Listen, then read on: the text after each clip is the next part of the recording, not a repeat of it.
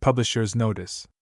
18 years ago, the first edition of this book, Company Aytch, 1st Tennessee Regiment, was published by the author, Mr. Sam R. Watkins of Columbia, Tennessee. A limited edition of 2,000 copies was printed and sold. For nearly 20 years this work has been out of print, and the owners of copies of it hold them so precious that it is impossible to purchase one. To meet a demand so strong as to be almost irresistible, the Chattanooga Times has printed a second edition of 2,000 copies, which to soldiers of the Army of the Tennessee and the Army of the Cumberland, between whom many battles were fought, it will prove of intense interest, serving to recall many scenes and incidents of battlefield and camp in which they were the chief actors. To them and to all other readers we respectfully commend this book as being the best and most impersonal history of any army ever written. The Chattanooga Times. Chattanooga, Tennessee, October 1, 1900. Company Aytch. Maury Grays, 1st Tennessee Regiment, or A Side Show of the Big Show. By Sam R. Watkins. Columbia, Tennessee. Quic ipsi miserema vidi, et quorum pars magna fui.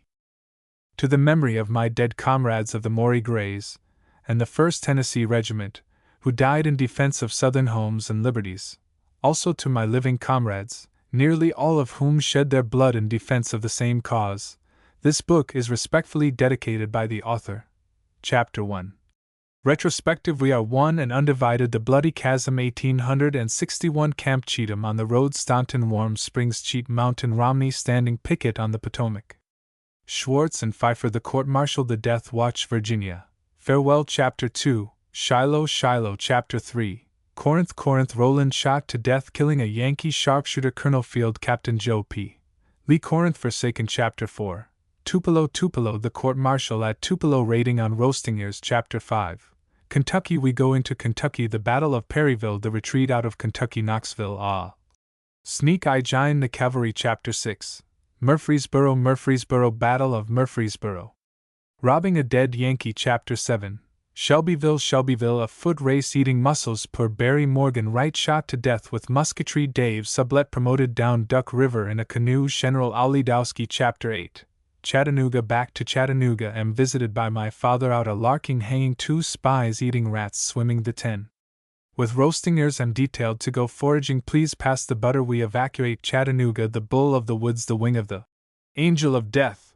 Chapter 9. Chickamauga. Battle of Chickamauga. After the battle, a night among the dead. Chapter 10.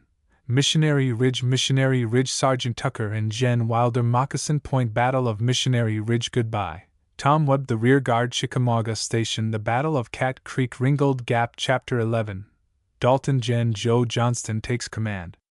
Commissaries. Dalton shooting a deserter. 10 men killed at Mourner's Bench. Dr. C. T. Quintard Wise. You got my hog? Target shooting Uncle Zach and Aunt Daphne. Red tape. I get a furlough. Chapter 12. 100 Days Battle. Rocky Face Ridge. Falling Back. Battle of Resaca. Adairsville. Octagon House. Kennesaw Line detailed to go into enemy's lines. Death of General Leonidas Polk. General Lucius E. Polk wounded, dead. Angle. Battle of New Hope Church. Battle of Dallas. Battle of Zion Church. Kingston. Cassville on the banks of the Chattahoochee. Removal of Gen. Joe E. Johnston. Jen Hood takes command. Chapter 13.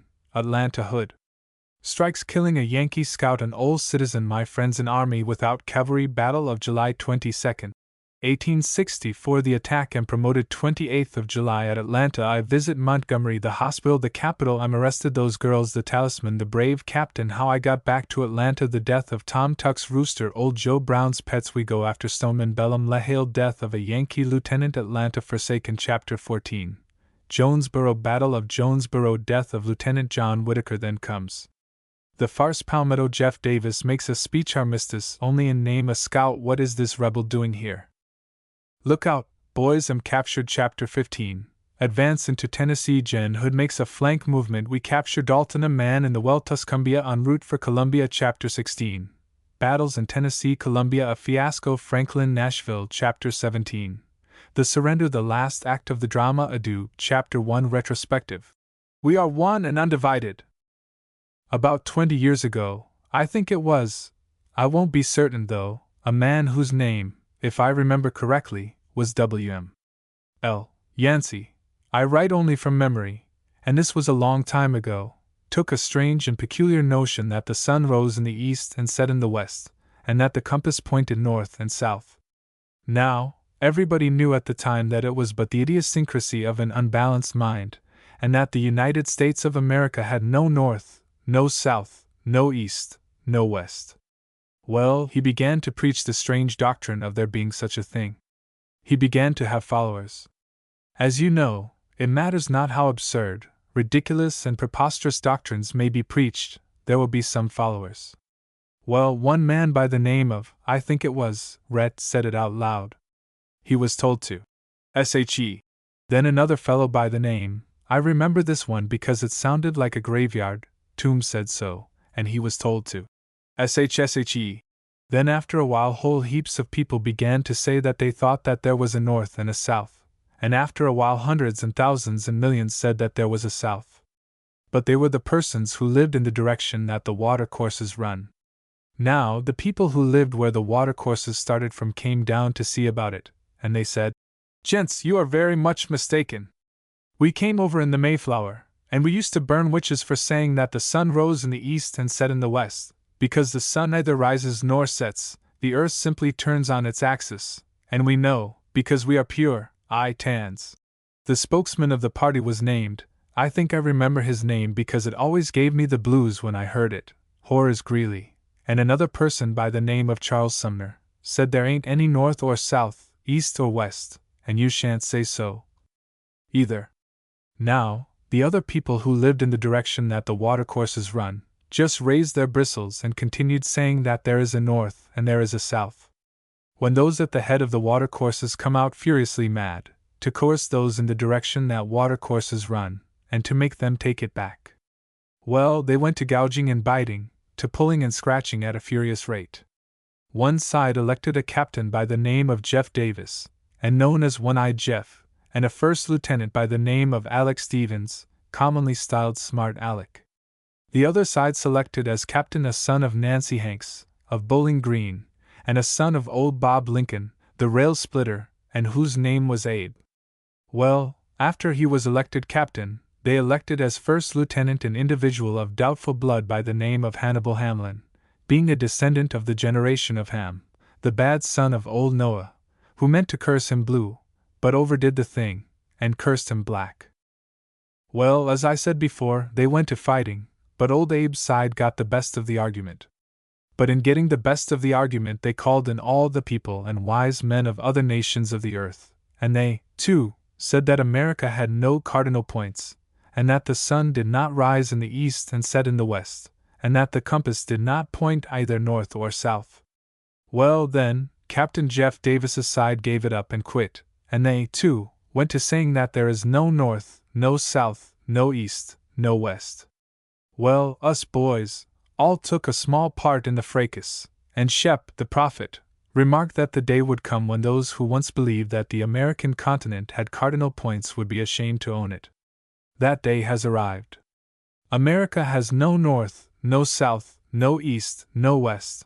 The sun rises over the hills and sets over the mountains, the compass just points up and down, and we can laugh now at the absurd notion of there being a north and a south. Well, reader, let me whisper in your ear. I was in the row, and the following pages will tell what part one took in the little unpleasant misconception of there being such a thing as a north and south. The bloody chasm. In these memoirs, after the lapse of 20 years, we propose to fight our battles o'er again. To do this is but a pastime and pleasure, as there is nothing that so much delights the old soldier as to revisit the scenes and battlefields with which he was once so familiar, and to recall the incidents, though trifling they may have been at the time. The histories of the lost cause are all written out by big bugs, generals and renowned historians, and like the fellow who called the turtle a cooter, being told that no such word as cooter was in Webster's dictionary, remarked that he had as much right to make a dictionary as Mr. Webster or any other man, so have I to write a history. But in these pages I do not pretend to write the history of the war. I only give a few sketches and incidents that came under the observation of a high private in the rear ranks of the rebel army. Of course, the histories are all correct. They tell of great achievements of great men, who wear the laurels of victory, have grand presents given them, high positions in civil life, presidents of corporations, governors of states, official positions, etc., and when they die, long obituaries are published, telling their many virtues, their distinguished victories, etc., and when they are buried, the whole country goes in mourning and is called upon to buy an elegant monument to erect over the remains of so distinguished and brave a general, etc. But in the following pages I propose to tell of the fellows who did the shooting and killing, the fortifying and ditching, the sweeping of the streets, the drilling, the standing guard, picket and vidette, and who drew, or were to draw, $11 per month in rations, and also drew the ramrod and tore the cartridge. Pardon me should I use the personal pronoun, I, too frequently, as I do not wish to be called egotistical, for I only write of what I saw as an humble private in the rear rank in an infantry regiment, commonly called Webfoot. Neither do I propose to make this a connected journal, for I write entirely from memory, and you must remember, kind reader, that these things happened 20 years ago, and 20 years is a long time in the life of any individual. I was 21 years old then, and at that time I was not married. Now I have a house full of young rebels, clustering around my knees and bumping against my elbow, while I write these reminiscences of the War of Secession, rebellion, state rights, slavery, or our rights in the territories, or by whatever other name it may be called. These are all with the past now, and the North and South have long ago shaken hands across the bloody chasm. The flag of the Southern cause has been furled never to be again unfurled, gone like a dream of yesterday, and lives only in the memory of those who lived through those bloody days and times. 1861. Reader mine, did you live in that stormy period? In the year of our Lord 1861, do you remember those stirring times? Do you recollect in that year, for the first time in your life, of hearing Dixie and the Bonnie Blue Flag? Fort Sumter was fired upon from Charleston by troops under General Beauregard, and Major Anderson, of the Federal Army, surrendered. The die was cast, war was declared. Lincoln called for troops from Tennessee and all the Southern states, but Tennessee, loyal to her Southern sister states, passed the Ordinance of Secession, and enlisted under the Stars and Bars. From that day on, every person, almost, was eager for the war, and we were all afraid it would be over and we not be in the fight. Companies were made up, regiments organized, left was heard from morning till night. By the right flank, file left, march, were familiar sounds. Everywhere could be seen Southern cockades made by the ladies and our sweethearts. And some who afterwards became Union men made the most fiery secession speeches.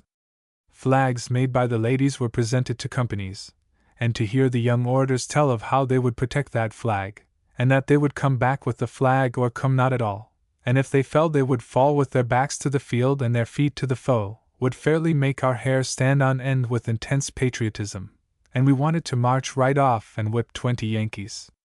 But we soon found out that the glory of war was at home among the ladies and not upon the field of blood and carnage of death, where our comrades were mutilated and torn by shot and shell. And to see the cheek blanch and to hear the fervent prayer, I might say the agony of mind were very different indeed from the patriotic times at home. Camp Cheatham. After being drilled and disciplined at Camp Cheatham, under the administrative ability of General R.C. Foster, 3rd, for 2 months, we, the 1st, 3rd, and 11th Tennessee Regiments, Manny, Brown, and Rains, learned of the advance of McClellan's army into Virginia, toward Harper's Ferry and Bull Run. The Federal Army was advancing all along the line. They expected to march right into the heart of the South, set the Negroes free, take our property, and whip the rebels back into the Union. But they soon found that secession was a bigger mouthful than they could swallow at one gobble. They found the people of the South in earnest. Secession may have been wrong in the abstract, and has been tried and settled by the arbitrament of the sword and bayonet, but I am as firm in my convictions today of the right of secession as I was in 1861. The South is our country, the North is the country of those who live there. We are an agricultural people, they are a manufacturing people. They are the descendants of the good old Puritan Plymouth Rock stock, and we of the South from the proud and aristocratic stock of Cavaliers. We believe in the doctrine of state rights. they in the doctrine of centralization. John C. Calhoun, Patrick Henry, and Randolph, of Roanoke, saw the venom under their wings, and warned the North of the consequences, but they laughed at them. We only fought for our state rights, they for union and power. The South fell battling under the banner of state rights, but yet grand and glorious even in death. Now, reader, please pardon the digression. It is every word that we will say in behalf of the rights of secession in the following pages.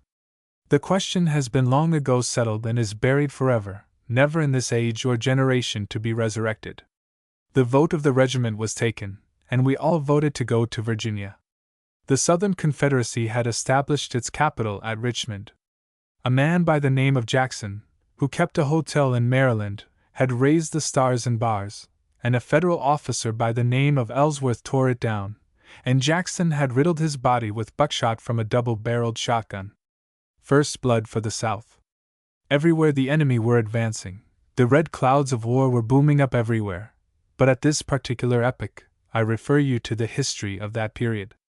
A private soldier is but an automaton, a machine that works by the command of a good, bad, or indifferent engineer, and is presumed to know nothing of all these great events. His business is to load and shoot, stand picket, vidette, etc., while the officers sleep, or perhaps die on the field of battle and glory, and his obituary and epitaph but one, remembered among the slain, but to what company, regiment, brigade or corps he belongs, there is no account, he is soon forgotten. A long line of box cars was drawn up at Camp Cheatham one morning in July. The bugles sounded to strike tents and to place everything on board the cars. We old comrades have gotten together and laughed 100 times at the plunder and property that we had accumulated, compared with our subsequent scanty wardrobe. Every soldier had enough blankets, shirts, pants, and old boots to last a year, and the empty bottles and jugs would have set up a first-class drug store. In addition, every one of us had his gun, cartridge box, knapsack, and 3 days' rations, a pistol on each side, and a long bowie knife that had been presented to us by William Wood, of Columbia, Tennessee. We got in, and on top of the box cars, the whistle sounded, and amid the waving of hats, handkerchiefs, and flags, we bid a long farewell and forever to old Camp Cheatham. Arriving at Nashville, the citizens turned out en masse to receive us, and here again we were reminded of the good old times and the gal we left behind us. Ah, it is worth soldiering to receive such welcomes as this. The Rev. Mr. Eliot invited us to his college grove, where had been prepared enough of the good things of earth to gratify the tastes of the most fastidious epicure. And what was most novel, we were waited on by the most beautiful young ladies, pupils of his school. It was charming, I tell you. Rev. C. D. Eliot was our brigade chaplain all through the war, and Dr. C. T. Quintard the chaplain of the 1st Tennessee Regiment, two of the best men who ever lived. Quintard is the present Bishop of Tennessee. On the road. Leaving Nashville, we went bowling along 20 or 30 miles an hour, as fast as steam could carry us.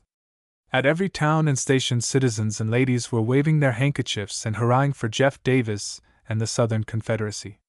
Magnificent banquets were prepared for us all along the entire route.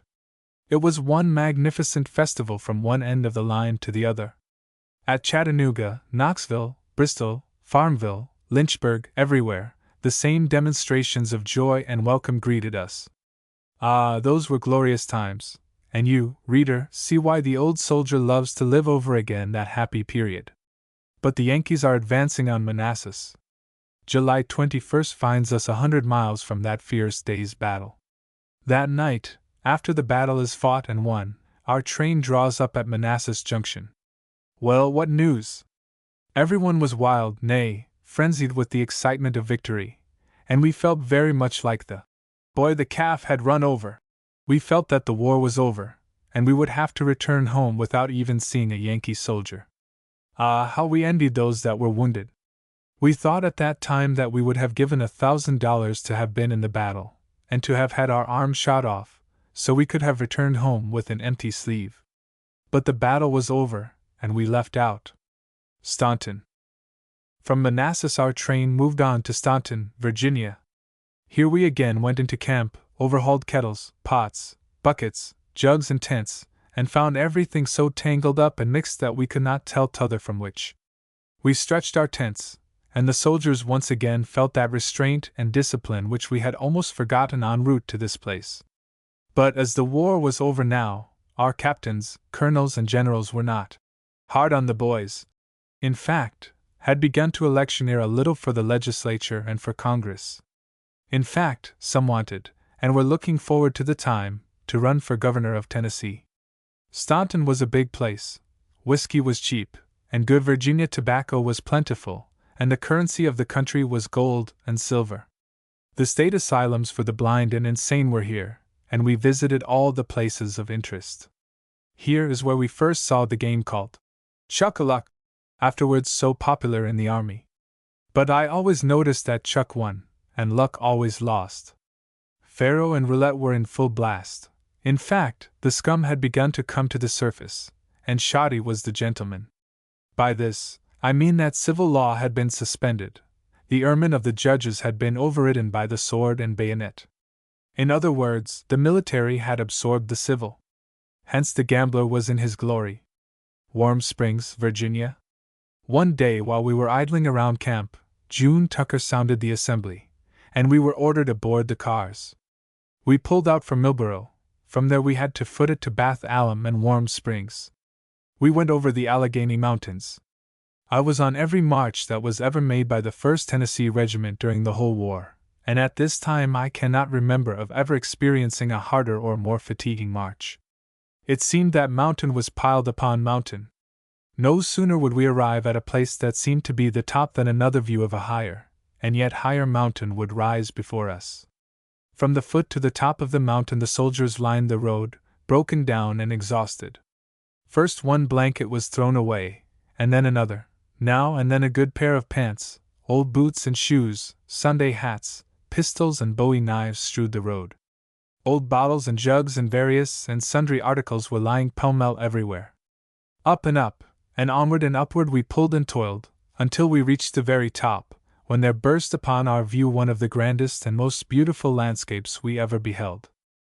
Nestled in the valley right before us is Bath Alum and Warm Springs. It seemed to me at that time, and since, a glimpse of a better and brighter world beyond, to the weary Christian pilgrim who may have been toiling on his journey for years. A glad shout arose from those who had gained the top, which cheered and encouraged the others to persevere. At last we got to Warm Springs. Here they had a nice warm dinner waiting for us. They had a large bathhouse at Warm Springs. A large pool of water arranged so that a person could go in any depth he might desire. It was a free thing, and we pitched in. We had no idea of the enervating effect it would have upon our physical systems, and as the water was but little past tepid, we stayed in a good long time. But when we came out we were as limp as dish rags. About this time the assembly sounded, and we were ordered to march. But we couldn't march worth a cent there, we had to stay until our systems had had sufficient recuperation. And we would wonder what all this marching was for, as the war was over anyhow. The second day after leaving Warm Springs we came to Big Springs.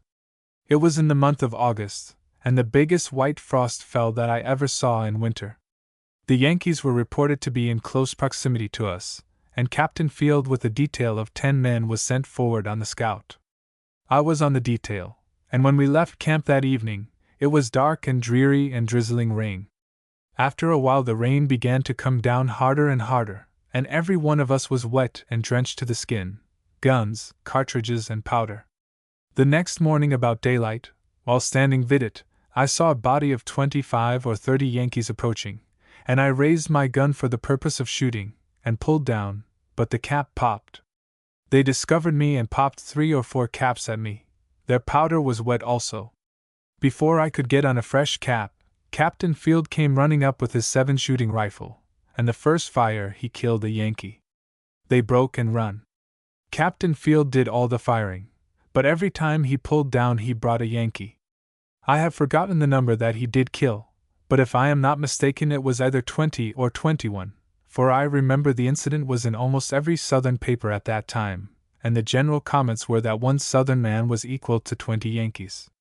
While we were in hot pursuit, one truly brave and magnanimous Yankee, who had been badly wounded, said, Gentlemen, you have killed me, but not 100 yards from here is the main line. We did not go any further, but halted right there, and after getting all the information that we could out of the wounded Yankee, we returned to camp. One evening, General Robert E. Lee came to our camp.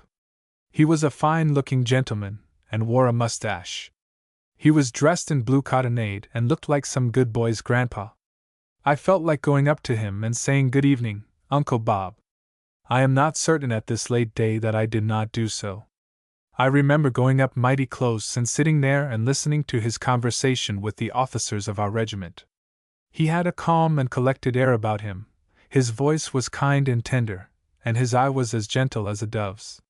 His whole make-up of form and person, looks and manner had a kind of gentle and soothing magnetism about it that drew every one to him and made them love, respect, and honor him. I fell in love with the old gentleman and felt like going home with him. I know I have never seen a finer-looking man, nor one with more kind and gentle features and manners. His horse was standing nipping the grass, and when I saw that he was getting ready to start I ran and caught his horse and led him up to him. He took the reins of the bridle in his hand and said, "Thank you, my son," rode off, and my heart went with him. There was none of his staff with him. He had on no sword or pistol, or anything to show his rank. The only thing that I remember he had was an opera glass hung over his shoulder by a strap.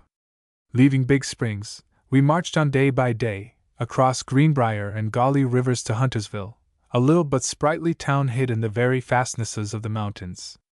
The people live exceedingly well in these mountains. They had plenty of honey and buckwheat cakes, and they called buttermilk sour milk, and sour milk weren't fit for pigs. They couldn't see how folks drank sour milk. But sauerkraut was good. Everything seemed to grow in the mountains: potatoes, Irish and sweet, onions, snap beans, peas, though the country was very thinly populated. Deer, bear, and foxes, as well as wild turkeys, and rabbits and squirrels abounded everywhere. Apples and peaches were abundant, and everywhere the people had apple butter for every meal, and occasionally we would come across a small-sized distillery, which we would at once start to doing duty. We drank the singlings while they were hot, but like the old woman who could not eat corn bread until she heard that they made whiskey out of corn, then she could manage to worry a little of it down. So it was with us and the singlings. From this time forward we were ever on the march, tramp, tramp, tramp, always on the march. Lee's corps, Stonewall Jackson's division. I refer you to the histories for the marches and tramps made by these commanders the first year of the war. Well, we followed them. Cheat Mountain. One evening about 4 o'clock, the drummers of the regiment began to beat their drums as hard as they could stave, and I saw men running in every direction, and the camp soon became one scene of hurry and excitement. I asked someone what all this hubbub meant. He looked at me with utter astonishment.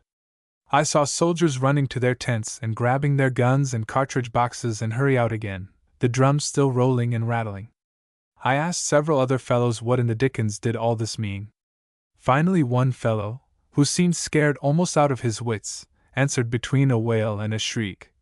"Why, sir, they are beating the long roll," says I. "What is the long roll for?"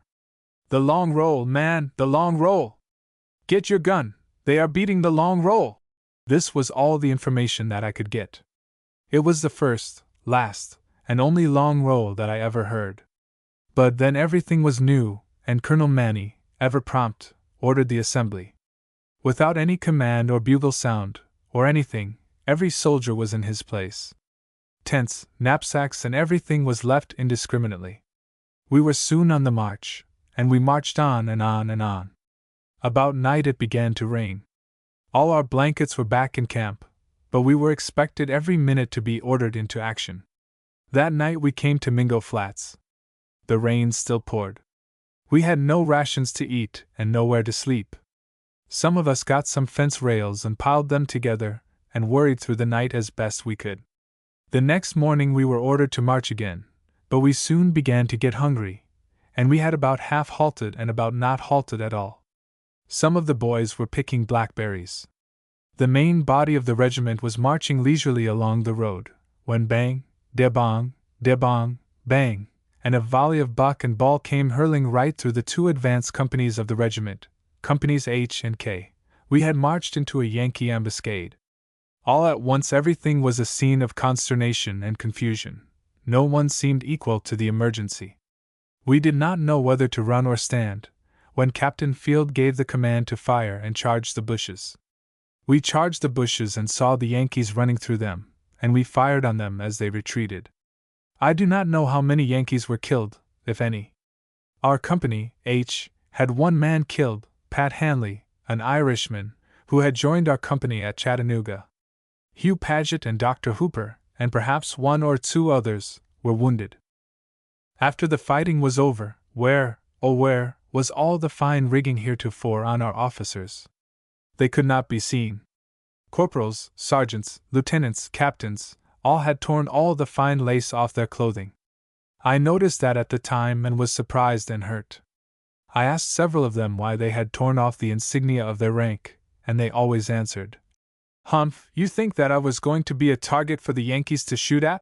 You see, this was our first battle, and the officers had not found out that Minnie as well as cannon balls were blind, that they had no eyes and could not see. They thought that the balls would hunt for them and not hurt the privates. I always shot at privates. It was they that did the shooting and killing, and if I could kill or wound a private, why, my chances were so much the better. I always looked upon officers as harmless personages. Colonel Field, I suppose, was about the only colonel of the war that did as much shooting as the private soldier. If I shot at an officer, it was at long range, but when we got down to close quarters I always tried to kill those that were trying to kill me. Sewell Mountain. From Cheat Mountain we went by forced marches day and night, over hill and everlasting mountains, and through lovely and smiling valleys, sometimes the country rich and productive, sometimes rough and broken, through towns and villages, the names of which I have forgotten, crossing streams and rivers, but continuing our never-ceasing, unending march, passing through the Kanawha Valley and by the salt works, and nearly back to the Ohio River, when we at last reached Sewell Mountain. Here we found General John B. Floyd strongly entrenched and fortified and facing the advance of the Federal Army. 2 days before our arrival he had charged and captured one line of the enemy's works. I know nothing of the battle. See the histories for that. I only write from memory, and that was 20 years ago, but I remember reading in the newspapers at that time of some distinguished man, whether he was captain, colonel, or general, I have forgotten, but I know the papers said, "He sought the bauble, reputation, at the cannon's mouth, and went to glory from the deathbed of fame." I remember it sounded gloriously in print. Now, reader, this is all I know of this grand battle. I only recollect what the newspapers said about it, and you know that a newspaper always tells the truth. I also know that beef liver sold for $1 apiece in gold, and here is where we were first paid off in Confederate money. Remaining here a few days, we commenced our march again. Sewell Mountain, Harrisonburg, Lewisburg, Kanawha Salt Works, first 4, forward and back, seemed to be the program of that day. Rosecrans, that wily old fox, kept Lee and Jackson both busy trying to catch him, but Rosie would not be caught. March, march, march, tramp, tramp, tramp, back through the valley to Huntersville and Warm Springs, and up through the most beautiful valley, the Shenandoah, in the world, passing towns and elegant farms and beautiful residences, rich pastures and abundant harvests, which a Federal general, Fighting Joe Hooker, later in the war, ordered to be so sacked and destroyed that a crow passing over this valley would have to carry his rations. Passing on, we arrived at Winchester. The first night we arrived at this place, the wind blew a perfect hurricane, and every tent and marquee in Lee's and Jackson's army was blown down. This is the first sight we had of Stonewall Jackson, riding upon his old sorrel horse, his feet drawn up as if his stirrups were much too short for him, and his old dingy military cap hanging well forward over his head, and his nose erected in the air, his old rusty saber rattling by his side. This is the way the grand old hero of 100 battles looked. His spirit is yonder with the blessed ones that have gone before, but his history is one that the country will ever be proud of, and his memory will be cherished and loved by the old soldiers who followed him through the war. Romney. Our march to and from Romney was in midwinter in the month of January, 1862. It was the coldest winter known to the oldest inhabitant of these regions. Situated in the most mountainous country in Virginia, and away up near the Maryland and Pennsylvania line, the Storm King seemed to rule in all of his majesty and power. Snow and rain and sleet and tempest seemed to ride and laugh and shriek and howl and moan and groan in all their fury and wrath. The soldiers on this march got very much discouraged and disheartened. As they marched along, icicles hung from their clothing, guns, and knapsacks. Many were badly frost-bitten, and I heard of many freezing to death along the roadside. My feet peeled off like a peeled onion on that march, and I have not recovered from its effects to this day. The snow and ice on the ground being packed by the soldiers tramping, the horses hitched to the artillery wagons were continually slipping and sliding and falling and wounding themselves and sometimes killing their riders. The wind whistling with a keen and piercing shriek, seemed as if they would freeze the marrow in our bones. The soldiers in the whole army got rebellious, almost mutinous, and would curse and abuse Stonewall Jackson. In fact, they called him Fool Tom Jackson. They blamed him for the cold weather, they blamed him for everything, and when he would ride by a regiment they would take occasion, sotto voce, to abuse him, and call him Fool Tom Jackson, and loud enough for him to hear. Soldiers from all commands would fall out of ranks and stop by the roadside and swear that they would not follow such a leader any longer. When Jackson got to Romney, and was ready to strike Banks and Meade in a vital point, and which would have changed, perhaps, the destiny of the war in the South, his troops refused to march any further, and he turned, marched back to Winchester, and tendered his resignation to the authorities at Richmond. But the great leader's resignation was not accepted. It was in store for him to do some of the hardest fighting and greatest generalship that was done during the war. One night at this place, Romney, I was sent forward with 2 other soldiers across the wire bridge as picket. One of them was named Schwartz and the other Pfeiffer. He called it Pfeiffer, but spelled it with a P, both full-blooded Dutchmen, and belonging to Company E, or the German Jägers, Captain Harsch, or, as he was more generally called, Godverdam. When we had crossed the bridge and taken our station for the night, I saw another snowstorm was coming. The zigzag lightnings began to flare and flash, and sheet after sheet of wild flames seemed to burst right over our heads and were hissing around us. The very elements seemed to be one aurora borealis with continued lightning. Streak after streak of lightning seemed to be piercing each the other, the one from the north and the other from the south. The white clouds would roll up, looking like huge snowballs, encircled with living fires. The earth and hills and trees were covered with snow, and the lightnings seemed to be playing King Canico along its crusted surface. If it thundered at all, it seemed to be between a groaning and a rumbling sound. The trees and hills seemed white with livid fire. I can remember that storm now as the grandest picture that has ever made any impression on my memory. As soon as it quit lightning, the most blinding snowstorm fell that I ever saw.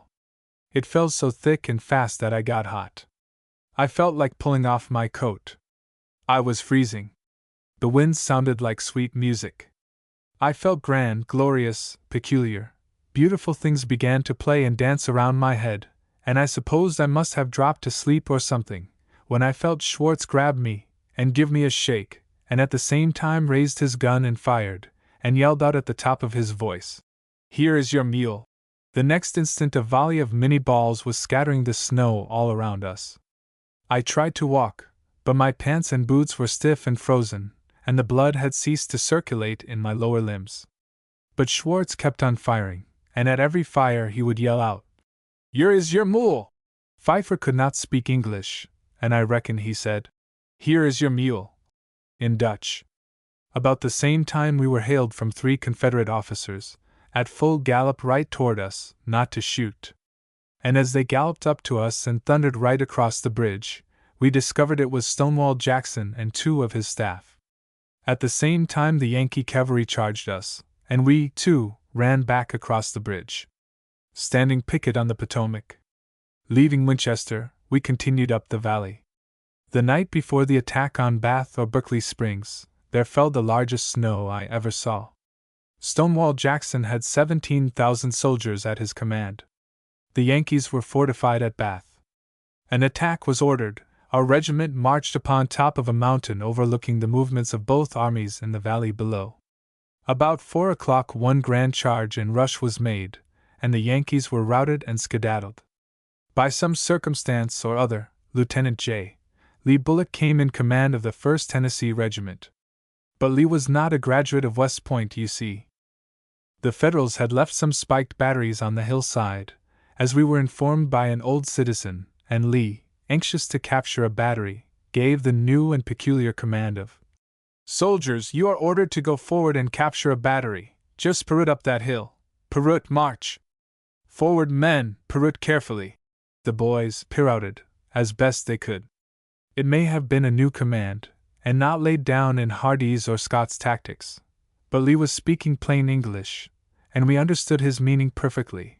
And even at this late day I have no doubt that every soldier who heard the command thought it a legal and technical term used by military graduates to go forward and capture a battery. At this place, Bath, a beautiful young lady ran across the street. I have seen many beautiful and pretty women in my life, but she was the prettiest one I ever saw. Were you to ask any member of the 1st Tennessee Regiment who was the prettiest woman he ever saw, he would unhesitatingly answer that he saw her at Berkeley Springs during the war, and he would continue the tale, and tell you of Lee Bullock's pirouette and Stonewall Jackson's charge. We rushed down to the big spring bursting out of the mountain side, and it was hot enough to cook an egg. Never did I see soldiers more surprised. The water was so hot we could not drink it. The snow covered the ground and was still falling. That night I stood picket on the Potomac with a detail of the 3rd Arkansas Regiment. I remember how sorry I felt for the poor fellows, because they had enlisted for the war, and we for only 12 months. Before nightfall I took in every object and commenced my weary vigils. I had to stand all night. I could hear the rumblings of the Federal artillery and wagons, and hear the low shuffling sound made by troops on the march. The snow came pelting down as large as goose eggs. About midnight the snow ceased to fall, and became quiet. Now and then the snow would fall off the bushes and make a terrible noise. While I was peering through the darkness, my eyes suddenly fell upon the outlines of a man. The more I looked, the more I was convinced that it was a Yankee picket. I could see his hat and coat, yes, see his gun. I was sure that it was a Yankee picket. What was I to do? The relief was several hundred yards in the rear. The more I looked, the more sure I was. At last a cold sweat broke out all over my body. Turkey bumps rose. I summoned all the nerves and bravery that I could command, and said, "Halt! Who goes there?" There being no response, I became resolute. I did not wish to fire and arouse the camp, but I marched right up to it, and stuck my bayonet through and through it. It was a stump. I tell the above, because it illustrates a part of many a private's recollections of the war, in fact, a part of the hardships and suffering that they go through.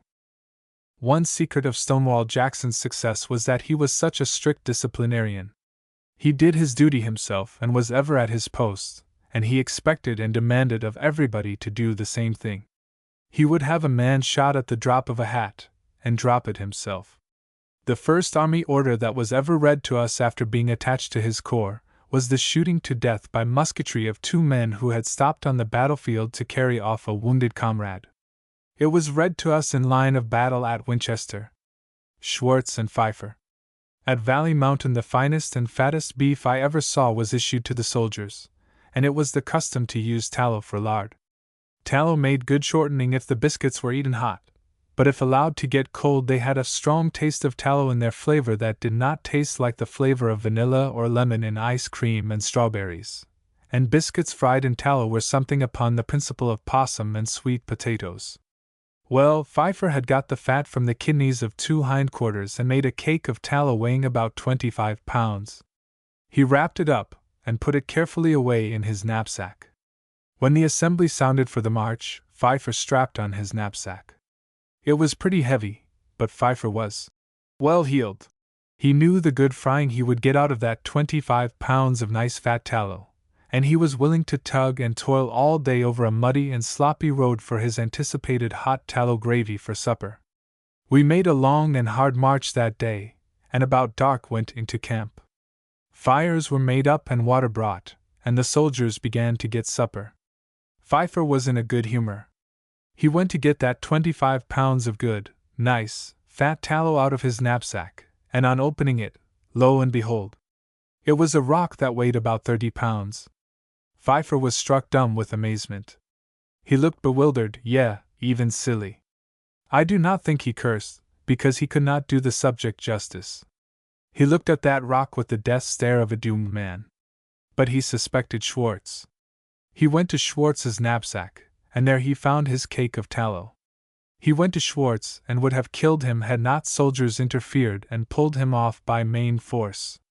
His eyes blazed and looked like those of a tiger when he has just torn his victim limb from limb. I would not have been in Schwartz's shoes for all the tallow in every beef in Virginia. Captain Harsh made Schwartz carry that rock for 2 days to pacify Pfeiffer. The court-martial. One incident came under my observation while in Virginia that made a deep impression on my mind. One morning, about daybreak, the new guard was relieving the old guard. It was a bitter cold morning, and on coming to our extreme outpost, I saw a soldier. He was but a mere boy, either dead or asleep at his post. The sergeant commanding the relief went up to him and shook him. He immediately woke up and seemed very much frightened. He was fast asleep at his post. The sergeant had him arrested and carried to the guard-house. 2 days afterwards I received notice to appear before a court-martial at 9. I was summoned to appear as a witness against him for being asleep at his post in the enemy's country. An example had to be made of someone. He had to be tried for his life. The court-martial was made up of 7 or 8 officers of a different regiment. The witnesses all testified against him, charges and specifications were read, and by the rules of war he had to be shot to death by musketry. The Advocate General for the prosecution made the opening speech. He read the law in a plain, straightforward manner, and said that for a soldier to go to sleep at his post of duty, while so much depended upon him, was the most culpable of all crimes, and the most inexcusable. I trembled in my boots, for on several occasions I knew I had taken a short nap, even on the very outpost. The Advocate General went on further to say that the picket was the sentinel that held the lives of his countrymen and the liberty of his country in his hands, and it mattered not what may have been his record in the past. At one moment he had forfeited his life to his country. For discipline's sake, if for nothing else, you gentlemen that make up this court-martial find the prisoner guilty. It is necessary for you to be firm, gentlemen, for upon your decision depends the safety of our country. When he had finished, thinks I to myself, gone up the spout, sure, we will have a first-class funeral here before night.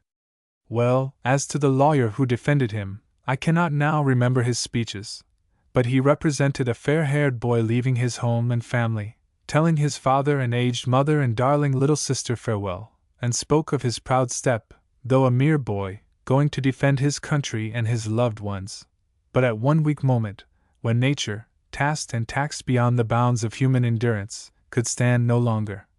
And upon the still and silent picket post, when the whole army was hushed in slumber, what wonder is it that he, too, may have fallen asleep while at his post of duty? Some of you gentlemen of this court-martial may have sons, may have brothers, yes, even fathers, in the army. Where are they tonight? You love your children, or your brother or father. This mere youth has a father and mother and sister away back in Tennessee. They are willing to give him to his country. But oh, gentlemen, let the word go back to Tennessee that he died upon the battlefield, and not by the hands of his own comrades for being asleep at his post of duty. I cannot now remember the speeches, but one thing I do know, that he was acquitted, and I was glad of it. The death watch. One more scene I can remember. Kind friends, you that know nothing of a soldier's life, I ask you in all candor not to doubt the following lines in this sketch. You have no doubt read of the old Roman soldier found amid the ruins of Pompeii, who had stood there for 1600 years, and when he was excavated was found at his post with his gun clasped in his skeleton hands. You believe this because it is written in history. I have heard politicians tell it. I have heard it told from the sacred desk. It is true, no one doubts it. Now, were I to tell something that happened in this 19th century exactly similar, you would hardly believe it. But whether you believe it or not, it is for you to say. At a little village called Hampshire Crossing, our regiment was ordered to go to a little stream called St. John's Run, to relieve the 14th Georgia Regiment and the 3rd Arkansas. I cannot tell the facts as I desire to. In fact, my hand trembles so, and my feelings are so overcome, that it is hard for me to write at all. But we went to the place that we were ordered to go to, and when we arrived there we found the guards sure enough. If I remember correctly, there were just 11 of them. Some were sitting down, and some were lying down, but each and every one was as cold and as hard frozen as the icicles that hung from their hands and faces and clothing, dead. They had died at their post of duty. 2 of them, a little in advance of the others, were standing with their guns in their hands, as cold and as hard frozen as a monument of marble, standing sentinel with loaded guns in their frozen hands. The tale is told. Were they true men? Does he who noteth the sparrows fall, and numbers the hairs of our heads, have any interest in one like ourselves? Yes, he doeth all things well. Not a sparrow falls to the ground without his consent. Virginia, farewell. After having served through all the Valley Campaign, and marched through all the wonders of Northwest Virginia, and being associated with the Army of Virginia, it was with sorrow and regret that we bade farewell to old Virginia's shore, to go to other fields of blood and carnage and death. We had learned to love Virginia. We love her now. The people were kind and good to us. They divided their last crust of bread and rasher of bacon with us. We loved Lee, we loved Jackson, we loved the name, association, and people of Virginia. Hatton, Forbes, Anderson, Gilliam, Govan, Loring, Ashby, and Shoemaker were names with which we had been long associated. We hated to leave all our old comrades behind us. We felt that we were proving recreant to the instincts of our own manhood, and that we were leaving those who had stood by us on the march and battlefield when they most needed our help. We knew the 7th and 14th Tennessee Regiments. We knew the 3rd Arkansas, the 14th Georgia, and 42nd Virginia Regiments. Their names were as familiar as household words. We were about to leave the bones of Joe Bynum and Gus Allen and Patrick Hanley. We were about to bid farewell to every tender association that we had formed with the good people of Virginia, and to our old associates among the soldiers of the Grand Army of Virginia. Virginia, farewell. Away back yonder, in good old Tennessee, our homes and loved ones are being robbed and insulted, our fields laid waste, our cities sacked, and our people slain. Duty as well as patriotism calls us back to our native home, to try and defend it, as best we can, against an invading army of our then enemies. And Virginia, once more we bid you a long farewell. Chapter 2 Shiloh. This was the first big battle in which our regiment had ever been engaged. I do not pretend to tell of what command distinguished itself, of heroes, of blood and wounds, of shrieks and groans, of brilliant charges, of cannon captured, etc. I was but a private soldier, and if I happened to look to see if I could find out anything, eyes right, guide center, was the order. Close up, guide right, halt, forward, right oblique, left oblique, halt, forward, guide center, eyes right, dress up promptly in the rear, steady, double quick, charge bayonets, fire at will, is about all that a private soldier ever knows of a battle. He can see the smoke rise and the flash of the enemy's guns, and he can hear the whistle of the Minié and cannon balls, but he has got to load and shoot as hard as he can tear and ram cartridge, or he will soon find out, like the Irishman who had been shooting blank cartridges, when a ball happened to strike him, and he halloed out, "Faith, Pat, and be jabbers, them fellows are shooting bullets." But I nevertheless remember many things that came under my observation in this battle.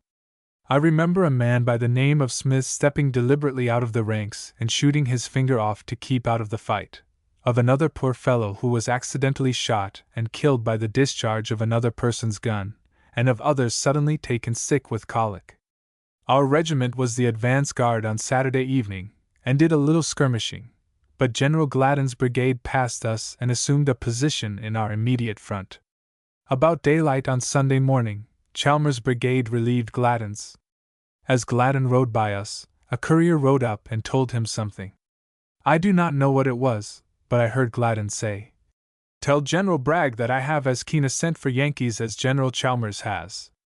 On Sunday morning, a clear, beautiful, and still day, the order was given for the whole army to advance, and to attack immediately. We were supporting an Alabama brigade. The fire opened, bang, bang, bang, a rattle to bang, bang, bang, a boom, to bang, bang, bang, boom, bang, boom, bang, boom, bang, boom, bang, boom, worse, a ripping, roaring boom, bang. The air was full of balls and deadly missiles. The litter corps was carrying off the dying and wounded. We could hear the shout of the charge and the incessant roar of the guns, the rattle of the musketry, and knew that the contending forces were engaged in a breast-to-breast struggle.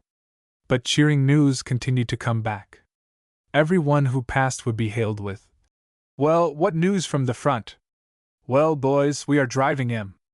We have captured all their encampments, everything that they had, and all their provisions and army stores, and everything."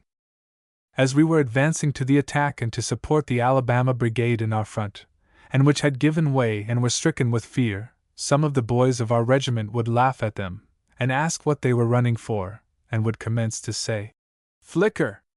Flicker! Flicker!" like the bird called the yellowhammer. "Flicker! Flicker! Flicker!" As we advanced, on the edge of the battlefield, we saw a big fat colonel of the 23rd Tennessee Regiment badly wounded, whose name, if I remember correctly, was Matt. "Martin," he said to us, "give 'em goss, boys." "That's right, my brave 1st Tennessee." "Give 'em Hail Columbia." We halted but a moment, and said I, "Colonel, where are you wounded?" He answered in a deep bass voice, "My son, I am wounded in the arm, in the leg, in the head, in the body, and in another place which I have a delicacy in mentioning." That is what the gallant old colonel said.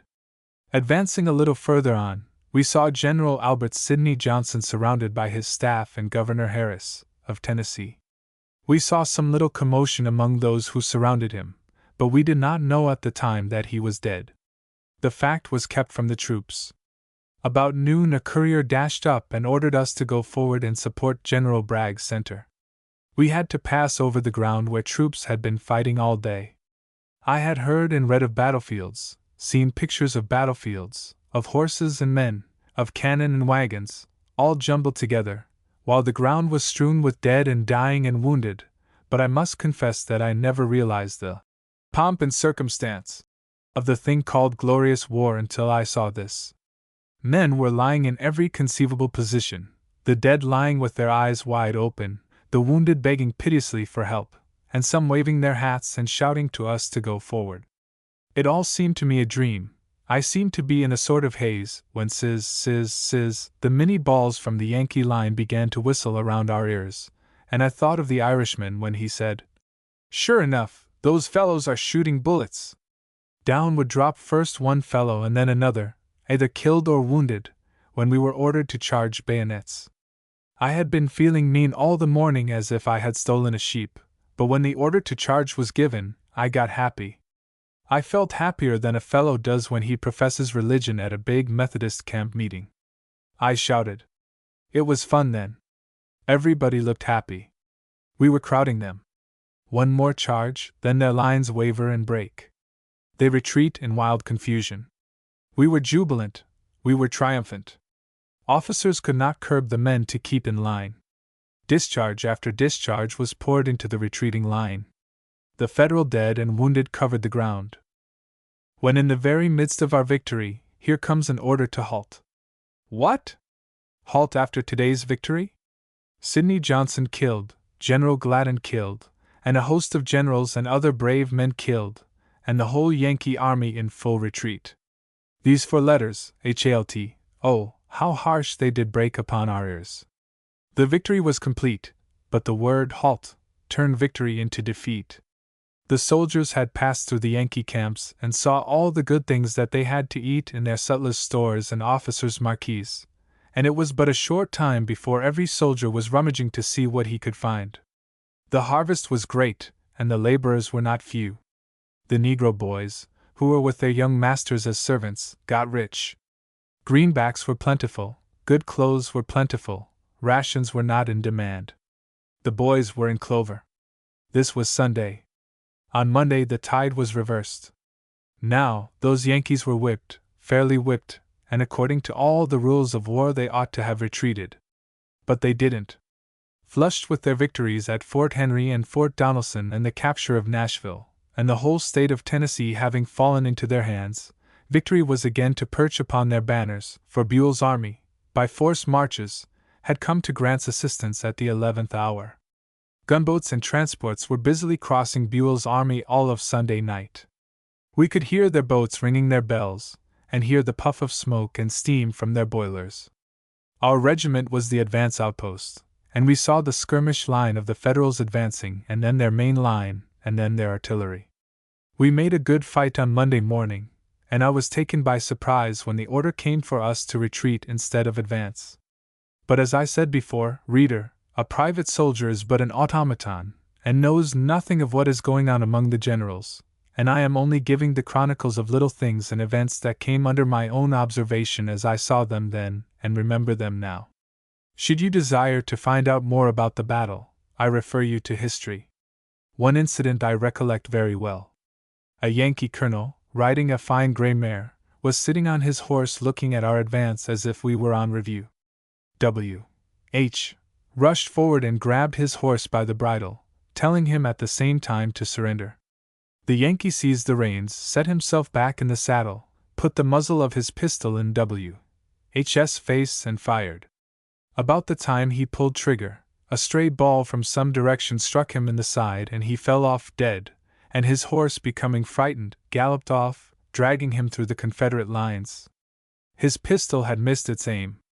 I have heard hundreds of old soldiers tell of the amount of greenback money they saw and picked up on the battlefield of Shiloh, but they thought it valueless and did not trouble themselves with bringing it off with them. One fellow, a courier, who had had his horse killed, got on a mule he had captured, and in the last charge, before the final and fatal halt was made, just charged right ahead by his lone self, and the soldiers said, "Just look at that brave man, charging right in the jaws of death." He began to seesaw the mule and grit his teeth, and finally yelled out, "It aren't me, boys, it's this blarsted old mule." Whoa! Whoa! On Monday morning I too captured me a mule. He was not a fast mule, and I soon found out that he thought he knew as much as I did. He was wise in his own conceit. He had a propensity to take every hog path he came to. All the bombasting that I could give him would not make him accelerate his speed. If blood makes speed, I do not suppose he had a drop of any kind in him. If I wanted him to go on one side of the road, he was sure to be possessed of an equal desire to go on the other side. Finally I and my mule fell out. I got a big hickory and would frail him over the head, and he would only shake his head and flop his ears, and seem to say, "Well, now you think you are smart, don't you?" He was a resolute mule, slow to anger, and would have made an excellent merchant to refuse bad pay, or I will pay your credit, for his whole composition seemed to be made up the one word, no. I frequently thought it would be pleasant to split the difference with that mule, and I would gladly have done so if I could have gotten one half of his no. Me and mule worried along until we came to a creek. Mule did not desire to cross, while I was trying to persuade him with a big stick, a rock in his ear, and a twister on his nose. The caisson of a battery was about to cross. The driver said, "I'll take your mule over for you."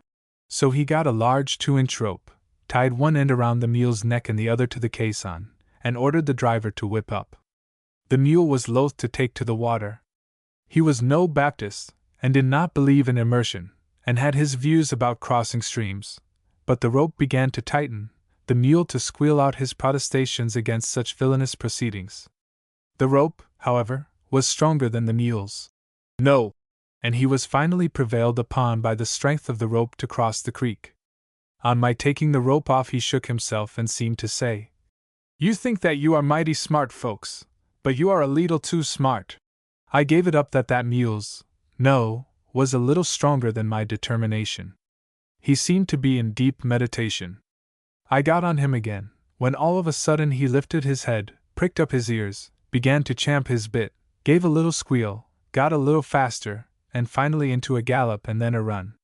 He seemed all at once to have remembered or to have forgotten something, and was now making up for lost time.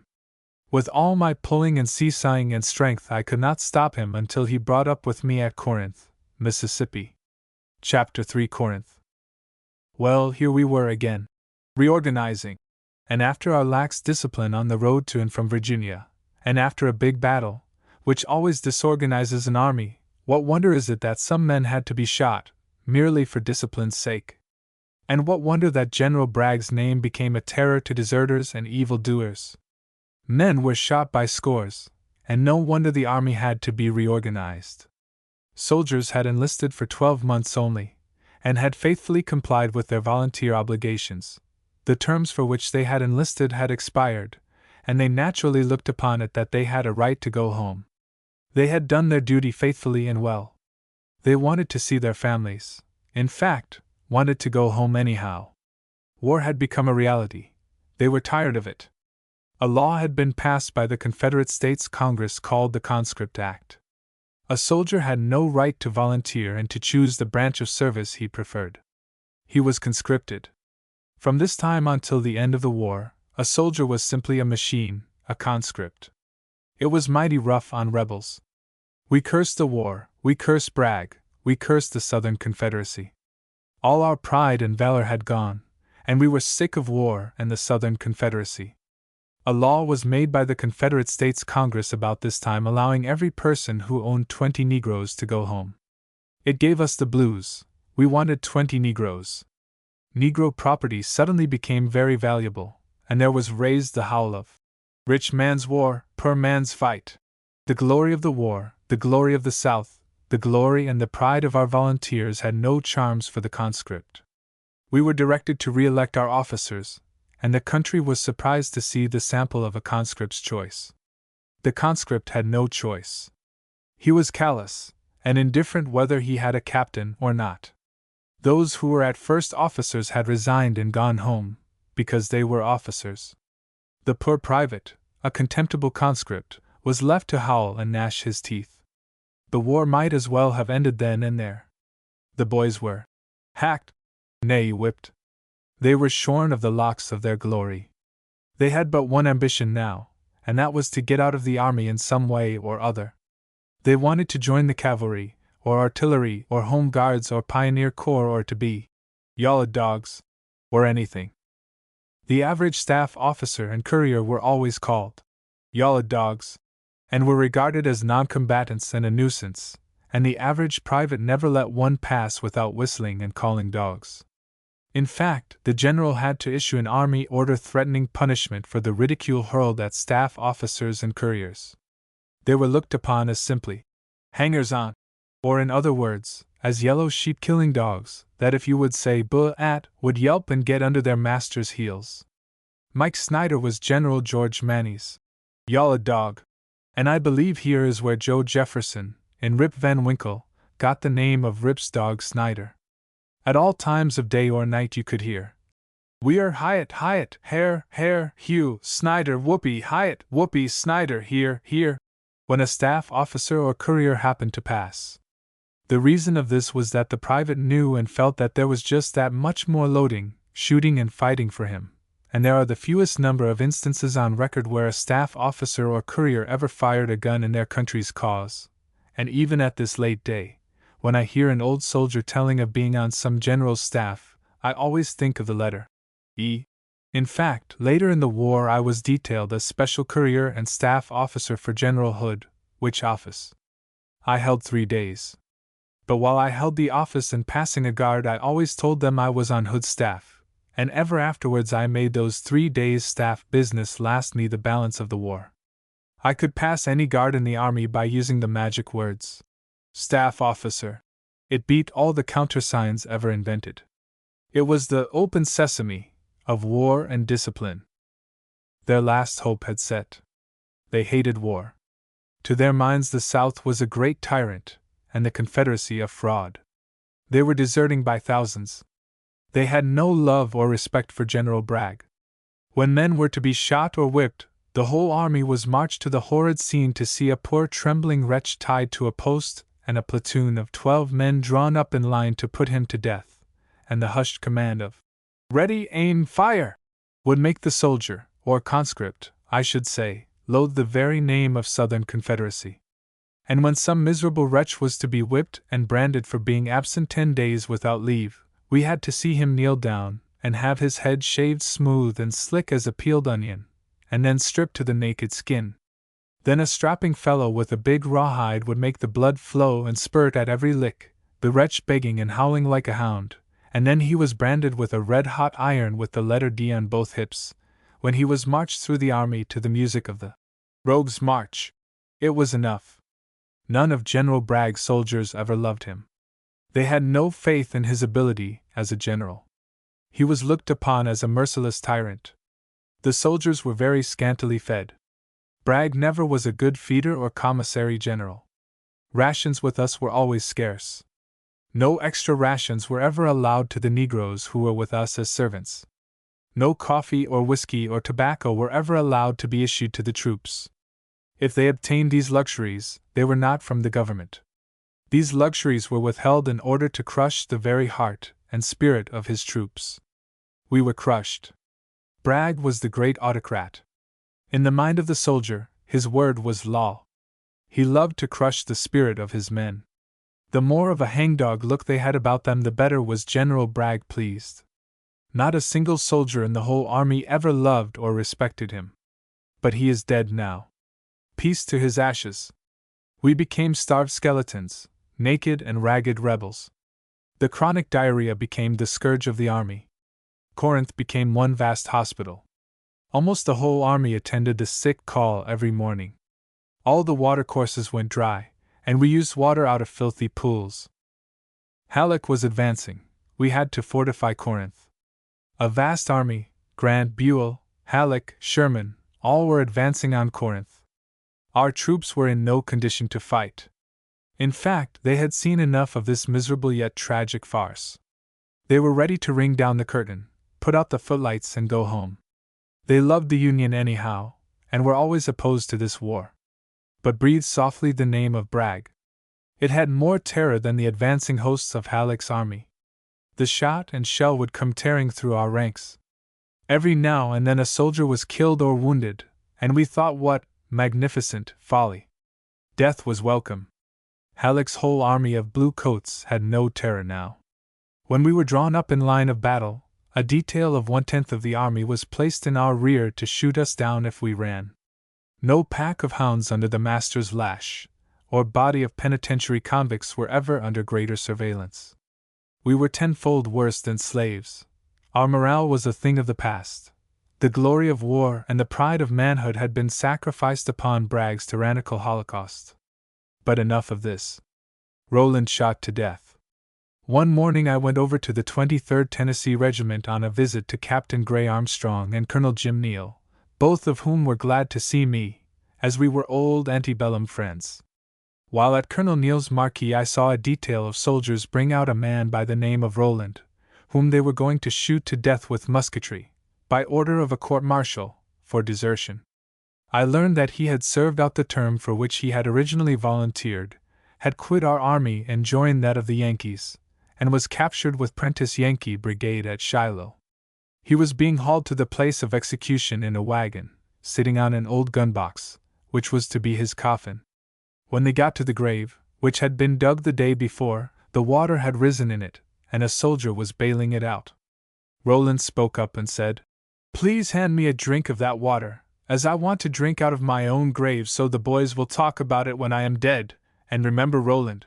They handed him the water and he drank all there was in the bucket, and handing it back asked them to please hand him a little more, as he had heard that water was very scarce in hell, and it would be the last he would ever drink. He was then carried to the death post, and there he began to cut up Jack generally. He began to curse Bragg, Jeff Davis, and the Southern Confederacy, and all the rebels at a terrible rate.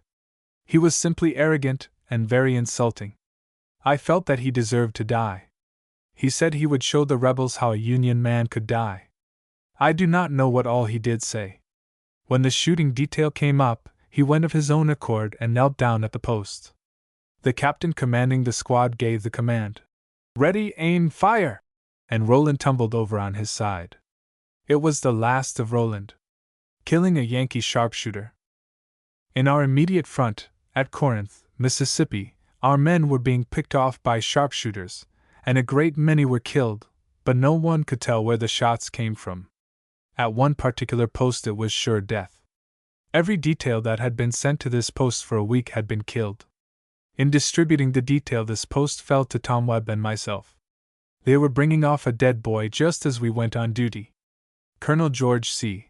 Porter, of the 6th Tennessee, warned us to keep a good lookout. We took our stands. A Minnie ball whistled right by my head. I don't think it missed me an eighth of an inch. Tom had sat down on an old chunk of wood, and just as he took his seat, zip! A ball took the chunk of wood. Tom picked it up and began laughing at our tight place. Happening to glance up towards the treetops, I saw a smoke rising above a tree, and about the same time I saw a Yankee peep from behind the tree, up among the bushes. I quickly called Tom's attention to it, and pointed out the place. We could see his ramrod as he handled it while loading his gun, saw him raise his gun, as we thought, to put a cap on it. Tom in the meantime had lain flat on his belly, and placed his gun across the chunk he had been sitting on. I had taken a rest for my gun by the side of a sapling, and both of us had dead aim at the place where the Yankee was. Finally we saw him sort o' peep round the tree, and we moved about a little so that he might see us, and as we did so, the Yankee stepped out in full view, and bang, bang! Tom and I had both shot. We saw that Yankee tumble out like a squirrel. It sounded like distant thunder when that Yankee struck the ground. We heard the Yankees carry him off. One thing I am certain of, and that is, not another Yankee went up that tree that day, and Colonel George C. Porter complimented Tom and I very highly on our success. This is where I first saw a jack-o'-lantern, ignis fatui. That night, while Tom and I were on our posts, we saw a number of very dim lights, which seemed to be in motion. At first we took them to be Yankees moving about with lights. Whenever we could get a shot we would blaze away. At last one got up very close, and passed right between Tom and I. I don't think I was ever more scared in my life. My hair stood on end like the quills of the fretful porcupine. I could not imagine what on earth it was. I took it to be some hellish machination of a Yankee trick. I did not know whether to run or stand, until I heard Tom laugh and say, "Well, well, that's a jack-o'-lantern, Colonel Field." Before proceeding further with these memoirs, I desire to give short sketches of two personages with whom we were identified and closely associated until the winding up of the ball. The first is Colonel Hugh Field. Colonel Field was born a soldier. I have read many descriptions of Stonewall Jackson. Colonel Field was his exact counterpart. They looked somewhat alike, spoke alike, and alike were trained military soldiers. The War Department at Richmond made a grand mistake in not making him a commander of armies. He was not a brilliant man, could not talk at all. He was a soldier. His conversation was yea and nay. But when you could get "Yes, sir," and "No, sir," out of him, his voice was as soft and gentle as a maid's when she says "yes" to her lover. Fancy, if you please, a man about 30 years old, a dark skin, made swarthy by exposure to sun and rain, very black eyes that seemed to blaze with a gentle luster. I never saw him the least excited in my life. His face was a face of bronze. His form was somewhat slender, but when you looked at him you saw at the first glance that this would be a dangerous man in a ground scuffle, a foot race, or a fight. There was nothing repulsive or forbidding, or even domineering in his looks. A child or a dog would make up with him on first sight. He knew not what fear was, or the meaning of the word fear. He had no nerves, or rather, has a rock or tree any nerves? You might as well try to shake the nerves of a rock or tree as those of Colonel Field.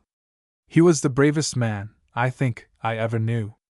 Later in the war he was known by every soldier in the army, and the 1st Tennessee Regiment, by his manipulations, became the regiment to occupy tight places. He knew his men. When he struck the Yankee line they felt the blow.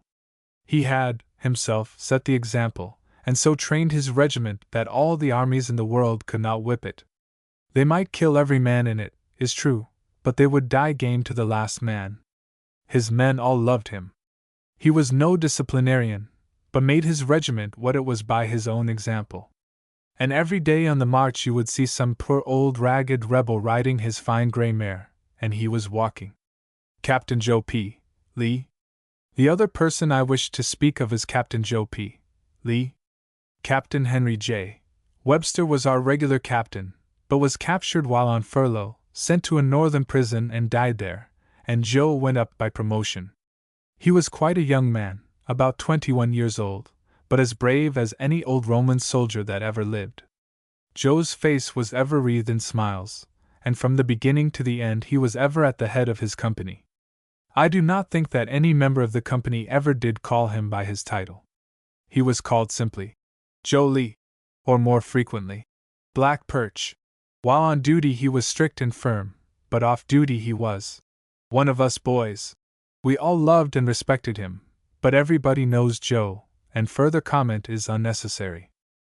I merely mention these two persons because in this rapid sketch I may have cause occasionally to mention them, and only wish to introduce them to the reader, so he may understand more fully my ideas.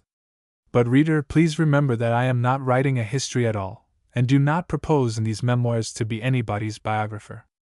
I am only giving my own impressions. If other persons think differently from me, it is all right, and I forgive them. Corinth forsaken.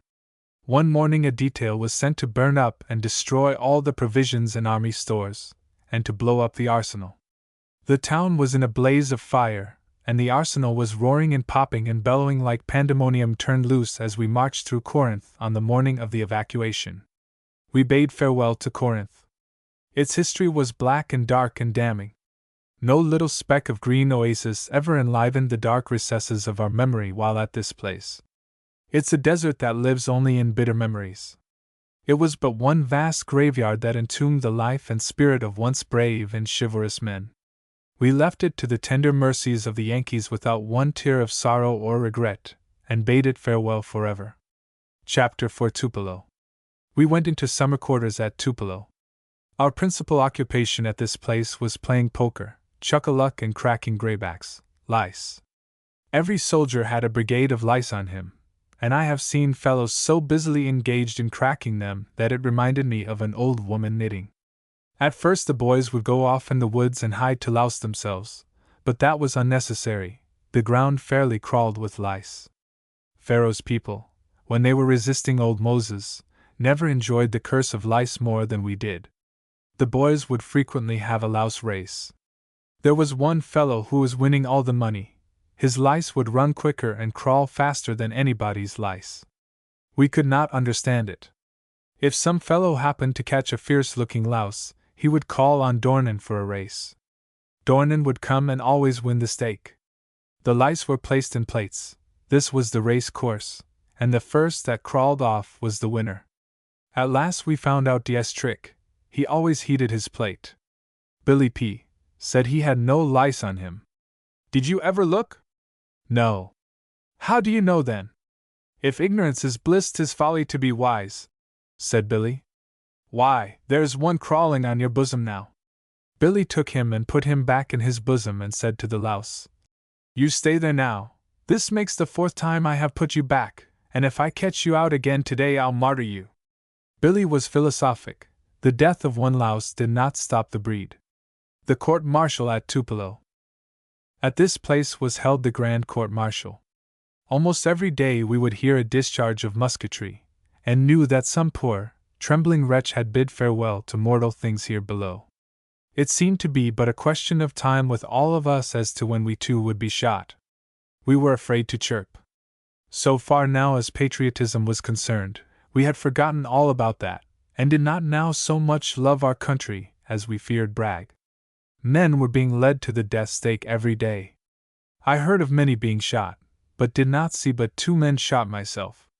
I do not know to what regiment they belonged, but I remember that they were mere beardless boys. I did not learn for what crime or the magnitude of their offenses. They might have deserved death for all I know. I saw an old man, about 60 years old, whose name was Dave Brewer, and another man, about 45, by the name of Rube Franklin, whipped. There was many a man whipped and branded that I never saw or heard tell of. But the reason I remembered these two was that they belonged to company of the 23rd Tennessee Regiment, and I knew many men in the regiment. These two men were hung up by the hands, after having their heads shaved, to a tree, put there for the purpose, with the prongs left on them, and one hand was stretched toward one prong and the other hand to another prong, their feet, perhaps, just touching the ground. The man who did the whipping had a thick piece of sole leather, the end of which was cut in 3 strips, and this tacked on to the end of a paddle. After the charges and specifications had been read, both men being stark naked, the whipper lit in on Rube, who was the youngest. I do not think he intended to hit as hard as he did, but being excited himself, he blistered Rube from head to foot. 39 lashes was always the number. Now, 3 times 39 makes 117. When he struck it all, 1 lick would make 3 whelps. When he had finished Rube, the captain commanding the whipping squad told him to lay it on old man Brewer as light as the law would allow. That old man Brewer was so old that he would die, that he could not stand it. He struck old man Dave Brewer 39 lashes, but they were laid on light. Old Dave didn't beg and squall like Rube did. He just did whip old man Dave. Like the old preacher who caught the bear on Sunday. They had him up before the church, agreed to let him off if he did not again set his trap. Well, he said, brethren, I just did set it. Raiding on roasting ears. At this place General Bragg issued an order authorizing citizens to defend themselves against the depredations of soldiers, to shoot them down if caught depredating. Well, one day Byron Richardson and myself made a raid on an old citizen's roasting ear patch. We had pulled about all the corn that we could carry. I had my arms full and was about starting for camp, when an old citizen raised up and said, "Stop there! Drop that corn." He had a double-barreled shotgun cocked and leveled at my breast. "Come and go with me to General Bragg's headquarters. I intend to take you there, by the living God." I was in for it. Directed to go in front, I was being marched to Bragg's headquarters. I could see the devil in the old fellow's eye. I tried to beg off with good promises, but the old fellow was deaf to all entreaty. I represented to him all of our hardships and suffering. But the old fellow was inexorable. I was being steadily carried toward Bragg's headquarters. I was determined not to see General Bragg, even if the old citizen shot me in the back. When all at once a happy thought struck me. Says I, "Mr. Byron Richardson is in your field, and if you will go back we can catch him and you can take both of us to General Bragg." The old fellow's spunk was up. He had captured me so easy, he no doubt thought he could whip a dozen. We went back a short distance, and there was Byron, who had just climbed over the fence and had his arms full, when the old citizen, diverted from me, leveled his double barrel at Byron, when I made a grab for his gun, which was accidentally discharged in the air, and with the assistance of Byron, we had the old fellow and his gun both. The table was turned.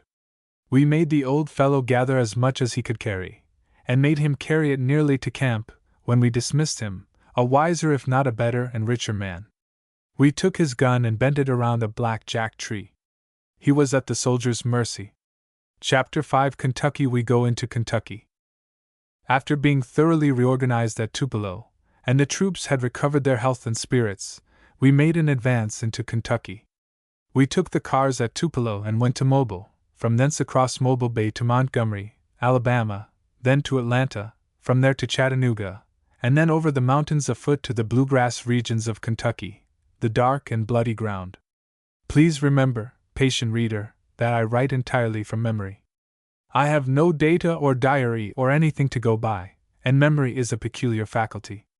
I find that I cannot remember towns and battles, and remember only the little things. I remember how gladly the citizens of Kentucky received us. I thought they had the prettiest girls that God ever made. They could not do too much for us. They had heaps and stacks of cooked rations along our route, with wine and cider everywhere, and the glad shouts of "Hurrah for our Southern boys!" greeted and welcomed us at every house. Ah, the boys felt like soldiers again. The bands played merrier and livelier tunes. It was the patient convalescing. The fever had left him, he was getting fat and strong. The old fire was seen to illuminate his eyes. His step was buoyant and proud. He felt ashamed that he had ever been hacked. He could fight now. It was the same old proud soldier of yore. The bands played Dixie and the Bonnie Blue Flag. The citizens cheered, and the ladies waved their handkerchiefs and threw us bouquets. Ah, those were halcyon days, and your old soldier, kind reader, loves to recall that happy period. Mumfordsville had been captured with 5,000 prisoners. New recruits were continually joining our ranks. Camp Dick Robinson, that immense pile of army stores, had fallen into our hands. We rode upon the summit of the wave of success. The boys had got clean clothes, and had their faces washed. I saw then what I had long since forgotten, a cockade. The Kentucky girls made cockades for us, and almost every soldier had one pinned on his hat. But stirring events were hastening on. The black cloud of battle and war had begun then to appear much larger than a man's hand. In fact, we could see the lightning flash and hear the thunder roar. We were at Harrodsburg. The Yankees were approaching Perryville under General Buell. The Yankees had been dogging our rear, picking up our stragglers and capturing some of our wagon trains. This good time that we were having was too good to last. We were in an ecstasy akin to heaven. We were happy, the troops were jubilant, our manhood blood pulsated more warmly, our patriotism was awakened, our pride was renewed and stood ready for any emergency. We felt that one Southern man could whip 20 Yankees. All was lovely and the goose hung high. We went to dances and parties every night. When General Chalmers marched to Perryville, and flanking and surrounding Mumfordsville, we marched the whole night long. We, the private soldiers, did not know what was going on among the generals. All that we had to do was march, march, march. It mattered not how tired, hungry, or thirsty we were. All that we had to do was to march that whole night long, and every staff officer who would pass, some fellow would say, "Hey, mister, how far is it to Mumfordsville?" He would answer, 5 miles.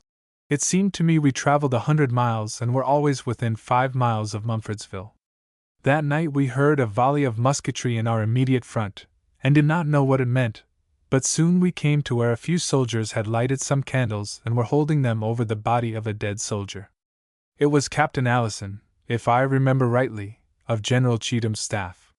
He was very bloody, and had his clothes riddled with balls.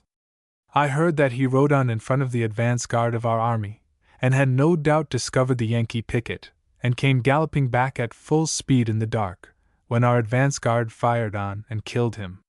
We laid down in a graveyard that night and slept, and when we awoke the sun was high in the heavens, shining in our faces. Mumfordsville had surrendered. The next day Dr. C.T. Quintard let me ride his horse nearly all day, while he walked with the web feet. The Battle of Perryville. In giving a description of this most memorable battle, I do not pretend to give you figures, and describe how this general looked and how that one spoke, and the other one charged with drawn saber, etc. I know nothing of these things, see the history for that. I was simply a soldier of the line, and I only write of the things I saw. I was in every battle, skirmish, and march that was made by the 1st Tennessee Regiment during the war, and I do not remember of a harder contest and more evenly fought battle than that of Perryville. If it had been 2 men wrestling, it would have been called a dog fall. Both sides claimed the victory, both whipped. I stood picket in Perryville the night before the battle, a Yankee on one side of the street, and I on the other. We got very friendly during the night, and made a raid upon a citizen's pantry, where we captured a bucket of honey, a pitcher of sweet milk, and 3 or 4 biscuit. The old citizen was not at home. He and his whole household had gone visiting, I believe. In fact, I think all of the citizens of Perryville were taken with a sudden notion of promiscuous visiting about this time. At least they were not at home to all callers. At length the morning dawned. Our line was drawn up on one side of Perryville, the Yankee army on the other. The 2 enemies that were soon to meet in deadly embrace seemed to be eyeing each other. The blue coats lined the hillside in plain view. You could count the number of their regiments by the number of their flags. We could see the huge war dogs frowning at us, ready at any moment to belch forth their fire and smoke, and hurl their thunderbolts of iron and death in our very midst. I wondered why the fighting did not begin. Never on earth were our troops more eager for the engagement to open.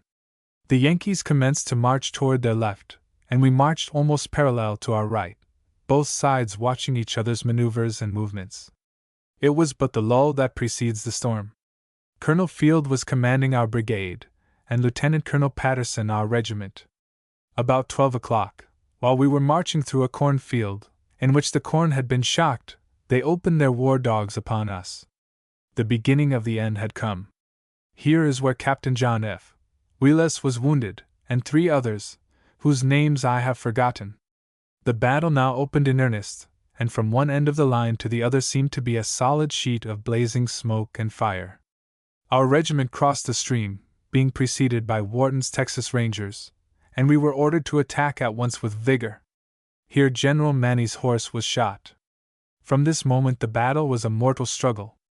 2 lines of battle confronted us. We killed almost every one in the first line, and were soon charging over the second, when right in our immediate front was their third and main line of battle, from which 4 Napoleon guns poured their deadly fire. We did not recoil, but our line was fairly hurled back by the leaden hail that was poured into our very faces. 8 color-bearers were killed at one discharge of their cannon. We were right up among the very wheels of their Napoleon guns. It was death to retreat now to either side. Our Lieutenant Colonel Patterson hallooed to charge and take their guns, and we were soon in a hand-to-hand fight, every man for himself, using the butts of our guns and bayonets. One side would waver and fall back a few yards, and would rally, when the other side would fall back, leaving the 4 Napoleon guns, and yet the battle raged. Such obstinate fighting I never had seen before or since. The guns were discharged so rapidly that it seemed the earth itself was in a volcanic uproar. The iron storm passed through our ranks, mangling and tearing men to pieces. The very air seemed full of stifling smoke and fire, which seemed the very pit of hell, peopled by contending demons. Our men were dead and dying right in the very midst of this grand havoc of battle. It was a life-to-life and death-to-death grapple.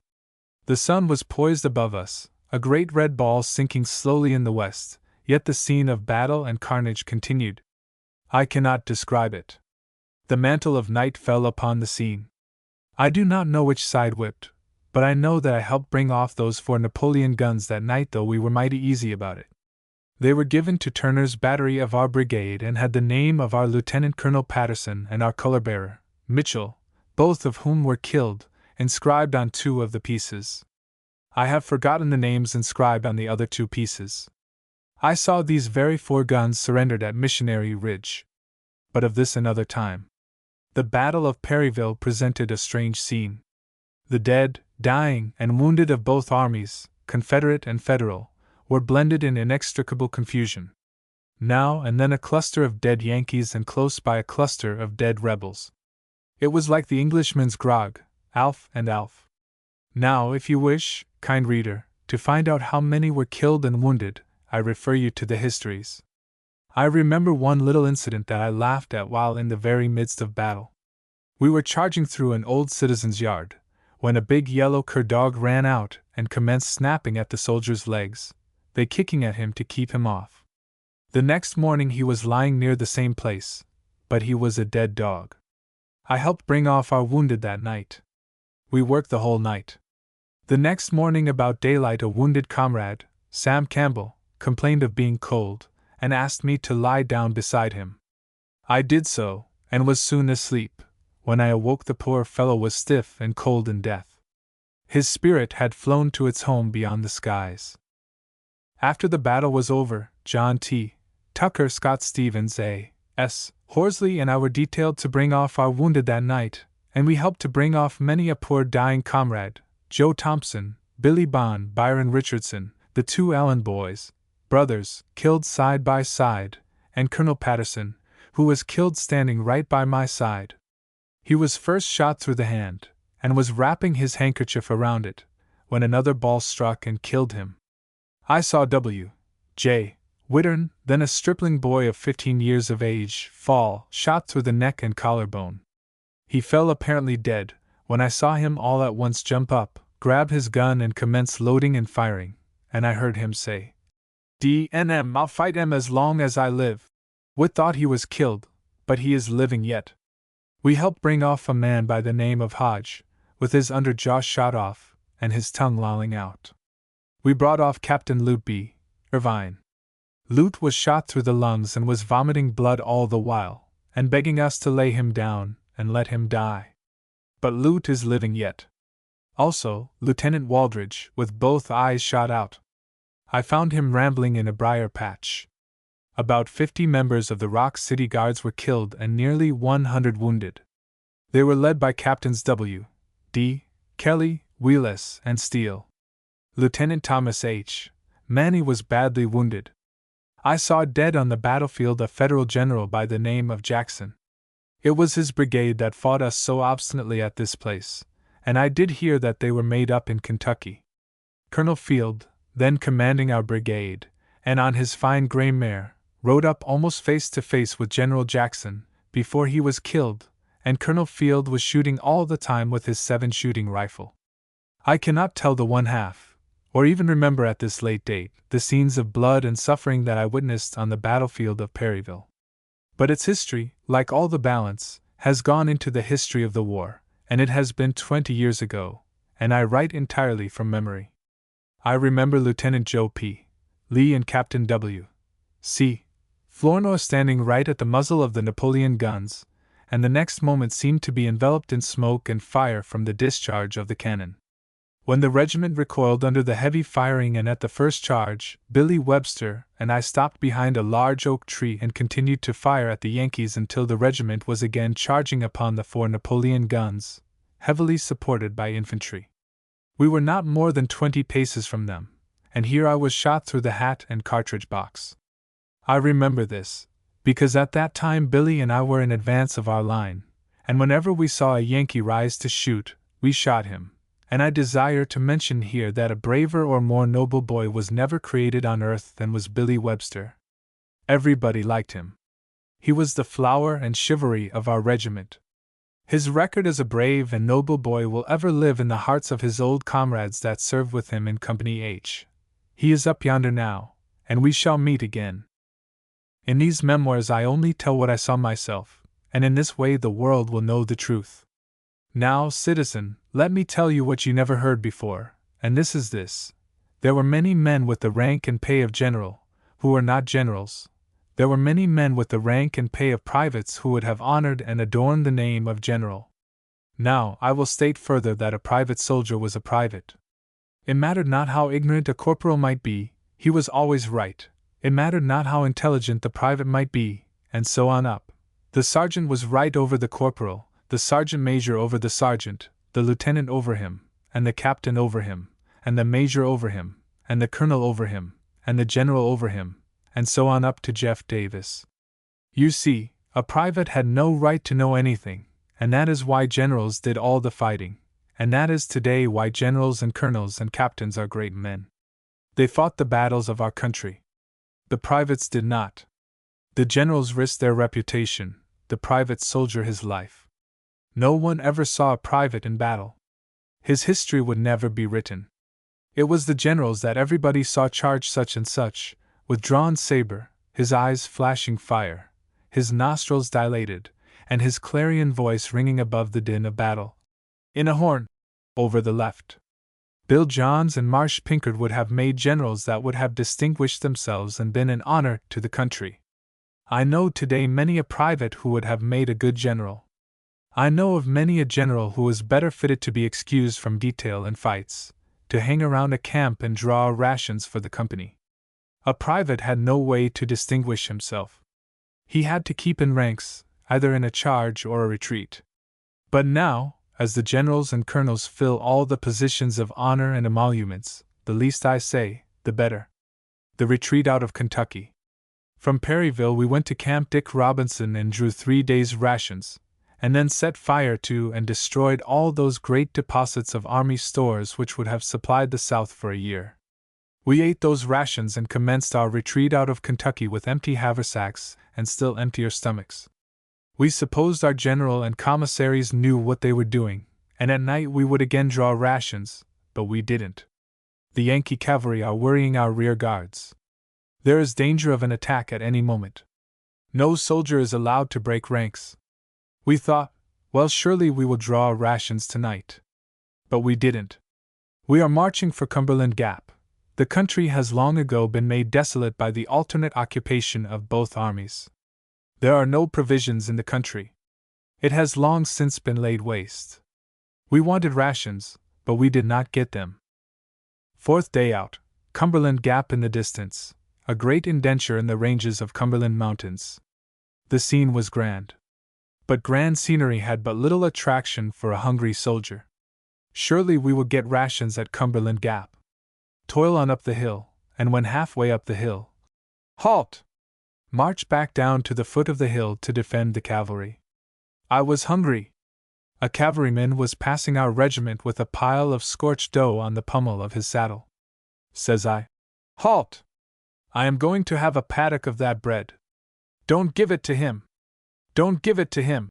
Was yelled out from all sides.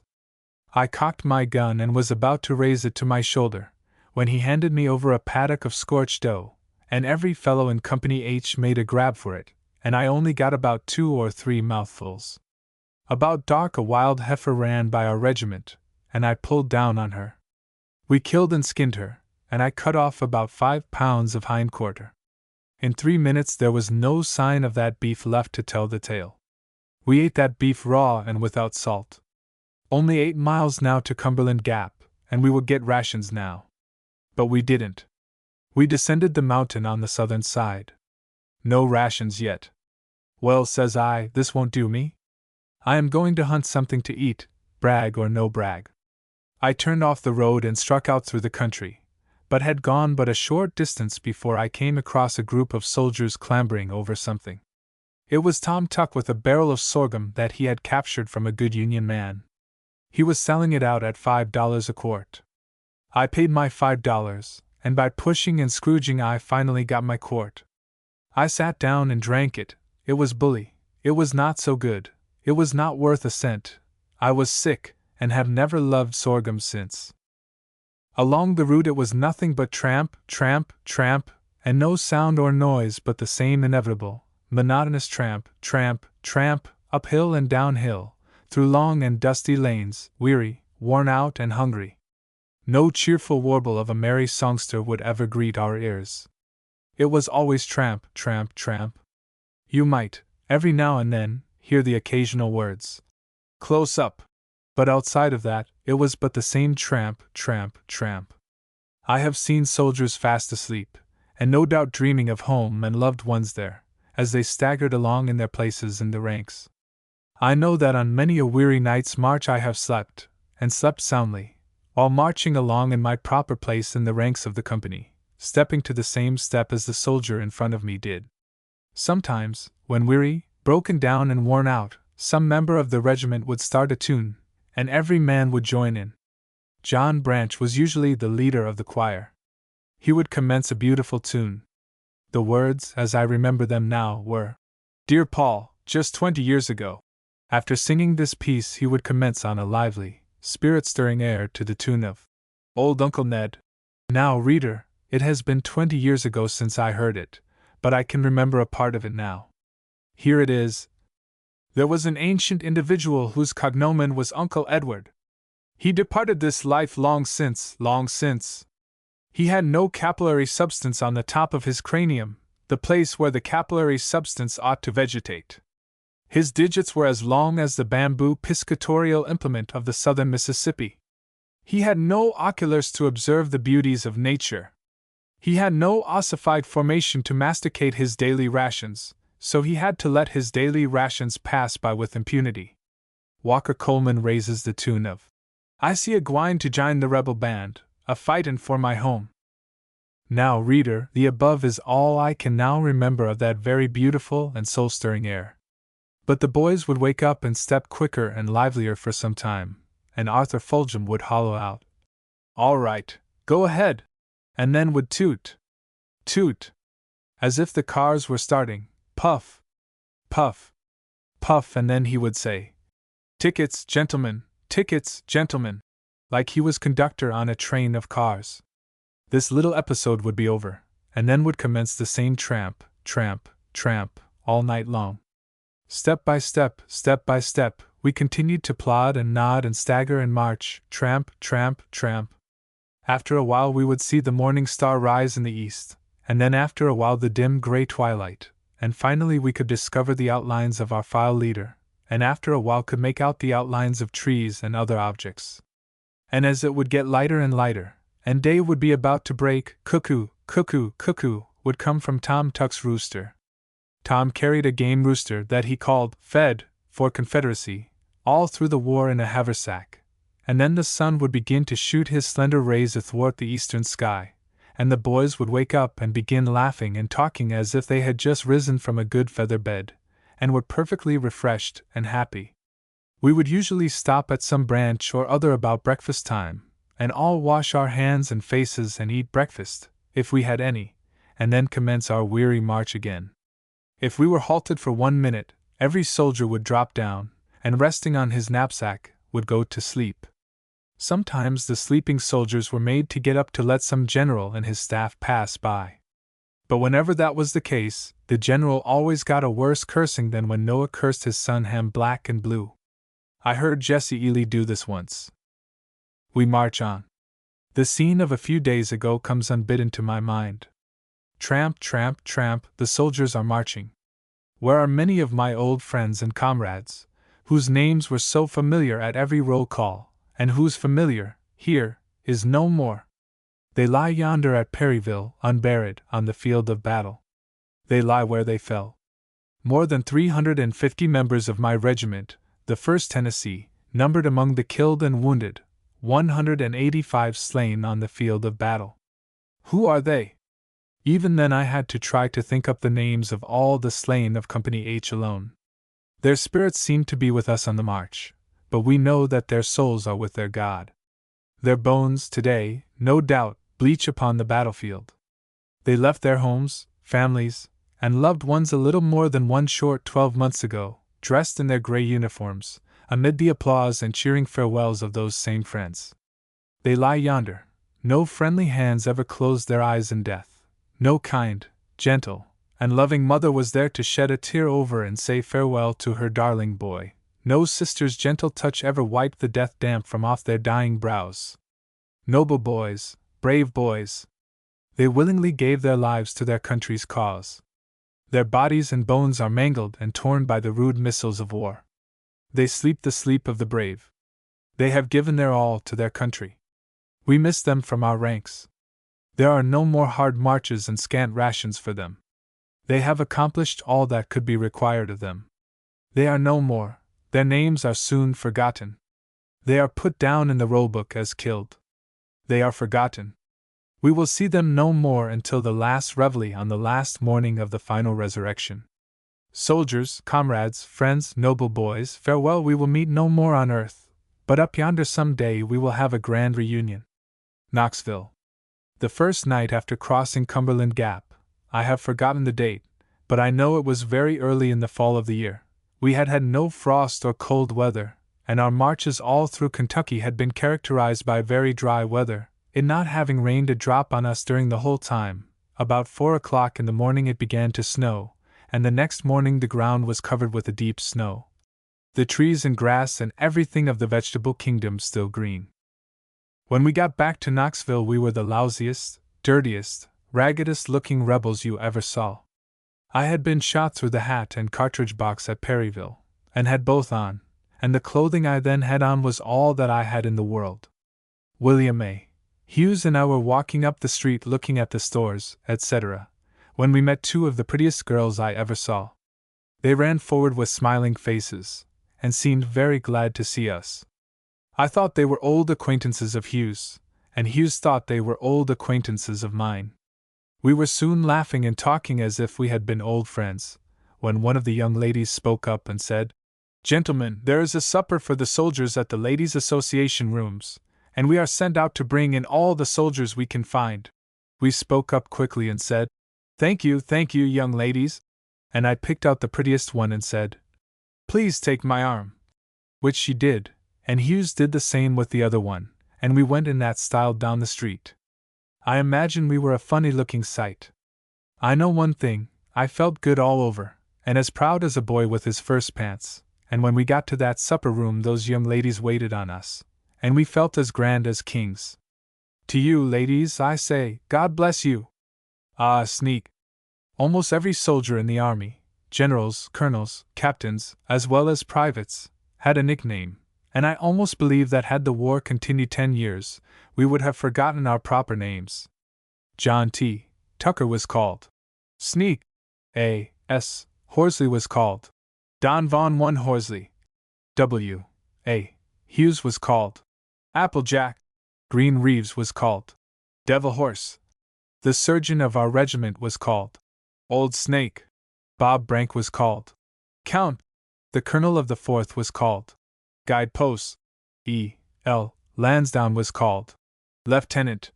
Some were called by the name of Greasy, some Buzzard, others Hog, and Brutus, and Cassius, and Caesar left center, and Boulder Dust, and Old Hannah. In fact, the nicknames were singular and peculiar, and when a man got a nickname it stuck to him like the old man of the sea did to the shoulders of Sinbad, the sailor. On our retreat the soldiers got very thirsty for tobacco. They always used the word thirsty, and they would sometimes come across an old field off which the tobacco had been cut and the suckers had re-sprouted from the old stalk, and would cut off these suckers and dry them by the fire and chew them. Sneak had somehow or other got hold of a plug or two, and knowing that he would be begged for a chew, had cut it up in little bits of pieces about 1/4 of a chew. Some fellow would say, "Sneak, please give me a chew of tobacco." Sneak would say, "I don't believe I have a piece left." And then he would begin to feel in his pockets. He would pull that hand out and feel in another pocket, and then in his coat pockets, and hid away down in an odd corner of his vest pocket he would accidentally find a little chew, just big enough to make spit come. Sneak had his pockets full all the time. The boys soon found out his innuendos and subterfuges, but John would all the time appear as innocent of having tobacco as a pet lamb that has just torn down a nice vine that you were so careful in training to run over the front porch. Ah, John, don't deny it now. I joined the cavalry. When we got to Charleston, on the Hiwassee River, there we found the 1st Tennessee Cavalry and 9th Battalion, both of which had been made up principally in Maury County, and we knew all the boys. We had a good old-fashioned handshaking all around. Then I wanted to join the cavalry. Captain Asa G. Freeman had an extra horse, and I got on him and joined the cavalry for several days, but all the time some passing cavalryman would make some jocose remark about, "Here is a webfoot who wants to join the cavalry, and has got a bayonet on his gun and a knapsack on his back." I felt like I had got into the wrong pen, but anyhow I got to ride all of 3 days. I remember that Mr. Willis B. Embry gave me a 5-pound package of Calicanic smoking tobacco, for which I was very grateful. I think he was quartermaster of the 1st Tennessee Cavalry, and as good a man and as clever a person as I ever knew. None knew him but to love him. I was told that he was killed by a lot of Yankee soldiers after he had surrendered to them, all the time begging for his life, asking them please not kill him. But he that noteth the sparrows fall doeth all things well. Not one ever falls to the ground with his consent. Chapter 6 Murfreesboro. We came from Knoxville to Chattanooga, and seemed destined to make a permanent stay here. We remained several months, but soon we were on the tramp again. From Chattanooga, Bragg's army went to Murfreesboro. The Federal army was concentrating at Nashville. There was no rest for the weary. Marches and battles were the order of the day. Our army stopped at Murfreesboro. Our advanced outpost was established at Laverne. From time to time different regiments were sent forward to do picket duty. I was on picket at the time the advance was made by Rosecrans. At the time mentioned, I was standing about 200 yards off the road, the main body of the pickets being on the Nashville and Murfreesboro Turnpike, and commanded by Lieutenant Hardy Murphy, of the Rutherford Rifles. I had orders to allow no one to pass. In fact, no one was expected to pass at this point, but while standing at my post, a horseman rode up behind me. I halted him, and told him to go down to the main picket on the road and pass, but he seemed so smiling that I thought he knew me, or had a good joke to tell me. He advanced up, and pulling a piece of paper out of his pocket, handed it to me to read. It was an order from General Leonidas Polk to allow the bearer to pass. I read it, and looked up to hand it back to him, when I discovered that he had a pistol cocked and leveled in my face, and says he, "Drop that gun, you are my prisoner."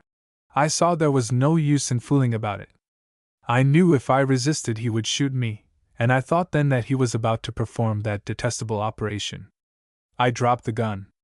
I did not wish to spend my winter in a northern prison, and what was worse, I would be called a deserter from my post of duty. The Yankee picket lines were not a half-mile off. I was perfectly willing to let the spy go on his way rejoicing, for such he was, but he wanted to capture a rebel. And I had made up my mind to think likewise. There I was, a prisoner sure, and no mistake about it. His pistol was leveled, and I was ordered to march. I was afraid to halloo to the relief, and you may be sure I was in a bad fix. Finally, says I, "Let's play quits. I think you are a soldier, you look like a gentleman. I am a vidette, you know the responsibility resting on me. You go your way, and leave me here. Is it a bargain?" Says he. I would not trust a secesh on his word, oath, or bond. March, I say. I soon found out that he had caught sight of the relief on the road, and was afraid to shoot. I quickly made up my mind. My gun was at my feet, and one step would get it. I made a quick glance over my shoulder, and grabbed at my gun. He divined my motive, and fired. The ball missed its aim. He put spurs to his horse, but I pulled down on him, and almost tore the fore-shoulder of his horse entirely off, but I did not capture the spy, though I captured the horse, bridle, and saddle. Major Allen, of the 27th Tennessee Regiment, took the saddle and bridle, and gave me the blanket. I remember the blanket had the picture of a big lion on it, and it was almost new. When we fell back, as the Yankee sharpshooters advanced, we left the poor old horse nipping the short, dry grass. I saw a Yankee skirmisher run up and grab the horse and give a whoop as if he had captured a rebel horse. But they continued to advance upon us, we firing and retreating slowly. We had several pretty sharp brushes with them that day. I remember that they had to cross an open field in our front, and we were lying behind a fence, and as they advanced, we kept up firing, and would run them back every time, until they brought up a regiment that whooped, and yelled, and charged our skirmish line, and then we fell back again. I think we must have killed a good many in the old field, because we were firing all the time at the solid line as they advanced upon us. Battle of Murfreesboro. The next day, the Yankees were found out to be advancing. Soon they came in sight of our picket. We kept falling back and firing all day, and were relieved by another regiment about dark. We rejoined our regiment. Line of battle was formed on the north bank of Stone's River, on the Yankee side. Bad generalship, I thought. It was Christmas. John Barleycorn was general-in-chief. Our generals, and colonels, and captains had kissed John a little too often. They couldn't see straight. It was said to be Buckeye whiskey. They couldn't tell our own men from Yankees. The private could, but he was no general, you see. But here they were, the Yankees, a battle had to be fought. We were ordered forward. I was on the skirmish line. We marched plumb into the Yankee lines, with their flags flying. I called Lieutenant Colonel Frierson's attention to the Yankees, and he remarked, "Well, I don't know whether they are Yankees or not, but if they are, they will come out of there mighty quick." The Yankees marched over the hill out of sight. We were ordered forward to the attack. We were right upon the Yankee line on the Wilkerson Turnpike. The Yankees were shooting our men down by scores. A universal cry was raised. "You are firing on your own men! Cease firing, cease firing!" I hallooed, in fact, the whole skirmish line hallooed, and kept on telling them that they were Yankees, and to shoot, but the order was to cease firing. "You are firing on your own men." Captain James, of Cheatham's staff, was sent forward and killed in his own yard. We were not 20 yards off from the Yankees, and they were pouring the hot shot and shells right into our ranks, and every man was yelling at the top of his voice. "Cease firing, you are firing on your own men! Cease firing, you are firing on your own men!" Oakley, color bearer of the 4th Tennessee Regiment, ran right up in the midst of the Yankee line with his colors, begging his men to follow. I hallooed till I was hoarse. "They are Yankees! They are Yankees! Shoot, they are Yankees!" The crest occupied by the Yankees was belching loud with fire and smoke, and the rebels were falling like leaves of autumn in a hurricane. The leaden hailstorms swept them off the field. They fell back and reformed. General Cheatham came up and advanced. I did not fall back, but continued to load and shoot, until a fragment of a shell struck me on the arm, and then a mini ball passed through the same, paralyzing my arm, and wounded and disabled me. General Cheatham, all the time, was calling on the men to go forward, saying, "Come on, boys, and follow me." The impression that General Frank Cheatham made upon my mind, leading the charge on the Wilkerson Turnpike, I will never forget. I saw either victory or death written on his face. When I saw him leading our brigade, although I was wounded at the time, I felt sorry for him, he seemed so earnest and concerned, and as he was passing me I said, "Well, General, if you are determined to die, I'll die with you."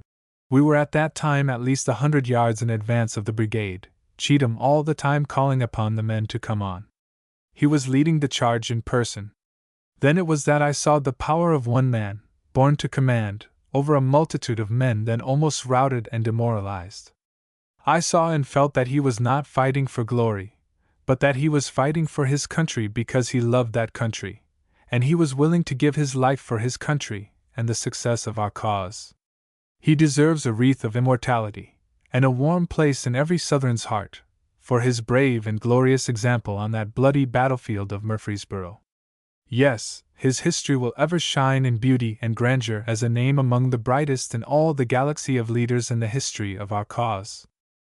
Now, another fact I will state, and that is, when the private soldier was ordered to charge and capture the 12 pieces of artillery, heavily supported by infantry, Manny's brigade raised a whoop and yell, and swooped down on those Yankees like a whirligust of woodpeckers in a hailstorm, paying the blue-coated rascals back with compound interest.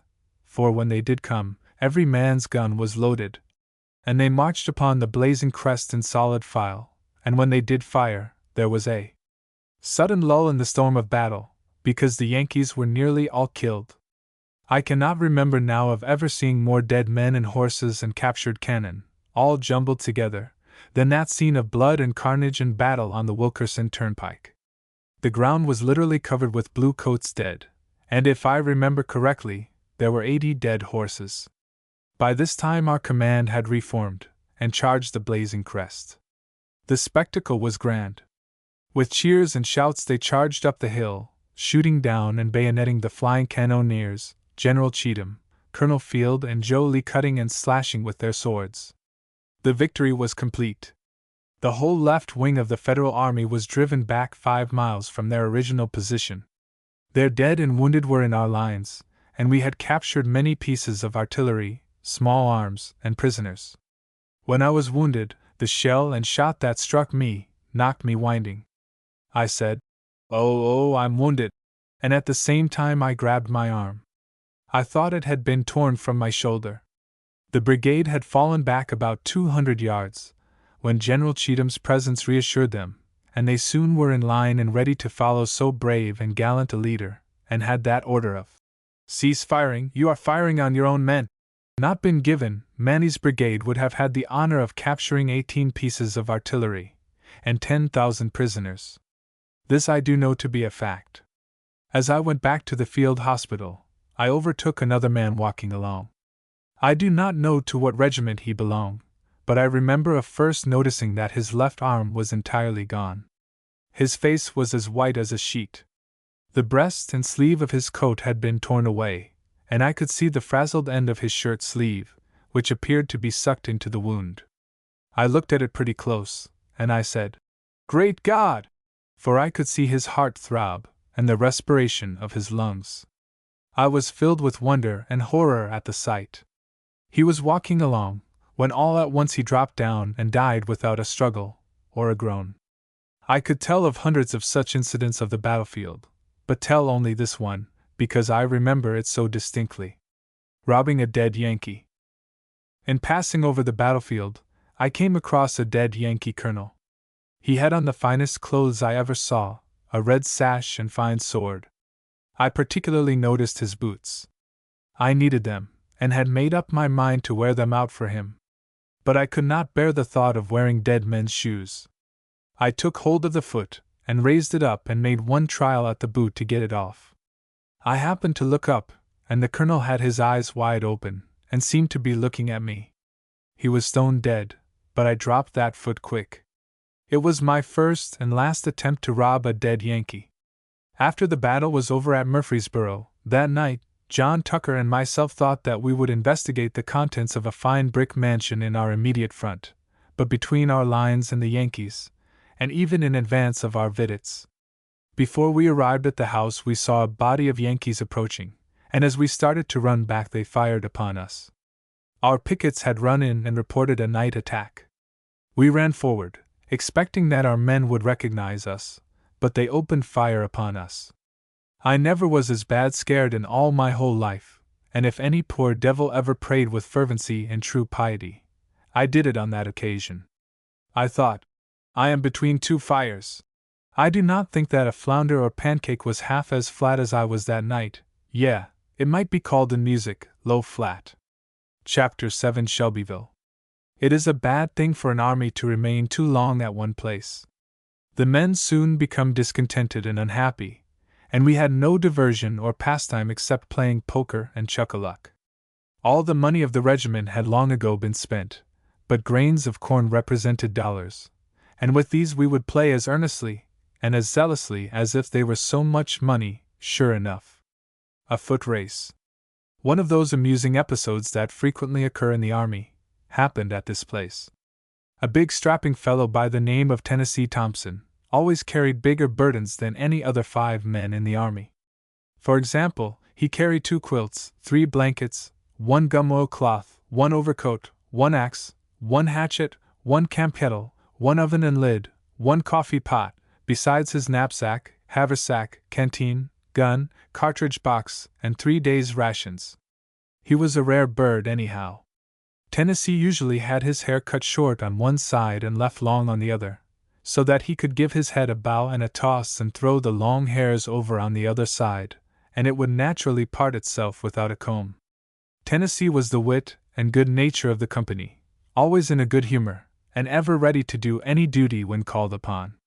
In fact, I would sometimes get out of heart and low-spirited, and would hunt up Tennessee to have a little fun.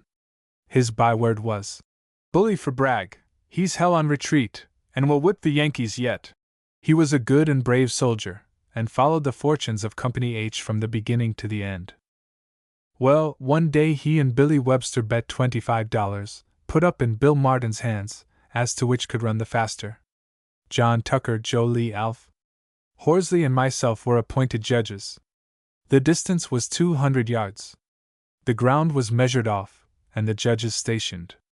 Tennessee undressed himself, even down to his stocking feet, tied a red handkerchief around his head, and another one around his waist, and walked deliberately down the track, eyeing every little rock and stick and removing them off the track.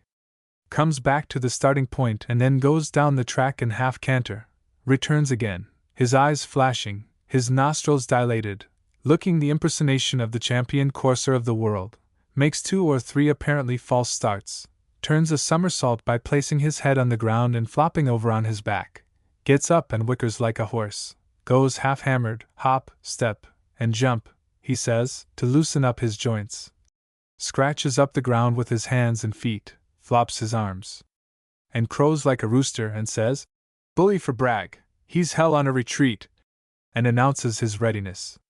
The drum is tapped, and off they start.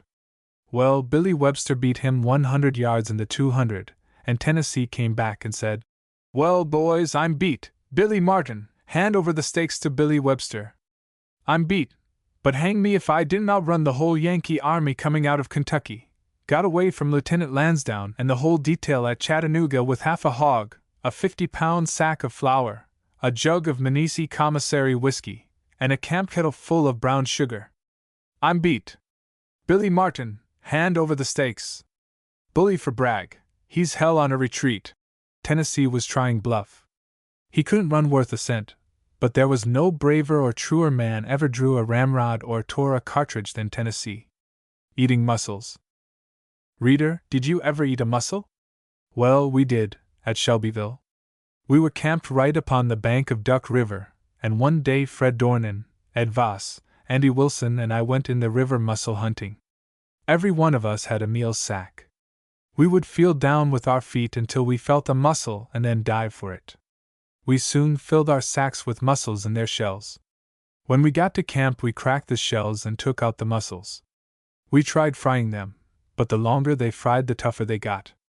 They were a little too large to swallow whole.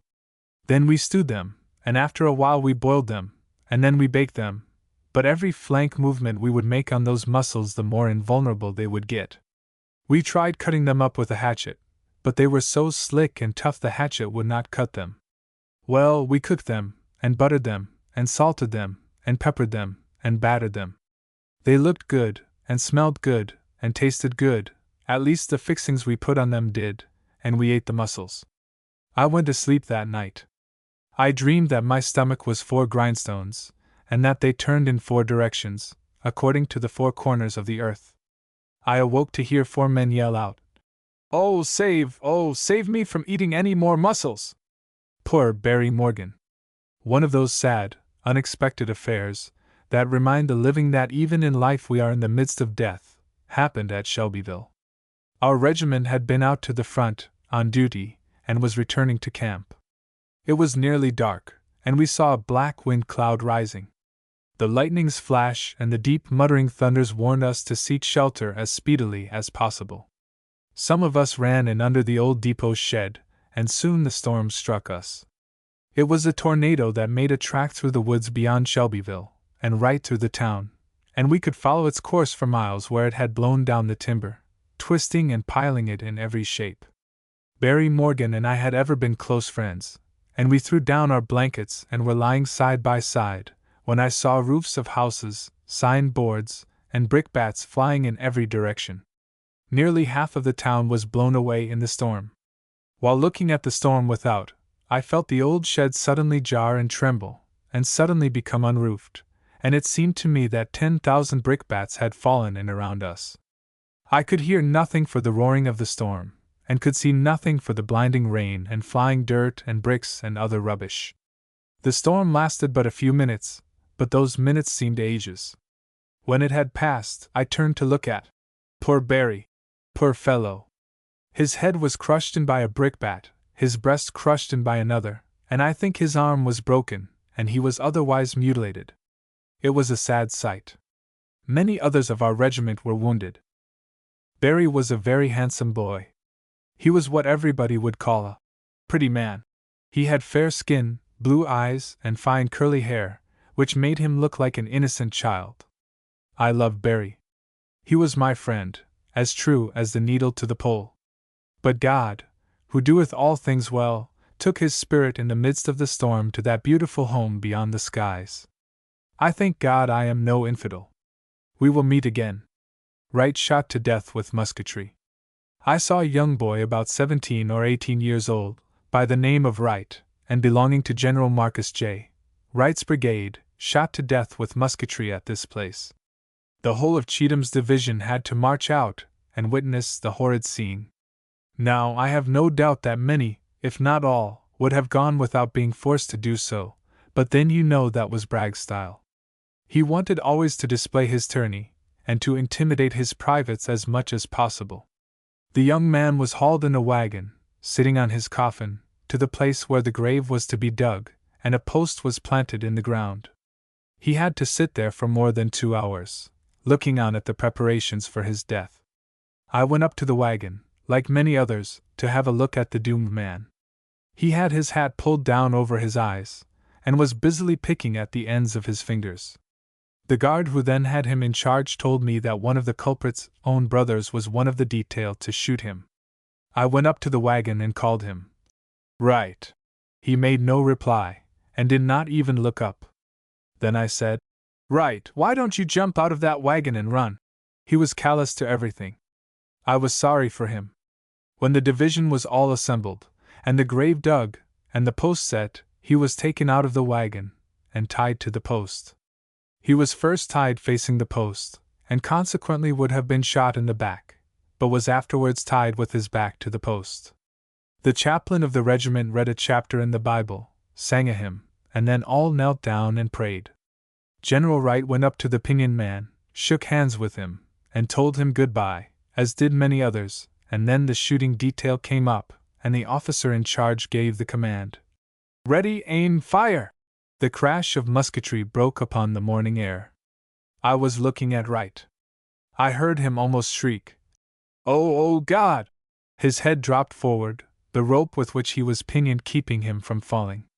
I turned away and thought, how long will I have to witness these things? Dave Sublette promoted. While at Shelbyville, a vacancy occurring in Captain Ledbetter's company, the Rutherford Rifles, for 4th Corporal, Dave Sublette became a candidate for the position. Now Dave was a genius. He was a noble and brave fellow, and at one time had been a railroad director. He had a distinguished air always about him, but Dave had one fault, and that was, he was ever prone to get tight. He had been a Union man, and even now he always had a good word for the Union. He was sincere, but eccentric. The election for 4th Corporal was drawing nigh.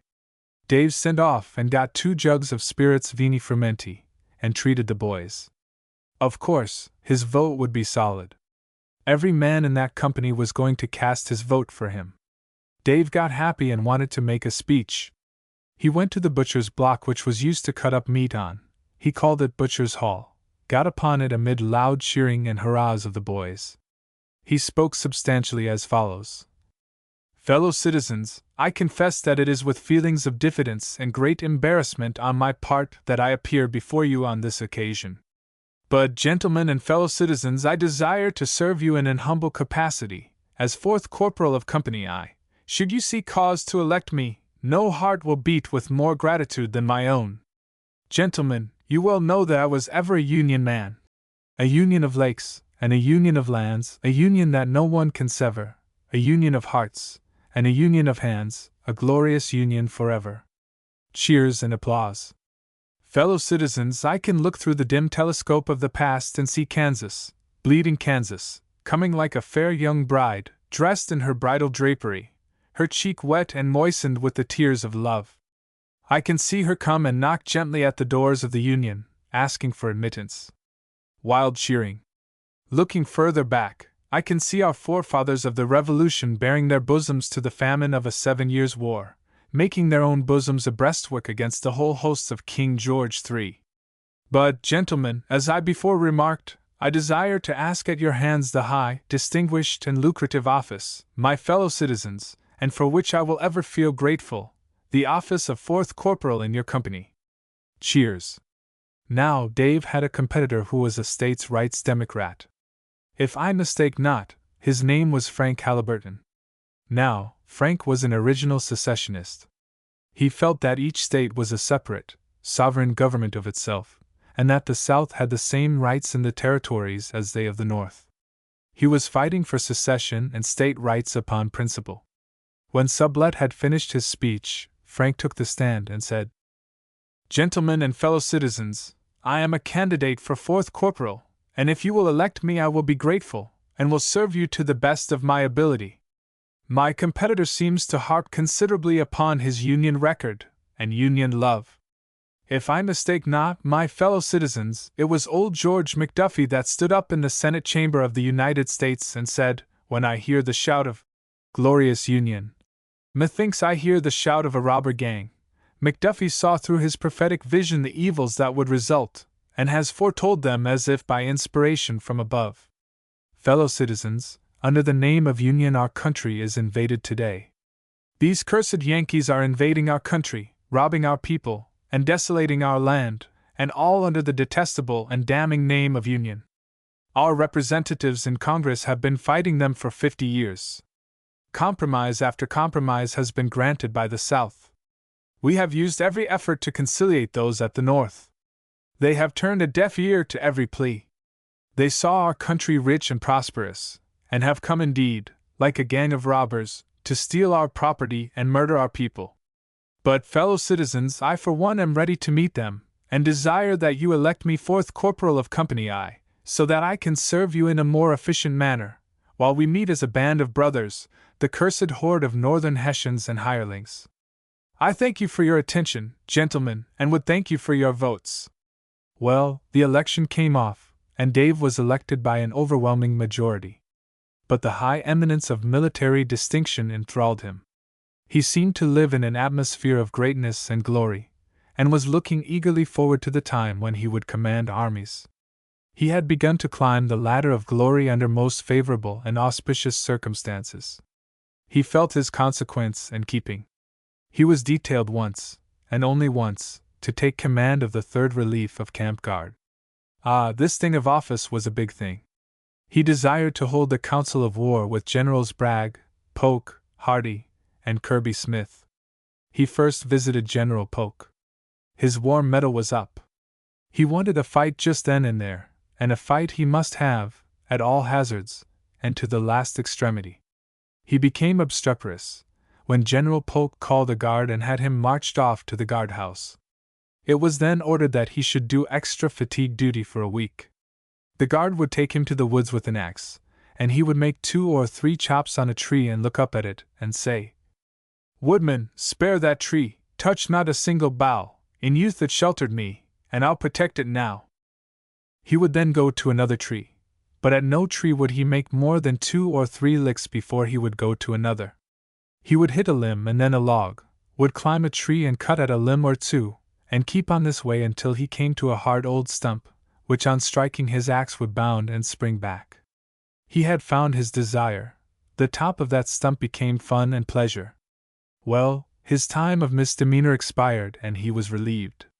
He went back and reported to Colonel Field, who informed him that he had been reduced to the ranks. He drew himself up to his full height and said, "Colonel, I regret exceedingly to be so soon deprived of my new-fledged honors that I have won on so many a hard-fought and bloody battlefield, but if I am reduced to the ranks as a private soldier, I can but exclaim, like Moses of old, when he crossed the Red Sea in defiance of Pharaoh's hosts, 'Oh, how the mighty have fallen!'" He then marched off with the air of the born soldier. Down Duck River in a canoe. Or a pro nobis. At this place, Duck River wended its way to Columbia. On one occasion it was up, had on its Sunday clothes, booming. Andy Wilson and I thought that we would slip off and go down the river in a canoe. We got the canoe and started. It was a leaky craft. We had not gone far before the thing capsized, and we swam ashore. But we were outside of the lines now, and without passes. We would have been arrested anyhow, so we put our sand paddles to work and landed in Columbia that night. I loved a maid, and so did Andy, and some poet has said that love laughs at grates, bars, locksmiths, etc. I do not know how true this is, but I do know that when I went to see my sweetheart that night I asked her to pray for me, because I thought the prayers of a pretty woman would go a great deal further, up yonder, than mine would. I also met Cousin Alice, another beautiful woman, at my father's front gate, and told her that she must pray for me, because I knew I would be court-martialed as soon as I got back, that I had no idea of deserting the army and only wanted to see the maid I loved. It took me 1 day to go to Columbia and 1 day to return, and I stayed at home only 1 day, and went back of my own accord.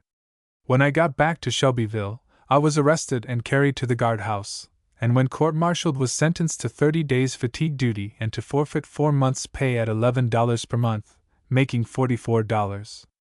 Now you see how dearly I paid for that trip. But fortunately for me, General Leonidas Polk has issued an order that very day promising pardon to all soldiers absent without leave if they would return. I got the guard to march me up to his headquarters and told him of my predicament, and he ordered my release, but said nothing of remitting the fine. So when we were paid off at Chattanooga I was left out. The Confederate States of America were richer by $44. General Olidowski. General Olidowski, lately imported from Poland, was Bragg's Inspector General. I remember of reading in the newspapers of where he tricked Bragg at last. The papers said he stole all of Bragg's clothes one day and left for parts unknown. It is supposed he went back to Poland to act as Ugh! Big Indian, fight heap MIT Bragg. But I suppose it must have left Bragg in a bad fix, somewhat like Mr. Jones, who went to ask the old folks for Miss Willis. On being told that she was a very poor girl, and had no property for a start in life, he simply said, "All right, all I want is the naked girl."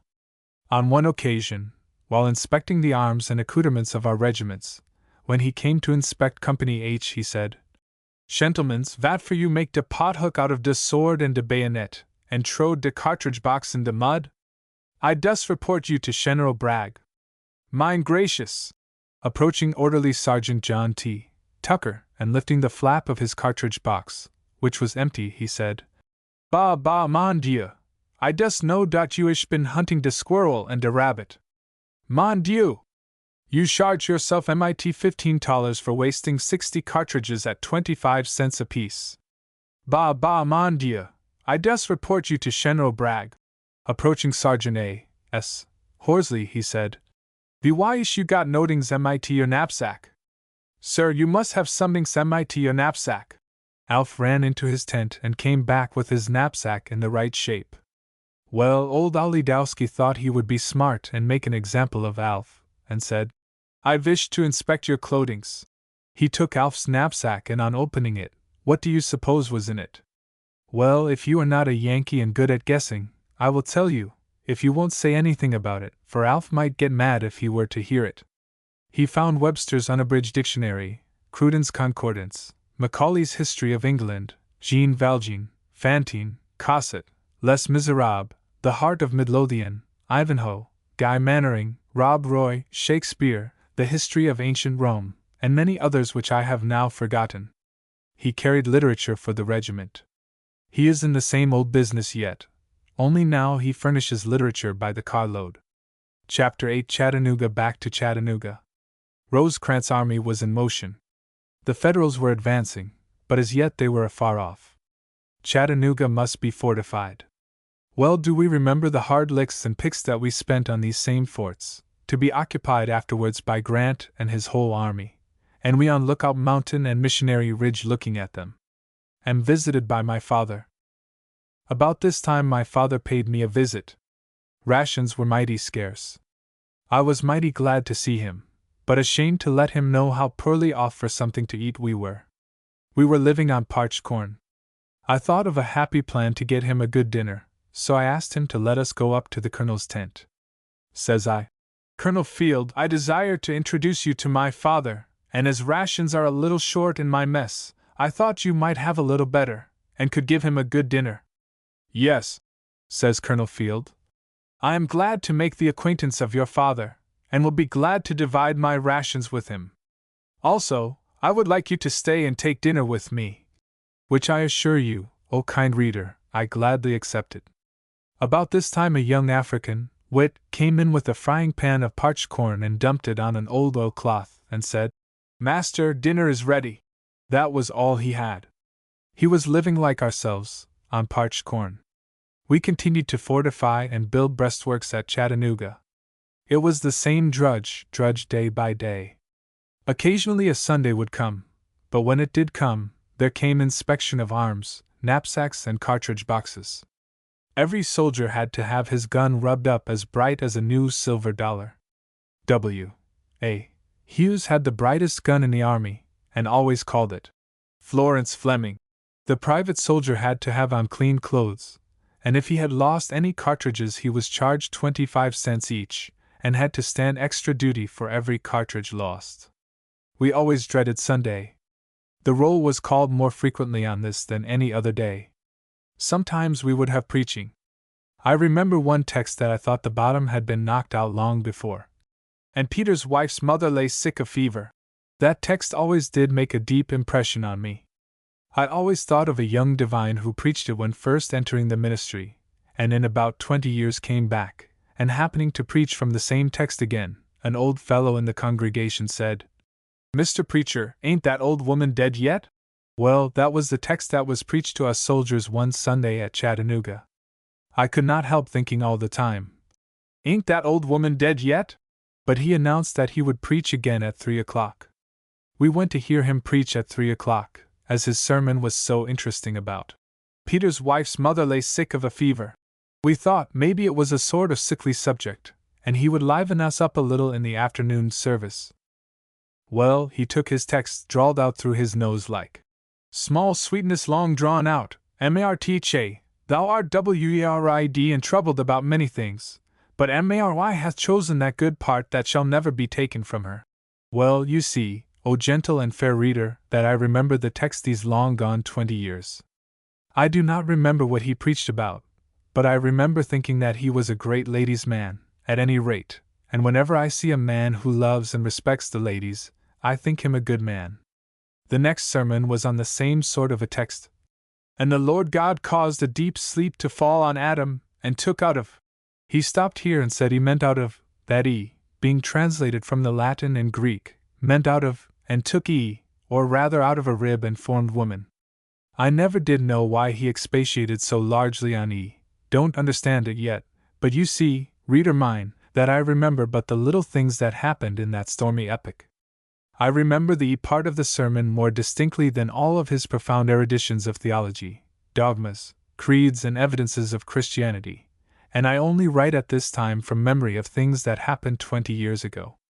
Out a larking. At this place, we took Walter Hood out. A larking. The way to go, a larking, is this: get an empty meal bag and about a dozen men and go to some dark forest or open field on some cold, dark, frosty, or rainy night, about 5 miles from camp. Get someone who does not understand the game to hold the bag in as stooping and cramped a position as is possible, to keep perfectly still and quiet, and when he has got in the right fix, the others to go off to drive in the larks. As soon as they get out of sight, they break in a run and go back to camp, and go to sleep, leaving the poor fellow all the time holding the bag. Well, Walter was as good and as clever a fellow as you ever saw, was popular with everybody, and as brave and noble a fellow as ever tore a cartridge, or drew a ramrod, or pulled a trigger, but was the kind of a boy that was easily roped in to fun or fight or anything that would come up. We all loved him. Poor fellow, he is up yonder, died on the field of glory and honor. He gave his life, 'twas all he had, for his country. Peace to his memory. That night we went a larking, and Walter held the bag. I did not see him till next morning. While I was gulping down my coffee, as well as laughter, Walter came around, looking sort of sheepish and shy-like, and I was trying to look as solemn as a judge. Finally he came up to the fire and kept on eyeing me out of one corner of his eye, and I was afraid to look at him for fear of breaking out in a laugh. When I could hold it no longer, I laughed out, and said, "Well, Walter, what luck last night?" He was very much disgusted, and said, "Humph! You all think that you are smart. I can't see anything to laugh at in such foolishness as that," he said. "Here, I have brought your bag back." That conquered me.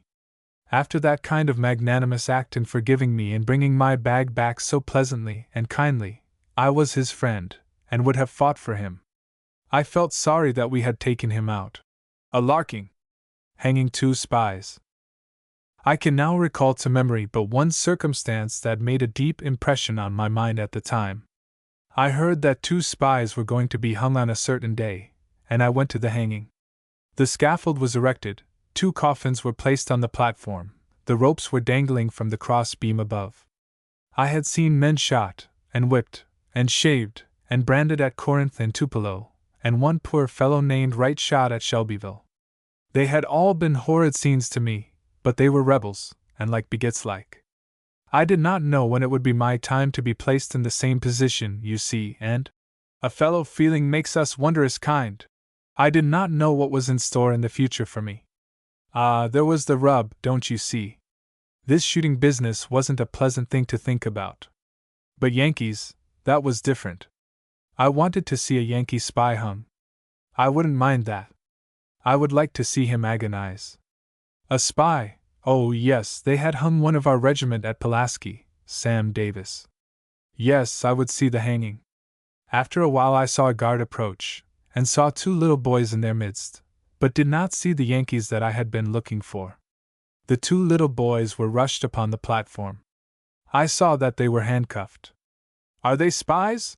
I was appalled. I was horrified. Nay, more, I was sick at heart. One was about 14 and the other about 16 years old, I should judge. The ropes were promptly adjusted around their necks by the provost marshal. The youngest one began to beg and cry and plead most piteously. It was horrid. The older one kicked him, and told him to stand up and show the rebels how a Union man could die for his country. Be a man! The charges and specifications were then read. The props were knocked out, and the two boys were dangling in the air. I turned off sick at heart. Eating rats. While stationed at this place, Chattanooga, rations were very scarce and hard to get, and it was, perhaps, economy on the part of our generals and commissaries to issue rather scant rations. About this time we learned that Pemberton's army, stationed at Vicksburg, were subsisting entirely on rats. Instead of the idea being horrid, we were glad to know that necessity is the mother of invention, and that the idea had originated in the mind of genius. We at once acted upon the information, and started out rat hunting, but we couldn't find any rats. Presently we came to an old outhouse that seemed to be a natural harbor for this kind of vermin. The house was quickly torn down, and out jumped an old residentaire, who was old and gray. I supposed that he had been chased before. But we had jumped him and were determined to catch him, or burst a boiler. After chasing him backwards and forwards, the rat finally got tired of this foolishness and started for his hole. But a rat's tail is the last that goes in the hole, and as he went in we made a grab for his tail. Well, tail hole broke, and we held the skin of his tail in our hands.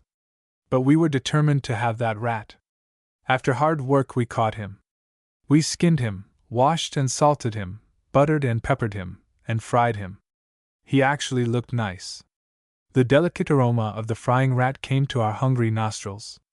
We were keen to eat a piece of rat, our teeth were on edge, even our mouth watered to eat a piece of rat. Well, after a while, he was said to be done.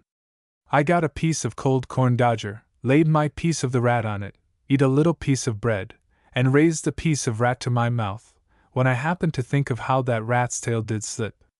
I had lost my appetite for dead rat. I did not eat any rat. It was my first and last effort to eat dead rats. Swimming the Tennessee with roasting ears. The Tennessee River is about 1/4 of a mile wide at Chattanooga. Right across the river was an immense cornfield. The green corn was waving with every little breeze that passed, the tassels were bowing and nodding their heads, the pollen was flying across the river like little snowdrops, and everything seemed to say, "Come hither, Johnny Reb, come hither, Johnny, come hither." The river was wide, but we were hungry. The roasting ears looked tempting. We pulled off our clothes and launched into the turbid stream, and were soon on the other bank. Here was the field, and here were the roasting ears, but where was the raft or canoe? We thought of old Abraham and Isaac and the sacrifice. "My son, gather the roasting ears, there will be a way provided." We gathered the roasting ears. We went back and gathered more roasting ears, time and again. The bank was lined with green roasting ears. Well, what was to be done? We began to shuck the corn. We would pull up a few shucks on one ear, and tie it to the shucks of another, first one and then another, until we had at least 100 tied together. We put the train of corn into the river, and as it began to float off we jumped in, and taking the foremost ear in our mouth, struck out for the other bank. Well, we made the landing all correct. I merely mention the above incident to show to what extremity soldiers would resort.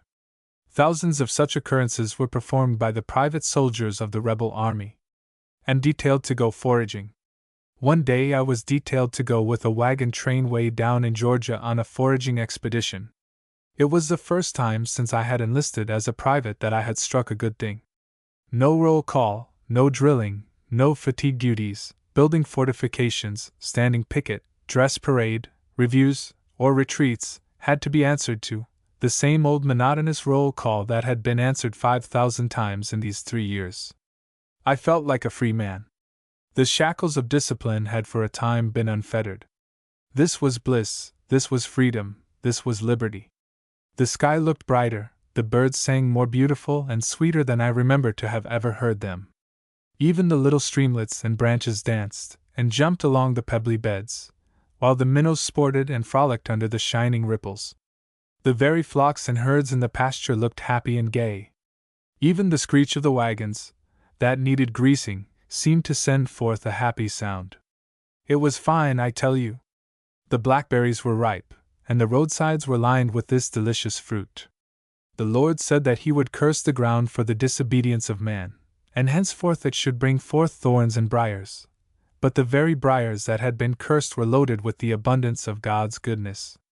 I felt, then, like David in one of his psalms, "The Lord is good, the Lord is good, for His mercy endureth forever." Please pass the butter.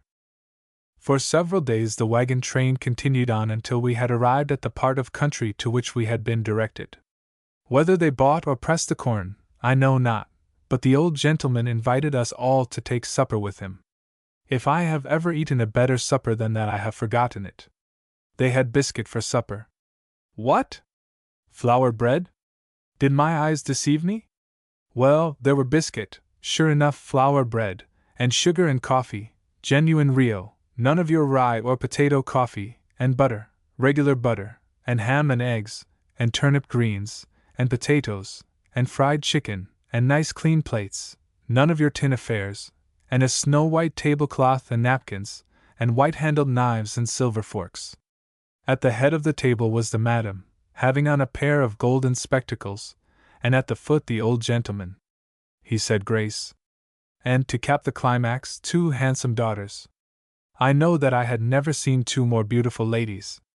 They had on little white aprons, trimmed with jaconet edging, and collars as clean and white as snow. They looked good enough to eat, and I think at that time I would have given 10 years of my life to have kissed one of them. We were invited to help ourselves. Our plates were soon filled with the tempting food and our tumblers with California beer. We would have liked it better had it been twice as strong, but what it lacked in strength we made up in quantity. The old lady said, "Daughter, hand the gentleman the butter." It was the first thing that I had refused, and the reason that I did so was because my plate was full already. Now, there is nothing that will offend a lady so quick as to refuse to take butter when handed to you. If you should say, "No, madam, I never eat butter," it is a direct insult to the lady of the house. Better, far better, for you to have remained at home that day. If you don't eat butter, it is an insult. If you eat too much, she will make your ears burn after you have left. It is a regulator of society. It is a civilizer. It is a luxury and a delicacy that must be touched and handled with care and courtesy on all occasions. Should you desire to get on the good side of a lady, just give a broad, sweeping, slathering compliment to her butter. It beats kissing the dirty-faced baby. It beats anything. Too much praise cannot be bestowed upon the butter, be it good, bad, or indifferent to your notions of things, but to her, her butter is always good, superior, excellent. I did not know this characteristic of the human female at the time, or I would have taken a delicate slice of the butter. Here is a sample of the colloquy that followed. "Mister, have some butter?" "Not any at present, thank you, madam." "Well, I insist upon it. Our butter is nice."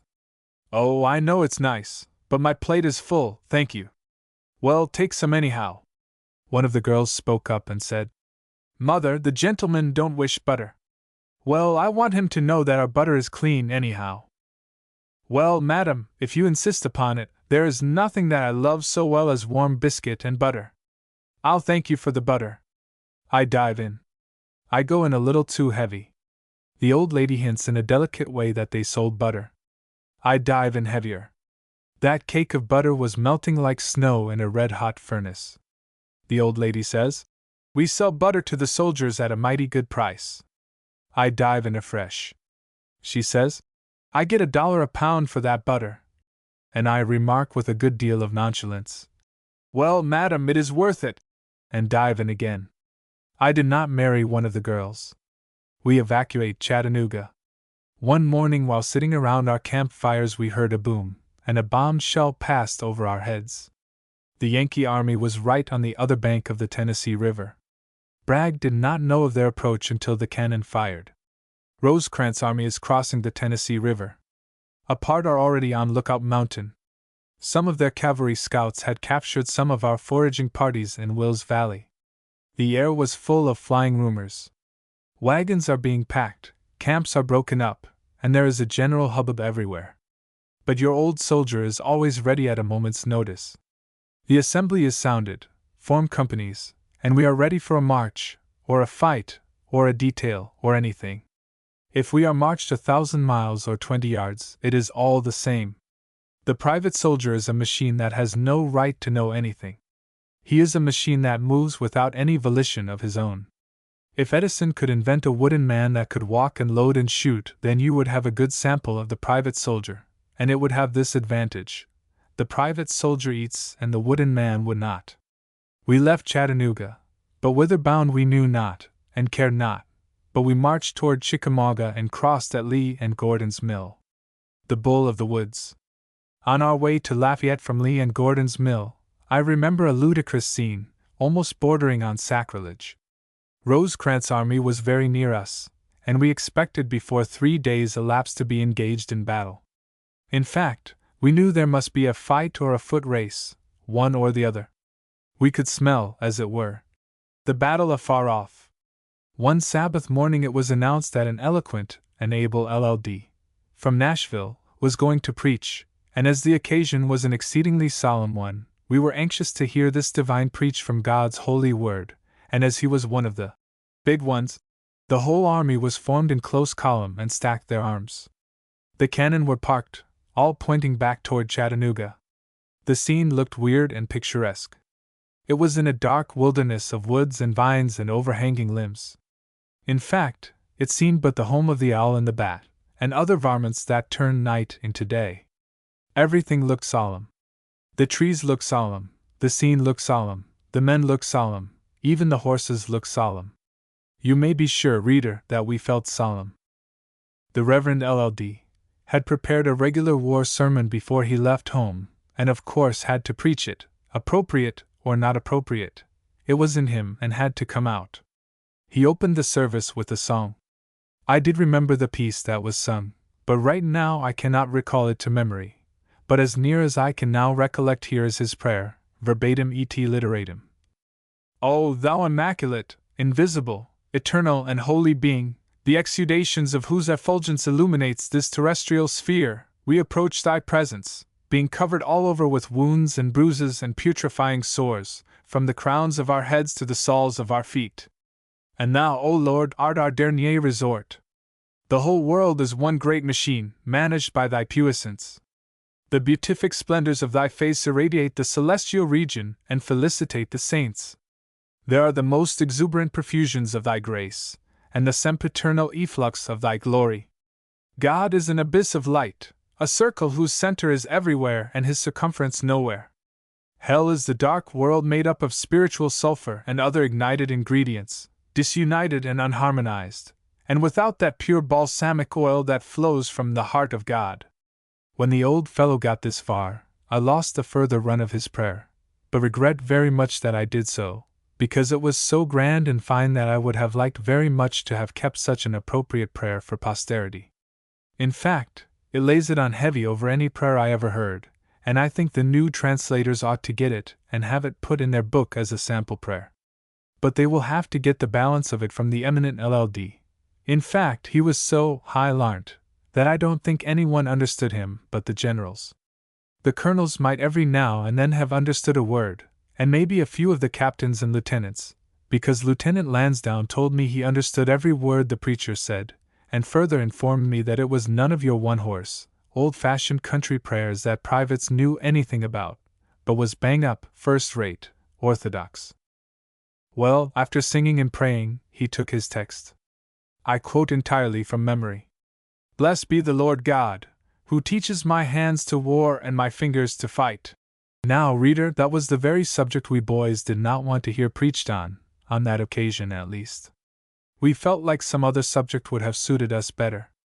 I forget how he commenced his sermon, but I remember that after he got warmed up a little, he began to pitch in on the Yankee nation, and gave them particular fits as to their genealogy.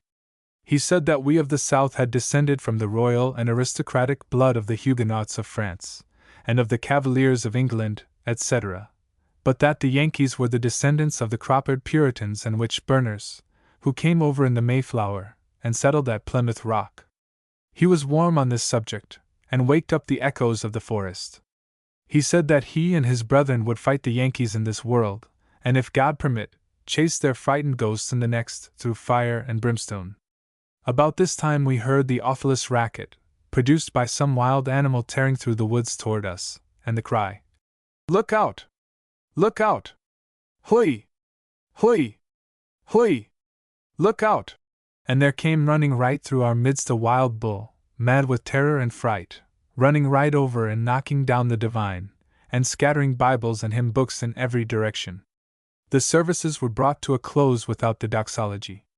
This same brave chaplain rode along with our brigade, on an old string-haltered horse, as we advanced to the attack at Chickamauga, exhorting the boys to be brave, to aim low, and to kill the Yankees as if they were wild beasts. He was eloquent and patriotic. He stated that if he only had a gun he too would go along as a private soldier. You could hear his voice echo and re-echo over the hills. He had worked up his patriotism to a pitch of genuine bravery and daring that I had never seen exhibited, when fliff, fluff, fluff, fluff, fluff, fluff, a whir, a boom, and a shell screams through the air. The Reverend LLD stops to listen, like an old sow when she hears the wind, and says, "Remember, boys, that he who is killed will sup tonight in paradise." Some soldier hallooed at the top of his voice, "Well, parson, you come along and take supper with us." Boom! Whir! A bomb burst, and the parson at that moment put spurs to his horse and was seen to limber to the rear, and almost every soldier yelled out, "The parson isn't hungry, and never eats supper."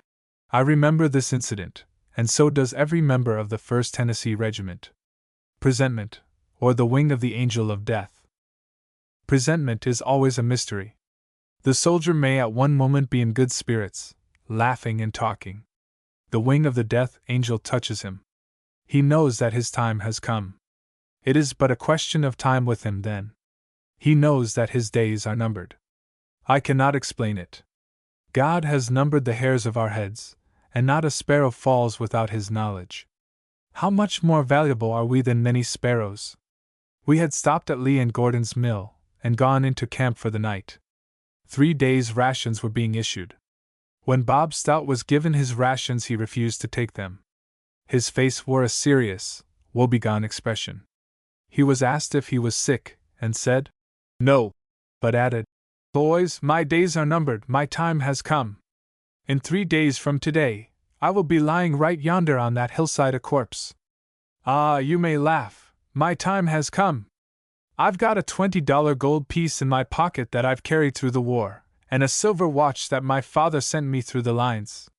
Please take them off when I am dead, and give them to Captain Irvine, to give to my father when he gets back home. Here are my clothing and blanket that any one who wishes them may have. My rations I do not wish at all. My gun and cartridge box I expect to die with." The next morning the assembly sounded about 2 o'clock.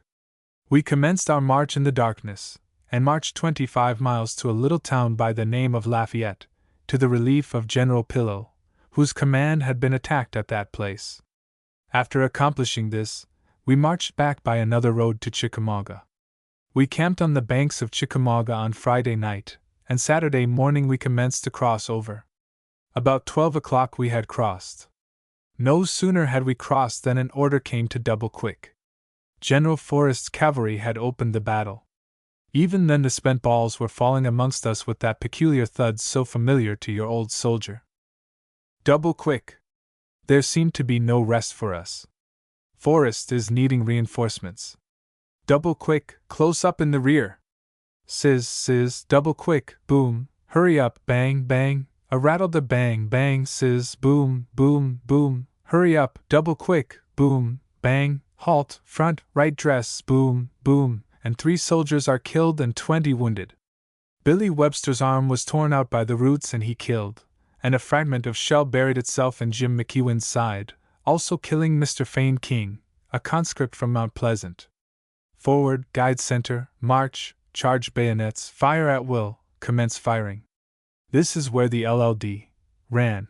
We debouched through the woods, firing as we marched, the Yankee line about 200 yards off. Bang, bang, sizz, sizz. It was a sort of running fire. We kept up a constant fire as we advanced. In 10 minutes we were face to face with the foe. It was but a question as to who could load and shoot the fastest. The army was not up. Bragg was not ready for a general battle. The big battle was fought the next day, Sunday. We held our position for 2 hours and 10 minutes in the midst of a deadly and galling fire, being enfiladed and almost surrounded, when General Forrest galloped up and said, "Colonel Field, look out, you are almost surrounded. You had better fall back." The order was given to retreat. I ran through a solid line of bluecoats. As I fell back, they were upon the right of us, they were upon the left of us, they were in front of us, they were in the rear of us. It was a perfect hornet's nest. The balls whistled around our ears like the escape valves of 10,000 engines. The woods seemed to be blazing. Everywhere, at every jump, would rise a lurking foe. But to get up and dust was all we could do. I was running along by the side of Bob Stout. General Preston Smith stopped me and asked if our brigade was falling back. I told him it was. He asked me the second time if it was Manny's brigade that was falling back. I told him it was. I heard him call out, "Attention, forward!" One solid sheet of leaden hail was falling around me. I heard General Preston Smith's brigade open. It seemed to be platoons of artillery. The earth jarred and trembled like an earthquake. Deadly missiles were flying in every direction. It was the very incarnation of death itself. I could almost hear the shriek of the death angel passing over the scene. General Smith was killed in 10 minutes after I saw him. Bob Stout and myself stopped. Said I, "Bob, you weren't killed, as you expected." He did not reply, for at that very moment a solid shot from the Federal gun struck him between the waist and the hip, tearing off one leg and scattering his bowels all over the ground. I heard him shriek out, "Oh, God!" His spirit had flown before his body struck the ground. "Farewell, friend, we will meet over yonder." When the cannon ball struck Billy Webster, tearing his arm out of the socket, he did not die immediately, but as we were advancing to the attack, we left him and the others lying where they fell upon the battlefield. But when we fell back to the place where we had left our knapsacks, Billy's arm had been dressed by Dr. Buist, and he seemed to be quite easy. He asked Jim Fogy to please write a letter to his parents at home. He wished to dictate the letter. He asked me to please look in his knapsack and get him a clean shirt, and said that he thought he would feel better if he could get rid of the blood that was upon him. I went to hunt for his knapsack and found it, but when I got back to where he was, poor, good Billy Webster was dead. He had given his life to his country. His spirit is with the good and brave. No better or braver man than Billy Webster ever drew the breath of life. His bones lie yonder today, upon the battlefield of Chickamauga. I loved him, he was my friend. Many and many a dark night have Billy and I stood together upon the silent picket post. Ah, reader, my heart grows sick and I feel sad while I try to write my recollections of that unholy and uncalled for war. But he that ruleth the heavens doeth all things well. Chapter 9 Chickamauga Battle of Chickamauga. Sunday morning of that September day, the sun rose over the eastern hills clear and beautiful. The day itself seemed to have a Sabbath-day look about it. The battlefield was in a rough and broken country, with trees and undergrowth, that ever since the creation had never been disturbed by the acts of civilized man. It looked wild, weird, uncivilized. Our corps, Polks, being in the engagement the day before, were held in reserve. Reader, were you ever held in reserve of an attacking army?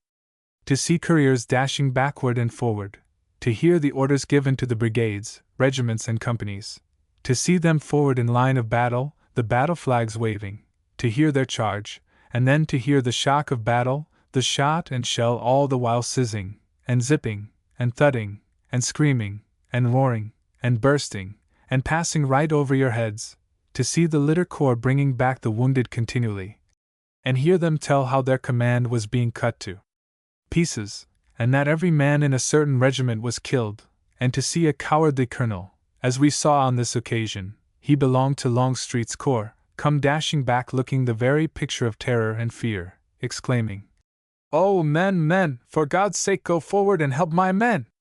They are being cut all to pieces. We can't hold our position. Oh, for God's sake, please go and help my command!" To hear some of our boys ask, "What regiment is that? What regiment is that?" He replies, "Such and such regiment." And then to hear some fellow ask, "Why ain't you with them, then, you cowardly puppy? Take off that coat and those chicken guts, coo sheep, ba ba black sheep, flicker flicker, ain't you ashamed of yourself? Flicker flicker, I've got a notion to take my gun and kill him," etc. Every word of this is true, it actually happened. But all that could demoralize, and I may say intimidate a soldier, was being enacted, and he not allowed to participate. How we were moved from one position to another, but always under fire, our nerves strung to their utmost tension, listening to the roar of battle in our immediate front, to hear it rage and then get dimmer until it seems to die out entirely, then all at once it breaks out again, and you think now in a very few minutes you will be ordered into action, and then all at once we go double-quicking to another portion of the field. The battle raging back from the position we had left. General Leonidas Polk rides up and happening to stop in our front, some of the boys halloo out, "Say, General, what command is that which is engaged now?" The general kindly answers, "That is Longstreet's corps. He is driving them this way, and we will drive them that way, and crush them between the upper and nether millstone." Turning to General Cheatham, he said, "General, move your division and attack at once." Everything is at once set in motion, and General Cheatham, to give the boys a good send-off, says, "Forward, boys, and give 'em a shell." General Polk also says a good word, and that word was, "Do as General Cheatham says, boys." You know he was a preacher and couldn't curse. After marching in solid line, seesawing, right obliquing, left obliquing, guide center and close up, commence firing, fire at will, charge and take their breastworks, our pent-up nervousness and demoralization of all day is suddenly gone. We raise one long, loud, cheering shout and charge right upon their breastworks. They are pouring their deadly missiles into our advancing ranks from under their headlogs. We do not stop to look around to see who is killed and wounded, but press right up their breastworks, and plant our battle flag upon it. They waver and break and run in every direction, when General John C. Breckinridge's division, which had been supporting us, march up and pass us in full pursuit of the routed and flying Federal army. After the battle, we remained upon the battlefield of Chickamauga all night. Everything had fallen into our hands. We had captured a great many prisoners and small arms, and many pieces of artillery and wagons and provisions. The Confederate and Federal dead, wounded, and dying were everywhere scattered over the battlefield. Men were lying where they fell, shot in every conceivable part of the body. Some with their entrails torn out, and still hanging to them and piled up on the ground beside them, and they still alive. Some with their under jaw torn off, and hanging by a fragment of skin to their cheeks, with their tongues lolling from their mouth, and they trying to talk. Some with both eyes shot out, with one eye hanging down on their cheek. In fact, you might walk over the battlefield and find men shot from the crown of the head to the tip end of the toe. And then to see all those dead, wounded and dying horses, their heads and tails drooping, and they seeming to be so intelligent as if they comprehended everything. I felt like shedding a tear for those innocent dumb brutes. Reader, a battlefield, after the battle, is a sad and sorrowful sight to look at. The glory of war is but the glory of battle, the shouts, and cheers, and victory. A soldier's life is not a pleasant one. It is always, at best, one of privations and hardships. The emotions of patriotism and pleasure hardly counterbalance the toil and suffering that he has to undergo in order to enjoy his patriotism and pleasure. Dying on the field of battle and glory is about the easiest duty a soldier has to undergo. It is the living, marching, fighting, shooting soldier that has the hardships of war to carry. When a brave soldier is killed, he is at rest. The living soldier knows not at what moment he, too, may be called on to lay down his life on the altar of his country. The dead are heroes, the living are but men compelled to do the drudgery and suffer the privations incident to the thing called glorious war. A night among the dead. We rested on our arms where the battle ceased. All around us everywhere were the dead and wounded, lying scattered over the ground, and in many places piled in heaps. Many a sad and heartrending scene did I witness upon this battlefield of Chickamauga. Our men died the death of heroes. I sometimes think that surely our brave men have not died in vain. It is true, our cause is lost, but a people who loved those brave and noble heroes should ever cherish their memory as men who died for them. I shed a tear over their memory. They gave their all to their country. Abler pens than mine must write their epitaphs, and tell of their glories and heroism. I am but a poor writer, at best, and only try to tell of the events that I saw. One scene I now remember, that I can imperfectly relate. While a detail of us were passing over the field of death and blood, with a dim lantern, looking for our wounded soldiers to carry to the hospital, we came across a group of ladies, looking among the killed and wounded for their relatives, when I heard one of the ladies say, "There they come with their lanterns." I approached the ladies and asked them for whom they were looking. They told me the name, but I have forgotten it. We passed on, and coming to a pile of our slain, we had turned over several of our dead, when one of the ladies screamed out, "Oh, there he is! Poor fellow! Dead, dead, dead!" She ran to the pile of slain and raised the dead man's head and placed it on her lap and began kissing him and saying, "Oh, oh, they have killed my darling, my darling, my darling! Oh, mother, mother, what must I do? My poor, poor darling! Oh, they have killed him, they have killed him!" I could witness the scene no longer. I turned and walked away, and William A. Hughes was crying, and remarked, "Oh, law me, this war is a terrible thing." We left them and began again hunting for our wounded. All through that long September night we continued to carry off our wounded, and when the morning sun arose over the eastern hills, the order came to march to Missionary Ridge. Chapter 10 Missionary Ridge. After retreating from Chickamauga, the Yankees attempted to reform their broken lines on Missionary Ridge. We advanced to attack them, but they soon fell back to Chattanooga. We knew they were in an impregnable position. We had built those breastworks and forts, and knew whereof we spoke. We stopped on Missionary Ridge, and gnashed our teeth at Chattanooga. I do not know what our generals thought. I do not know what the authorities at Richmond thought, but I can tell you what the privates thought. But here we were on Missionary Ridge and Lookout Mountain, looking right down into Chattanooga. We had but to watch and wait. We would starve them out. The Federal Army had accomplished their purpose.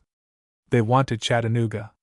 They laughed at our triumph, and mocked at our victory. They got Chattanooga. Now, where are you, Johnny Reb? What are you going to do about it? You've got the dry grins, aren't you? We've got the key. When the proper time comes, we'll unlock your doors and go in. You are going to starve us out, eh? We are not very hungry at present, and we don't want any more pie. When we starve out, we'll call on you for rations, but at present we are not starving by a jug full. But if you want any whiskey or tobacco, send over and we'll give you some. We've got all we wanted, and assure you we are satisfied. The above remarks are the supposed colloquy that took place between the two armies. Bragg, in trying to starve the Yankees out, was starved out himself.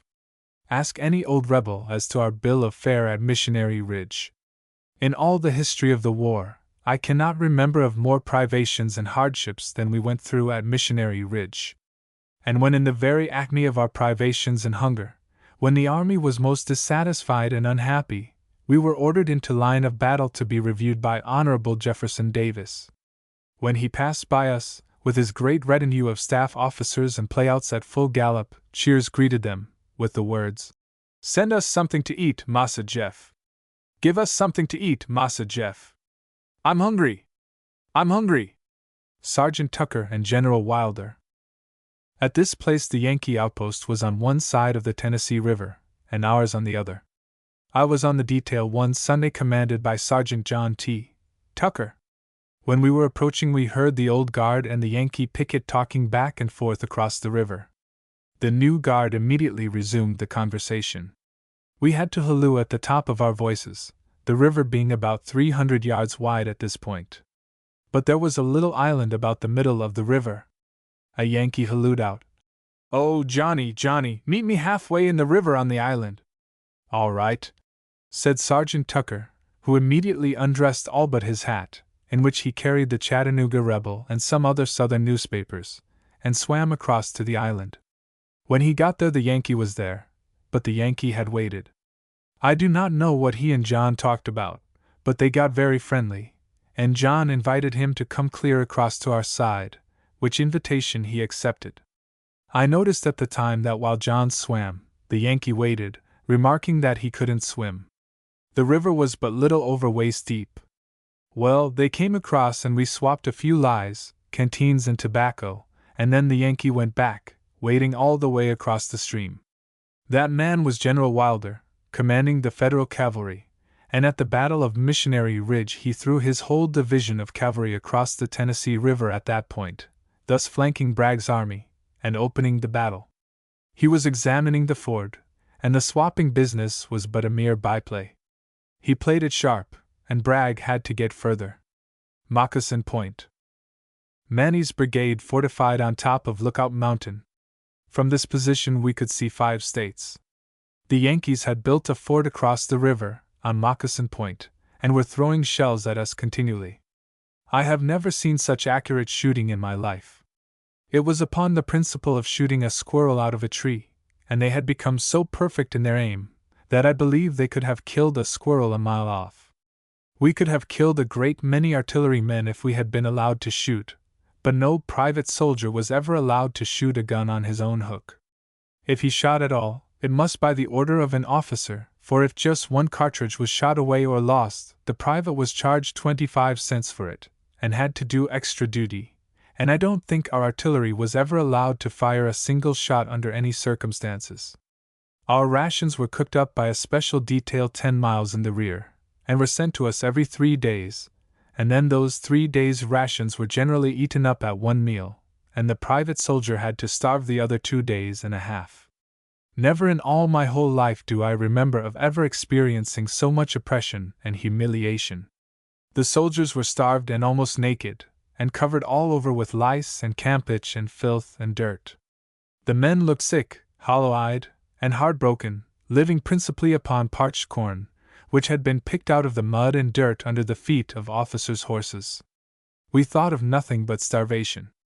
The Battle of Missionary Ridge was opened from Moccasin Point, while we were on Lookout Mountain, but I knew nothing of the movements or maneuvers of either army, and only tell what part one took in the battle. Battle of Missionary Ridge. One morning Theodore Sloan, Hogg Johnson and I were standing picket at the little stream that runs along at the foot of Lookout Mountain. In fact, I would be pleased to name our captain, Fulcher, and Lieutenant Lansdowne, of the guard on this occasion, because we acted as picket for the whole 3 days' engagement without being relieved, and haven't been relieved yet. But that battle has gone into history. We heard a Yankee call, "Oh, Johnny, Johnny Reb!" I started out to meet him as formerly, when he hallooed out, "Go back, Johnny, go back, we are ordered to fire on you." "What is the matter? Is your army going to advance on us?" "I don't know, we are ordered to fire." I jumped back into the picket post, and a Minnie ball ruined the only hat I had. Another and another followed in quick succession, and the dirt flew up in our faces off our little breastworks. Before night the picket line was engaged from one end to the other. If you had only heard it, dear reader! It went like 10,000 woodchoppers, and an occasional boom of a cannon would remind you of a tree falling.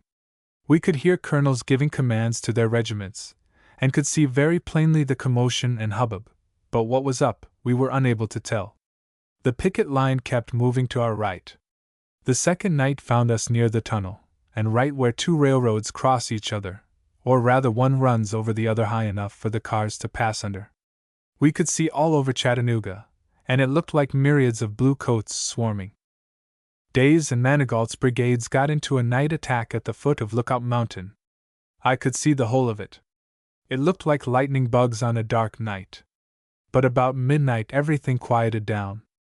Theodore Sloan, Hogg Johnson and myself occupied an old log cabin as vidette.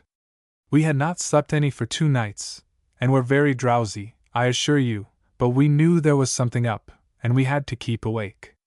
The next morning, nearly day, I think I had dropped off into a pleasant doze, and was dreaming of more pretty things than you ever saw in your life, when Johnson touched me and whispered, "Look, look, there are 3 Yankees. Must I shoot?" I whispered back, "Yes." A bang, a wah, went a shriek. He had got one, sure. Everything got quiet again, and we heard nothing more for an hour. Johnson touched me again and whispered, "Yonder they come again, look, look!" I could not see them, was too sleepy for that. Sloane could not see them either. Johnson pulled down, and another unearthly squall rent the night air.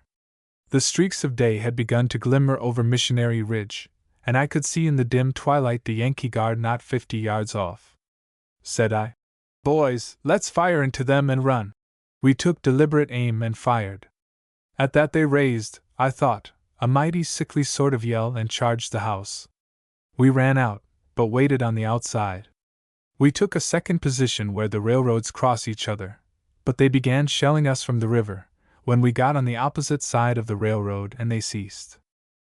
I know nothing about the battle, how Grant, with one wing, went up the river, and Hooker's corps went down Will's Valley, etc. I heard fighting and commanding and musketry all day long, but I was still on picket.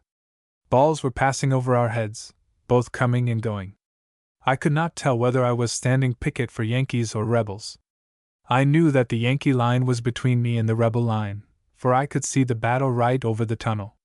We had been placed on picket at the foot of Lookout Mountain, but we were 5 miles from that place now. If I had tried to run in, I couldn't. I had got separated from Sloane and Johnson somehow. In fact, was waiting either for an advance of the Yankees, or to be called in by the captain of the picket. I could see the blue coats fairly lining Missionary Ridge in my head.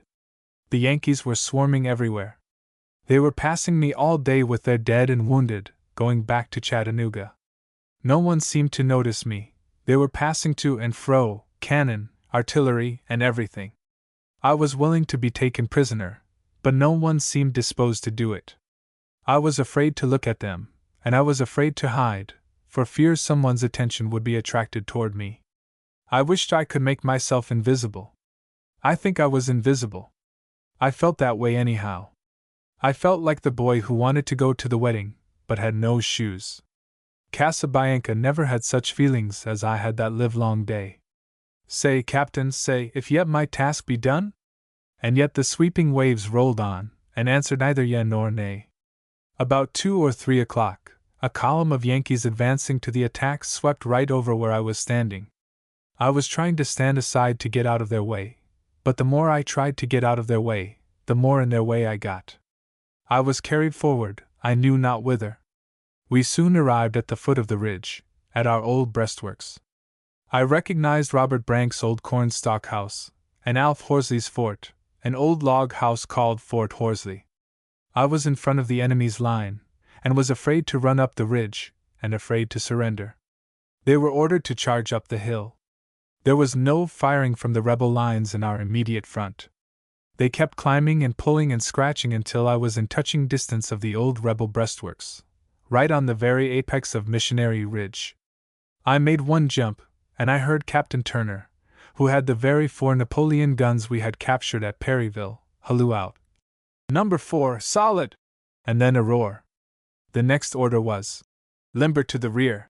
The Yankees were cutting and slashing, and the cannoneers were running in every direction. I saw Day's brigade throw down their guns and break like quarter horses. Bragg was trying to rally them. I heard him say, "Here is your commander," and the soldiers hallooed back, "Here is your mule." The whole army was routed. I ran on down the ridge, and there was our regiment, the 1st Tennessee, with their guns stacked, and drawing rations as if nothing was going on. Says I, "Colonel Field, what's the matter? The whole army is routed and running. Hadn't you better be getting away from here? The Yankees are not 100 yards from here. Turner's battery has surrendered, Day's brigade has thrown down their arms, and look yonder, that is the Stars and Stripes." He remarked very coolly, "You seem to be demoralized. We've whipped them here. We've captured 2,000 prisoners and 5 stands of colors." Just at this time General Bragg and staff rode up. Bragg had joined the church at Shelbyville, but he had backslid at Missionary Ridge. He was cursing like a sailor. says he. What's this? Aha, have you stacked your arms for a surrender? No, sir, says Field. Take arms, shoulder arms, by the right flank, far right, march. Just as cool and deliberate as if on dress parade. Bragg looked scared. He had put spurs to his horse, and was running like a scared dog before Colonel Field had a chance to answer him. Every word of this is a fact. We at once became the rear guard of the whole army. Author's note: I remember of General Manny meeting Gary. I do not know who Gary was, but Manny and Gary seemed to be very glad to see each other. Every time I think of that retreat I think of Gary. I felt sorry for General Bragg. The army was routed, and Bragg looked so scared. Poor fellow, he looked so hacked and whipped and mortified and chagrined at defeat, and all along the line, when Bragg would pass, the soldiers would raise the yell. Here's your mule, bully for Bragg, he's H.L. on retreat. Bragg was a good disciplinarian, and if he had cultivated the love and respect of his troops by feeding and clothing them better than they were, the result would have been different. More depends on a good general than the lives of many privates. The private loses his life, the general his country. Goodbye, Tom Webb. As soon as the order was given to march, we saw poor Tom Webb lying on the battlefield shot through the head, his blood and brains smearing his face and clothes, and he still alive. He was as brave and noble a man as our Heavenly Father, in His infinite wisdom, ever made. Everybody loved him. He was a universal favorite of the company and regiment, was brave and generous, and ever anxious to take some other man's place when there was any skirmishing or fighting to be done. We did not wish to leave the poor fellow in that condition, and A.S. Horsley, John T. Tucker, Tennessee Thompson, and myself got a litter and carried him on our shoulders through that livelong night back to Chickamauga Station. The next morning Dr. J. E. Dixon, of Deschler's brigade, passed by and told us that it would be useless for us to carry him any further, and that it was utterly impossible for him ever to recover. The Yankees were then advancing and firing upon us. What could we do? We could not carry him any further, and we could not bury him, for he was still alive. To leave him where he was we thought best. We took hold of his hand, bent over him, and pressed our lips to his, all four of us. We kissed him good-bye and left him to the tender mercies of the advancing foe, in whose hands he would be in a few moments. No doubt they laughed and jeered at the dying rebel. It mattered not what they did, for poor Tom Webb's spirit, before the sun went down, was with God and the holy angels. He had given his all to his country. Oh, how we missed him! It seemed that the very spirit and life of Company H had died with the death of good, noble, and brave Tom Webb. I thank God that I am no infidel, and I feel and believe that I will again see Tom Webb. Just as sure and certain, reader, as you are now reading these lines, I will meet him up yonder. I know I will. The Rear Guard. When we had marched about a mile back in the rear of the battlefield, we were ordered to halt so that all stragglers might pass us, as we were detailed as the rear guard. While resting on the roadside we saw Day's brigade pass us. They were gunless, cartridge boxless, knapsackless, canteenless, and all other military accoutermentsless, and swordless, and officerless, and they all seemed to have the possum grins, like Bragg looked, and as they passed our regiment, you never heard such fun made of a parcel of soldiers in your life. Every fellow was yelling at the top of his voice. Yallahhammer, Alabama, flicker, flicker, flicker, Yallahhammer, Alabama, flicker, flicker, flicker. I felt sorry for the Yellowhammer Alabamians, they looked so hacked, and answered back never a word. When they had passed, 2 pieces of artillery passed us. They were the only 2 pieces not captured at Missionary Ridge, and they were ordered to immediately precede us in bringing up the rear. The whole rear guard was placed under the command of the noble, generous, handsome, and brave General Gist, of South Carolina. I love General Gist, and when I mention his name tears gather in my eyes. I think he was the handsomest man I ever knew. Our army was a long time crossing the railroad bridge across Chickamauga River. Manny's brigade, of Cheatham's division, and General L. E. Polk's brigade, of Cleburne's division, formed a sort of line of battle, and had to wait until the stragglers had all passed. I remember looking at them, and as they passed I could read the character of every soldier. Some were mad, others cowed, and many were laughing. Some were cursing Bragg, some the Yankees, and some were rejoicing at the defeat. I cannot describe it. It was the first defeat our army had ever suffered, but the prevailing sentiment was anathemas and denunciations hurled against Jeff Davis for ordering Longstreet's corps to Knoxville, and sending off Generals Wheeler's and Forrest's cavalry, while every private soldier in the whole army knew that the enemy was concentrating at Chattanooga. Chickamauga Station. When we arrived at Chickamauga Station, our brigade and General Lucius E. Polk's brigade, of Cleburne's division, were left to set fire to the town and to burn up and destroy all those immense piles of army stores and provisions which had been accumulated there to starve the Yankees out of Chattanooga. Great piles of corn in sacks, and bacon, and crackers, and molasses, and sugar, and coffee, and rice, and potatoes, and onions, and peas, and flour by the hundreds of barrels, all now to be given to the flames, while for months the rebel soldiers had been stinted and starved for the want of these same provisions. It was enough to make the bravest and most patriotic soul that ever fired a gun in defense of any cause on earth think of rebelling against the authorities as they then were. Every private soldier knew these stores were there, and for the want of them we lost our cause. Reader, I ask you who you think was to blame? Most of our army had already passed through hungry and disheartened, and here were all these stores that had to be destroyed. Before setting fire to the town, every soldier in Manny's and Polk's brigades loaded himself down with rations. It was a laughable-looking rear guard of a routed and retreating army. Every one of us had cut open the end of a corn sack, emptied out the corn, and filled it with hardtack, and besides every one of us had a side of bacon hung to our bayonets on our guns. Our canteens, and clothes, and faces, and hair were all gummed up with molasses. Such is the picture of our rear guard. Now, reader, if you were ever on the rear guard of a routed and retreating army, you know how tedious it is. You don't move more than 10 feet at furthest before you have to halt, and then 10 feet again a few minutes afterwards, and so on all day long. You haven't time to sit down a moment before you are ordered to move on again.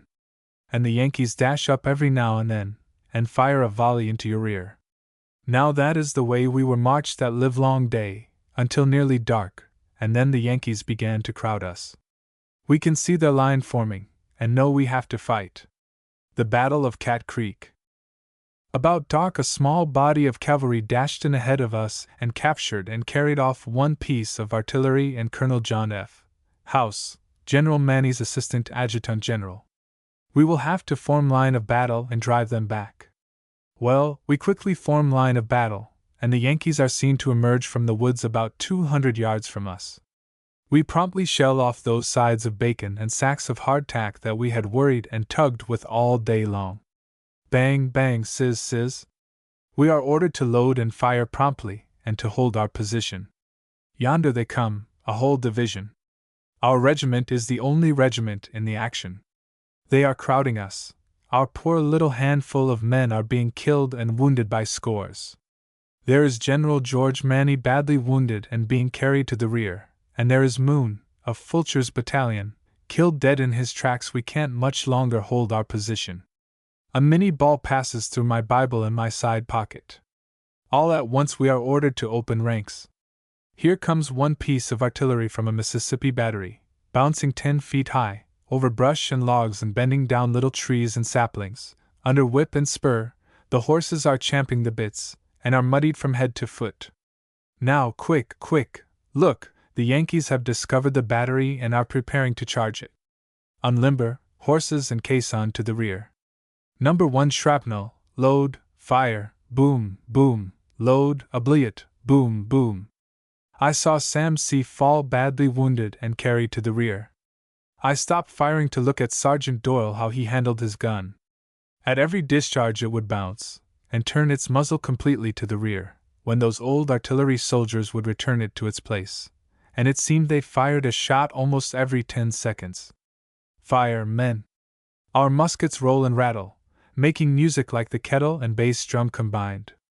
They are checked, we see them fall back to the woods, and night throws her mantle over the scene. We fell back now, and had to strip and wade Chickamauga River. It was up to our armpits, and was as cold as charity. We had to carry our clothes across on the points of our bayonets. Fires had been kindled every few yards on the other side, and we soon got warmed up again.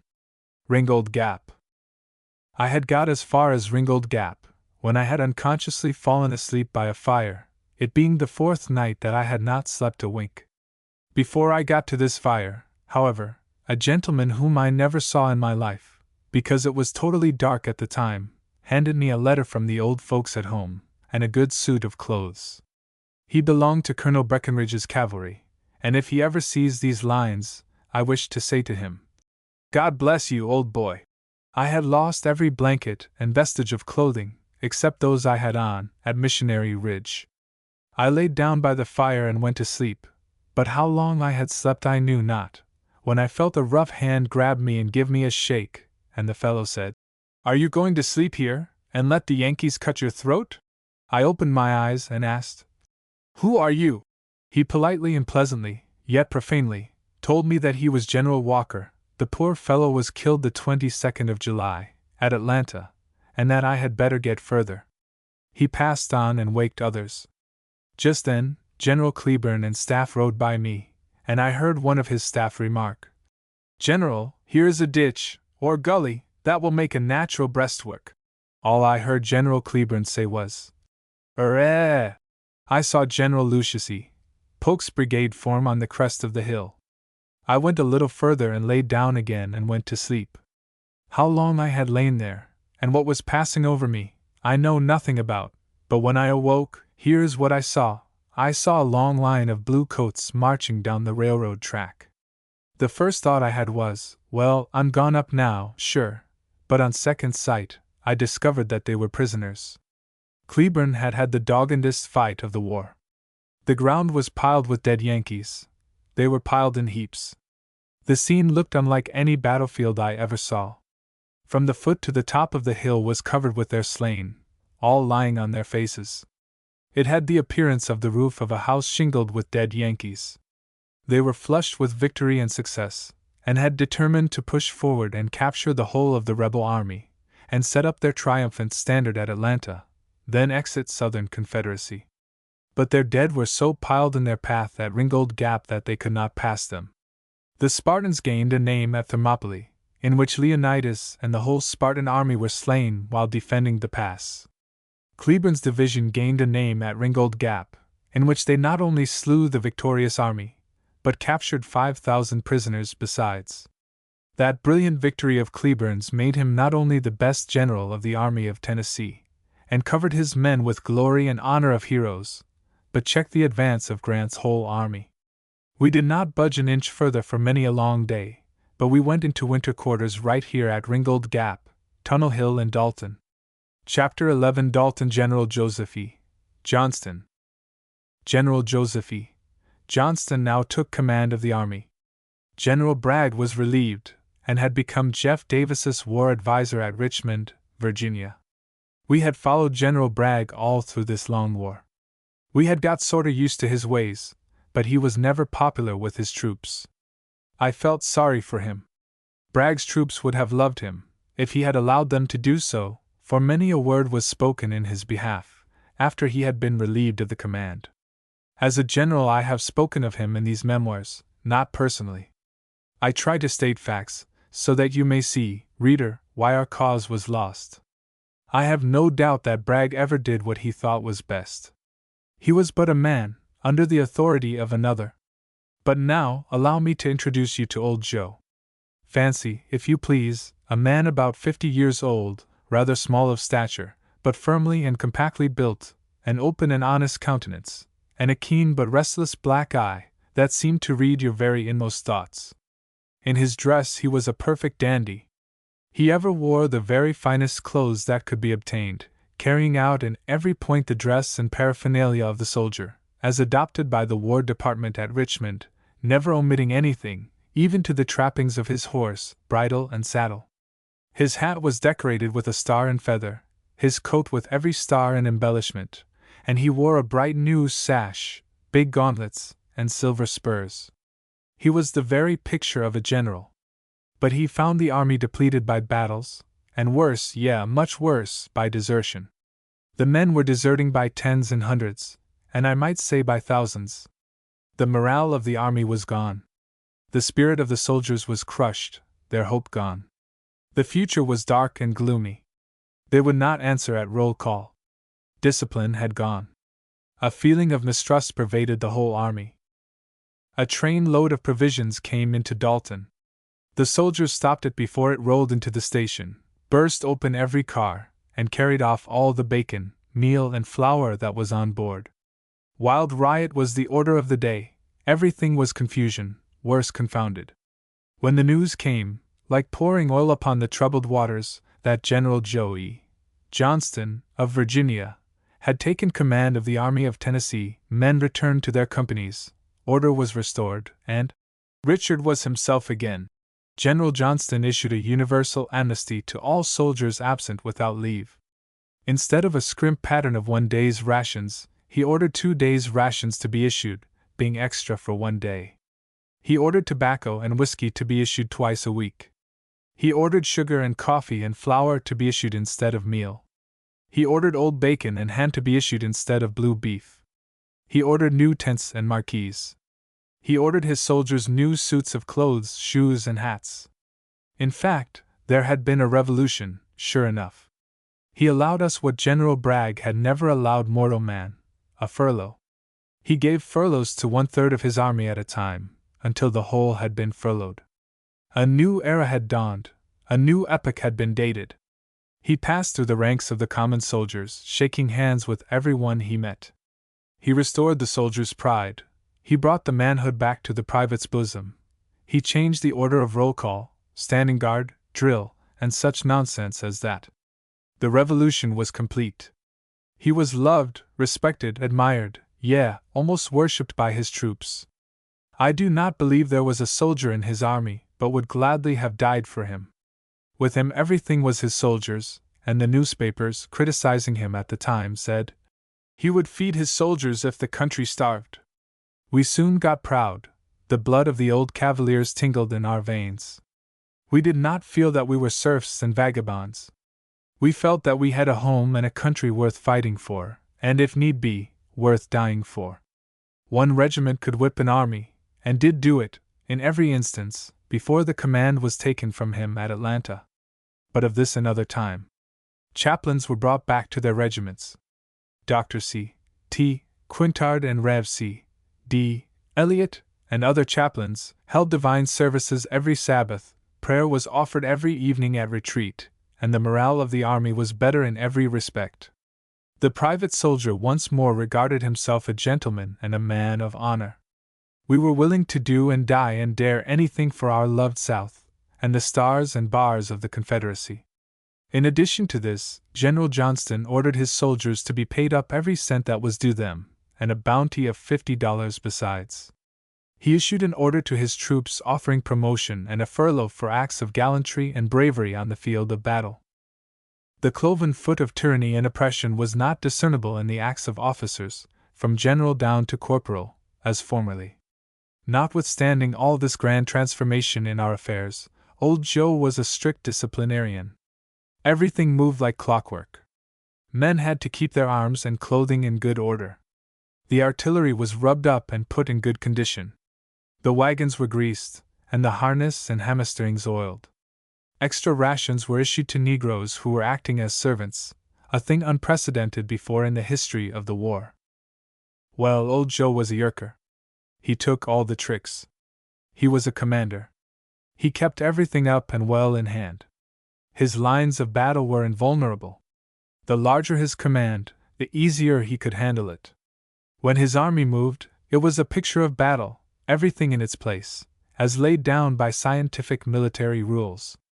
When a man was to be shot, he was shot for the crimes he had done, and not to intimidate and cow the living, and he had 10 times as many shot as Bragg had. He had 17 shot at Tunnel Hill, and a whole company at Rocky Face Ridge, and 2 spies hung at Ringgold Gap, but they were executed for their crimes. No one knew of it except those who had to take part as executioners of the law. Instead of the whipping post, he instituted the pillory and barrel shirt. Get Brutus to whistle the barrel shirt for you.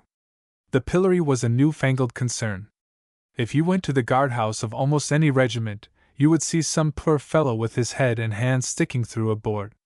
It had the appearance of a fellow taking a running start, at an angle of 45 degrees, with a view of bursting a board over his head, but when the board burst his head and both his hands were clamped in the bursted places. The barrel shirt brigade used to be marched on drill and parade. You could see a fellow's head and feet, and whenever one of the barrels would pass, you would hear the universal cry, "Come out of that barrel! I see your head and feet sticking out." There might have been a mortification and a disgrace in the pillory and barrel shirt business to those that had to use them, but they did not bruise and mutilate the physical man. When one of them had served out his time, he was as good as new.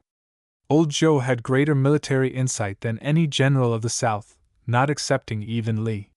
He was the born soldier, seemed born to command. When his army moved, it moved solid. Cavalry, artillery, wagon train, and infantry stepped the same tread to the music of the march. His men were not allowed to be butchered for glory, and to have his name and a battle fought, with the number of killed and wounded, go back to Richmond for his own glory. When he fought for victory, not for glory. He could fall back right in the face of the foe as quietly and orderly as if on dress parade, and when his enemies crowded him a little too closely, he would about face and give them a terrible chastisement. He could not be taken by surprise by any flank movement of the enemy. His soldiers were to him his children. He loved them. They were never needlessly sacrificed. He was always ready to meet the attack of the enemy. When his line of battle was formed, it was like a wall of granite. His adversaries knew him, and dreaded the certain death that awaited them. His troops were brave, they laughed in the face of battle. He had no rear guard to shoot down anyone who ran. They couldn't run, the army was solid. The veriest coward that was ever born became a brave man and a hero under his manipulation. His troops had the utmost confidence in him, and feared no evil. They became an army of veterans, whose lines could not be broken by the armies of the world. Battle became a pastime and a pleasure, and the rattle of musketry and roar of cannon were but the music of victory and success. Commissaries. Before General Joseph E. Johnston took command of the Army of Tennessee, the soldiers were very poorly fed, it is true, but the blame was not entirely attributable to General Bragg. He issued enough and more than enough to have bountifully fed his army, but there was a lot of men in the army, generally denominated commissaries, and their gizzards, as well as fingers, had to be greased. There was commissary general, then corps commissary, then division commissary, then brigade commissary, then regimental commissary, then company commissary. Now, you know where you to start a nice hindquarter of beef, which had to pass through all these hands, and every commissary take a choice steak and roast off it. There would be but little ever reach the company, and the poor man among the Johnnies had to feast like bears in winter. They had to suck their paws. But the rich Johnnies who had money could go to almost any of the gentlemen denominated commissaries, they ought to have been called cormorants, and buy of them much nice fat beef and meal, and flour and sugar and coffee and nice canvassed hams, etc. I have done it many times. They were keeping back the rations that had been issued to the army, and lining their own pockets. But when General Johnston took command, this manipulating business played out. Rations would spile on their hands. Othello's occupation was gone. They received only $140 a month then, and the high private got plenty to eat, and Mr. Cormorant quit making as much money as he had heretofore done. Were you to go to them and make complaint, they would say, "I have issued regular army rations to your company, and what is left over is mine," and they were mighty exact about it. Dalton. We went into winter quarters at Dalton, and remained there during the cold, bad winter of 1863-64, about 4 months. The usual routine of army life was carried on day by day, with not many incidents to vary the monotony of camp life. But occasionally the soldiers would engage in a snowball battle, in which generals, colonels, captains, and privates all took part. They would usually divide off into 2 grand divisions, one line naturally becoming the attacking party, and the other the defensive. The snowballs would begin to fly hither and thither, with an occasional knockdown, and sometimes an ugly wound, where some mean fellow had enclosed a rock in his snowball. It was fun while it lasted, but after it was over the soldiers were wet, cold, and uncomfortable. I have seen charges and attacks and roots and stampedes, etc., but before the thing was over, one side did not know one from the other. It was a general knockdown and drag-out affair. Shooting a deserter. One morning I went over to Deschler's brigade of Cleburne's division to see my brother-in-law, Dr. J. E. Dixon. The snow was on the ground, and the boys were hard at it, snowballing. While I was standing looking on, a file of soldiers marched by me with a poor fellow on his way to be shot. He was blindfolded and set upon a stump, and the detail formed. The command, "Ready, aim, fire!" was given, the volley discharged, and the prisoner fell off the stump. He had not been killed. It was the sergeant's duty to give the coup d'état, should not the prisoner be slain. The sergeant ran up and placed the muzzle of his gun at the head of the poor, pleading, and entreating wretch. His gun was discharged, and the wretched man only powder burned, the gun being one that had been loaded with powder only. The whole affair had to be gone over again. The soldiers had to reload and form and fire. The culprit was killed stone dead this time.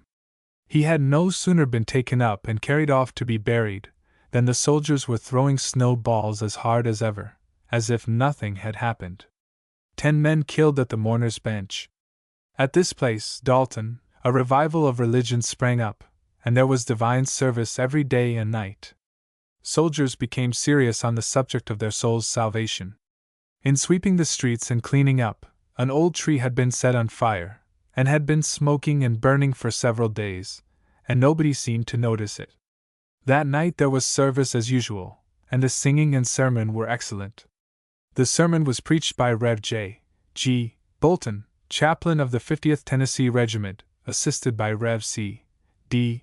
Elliott, the services being held in the 4th Tennessee Regiment. As it was the custom to call up mourners, a long bench had been placed in proper position for them to kneel down at.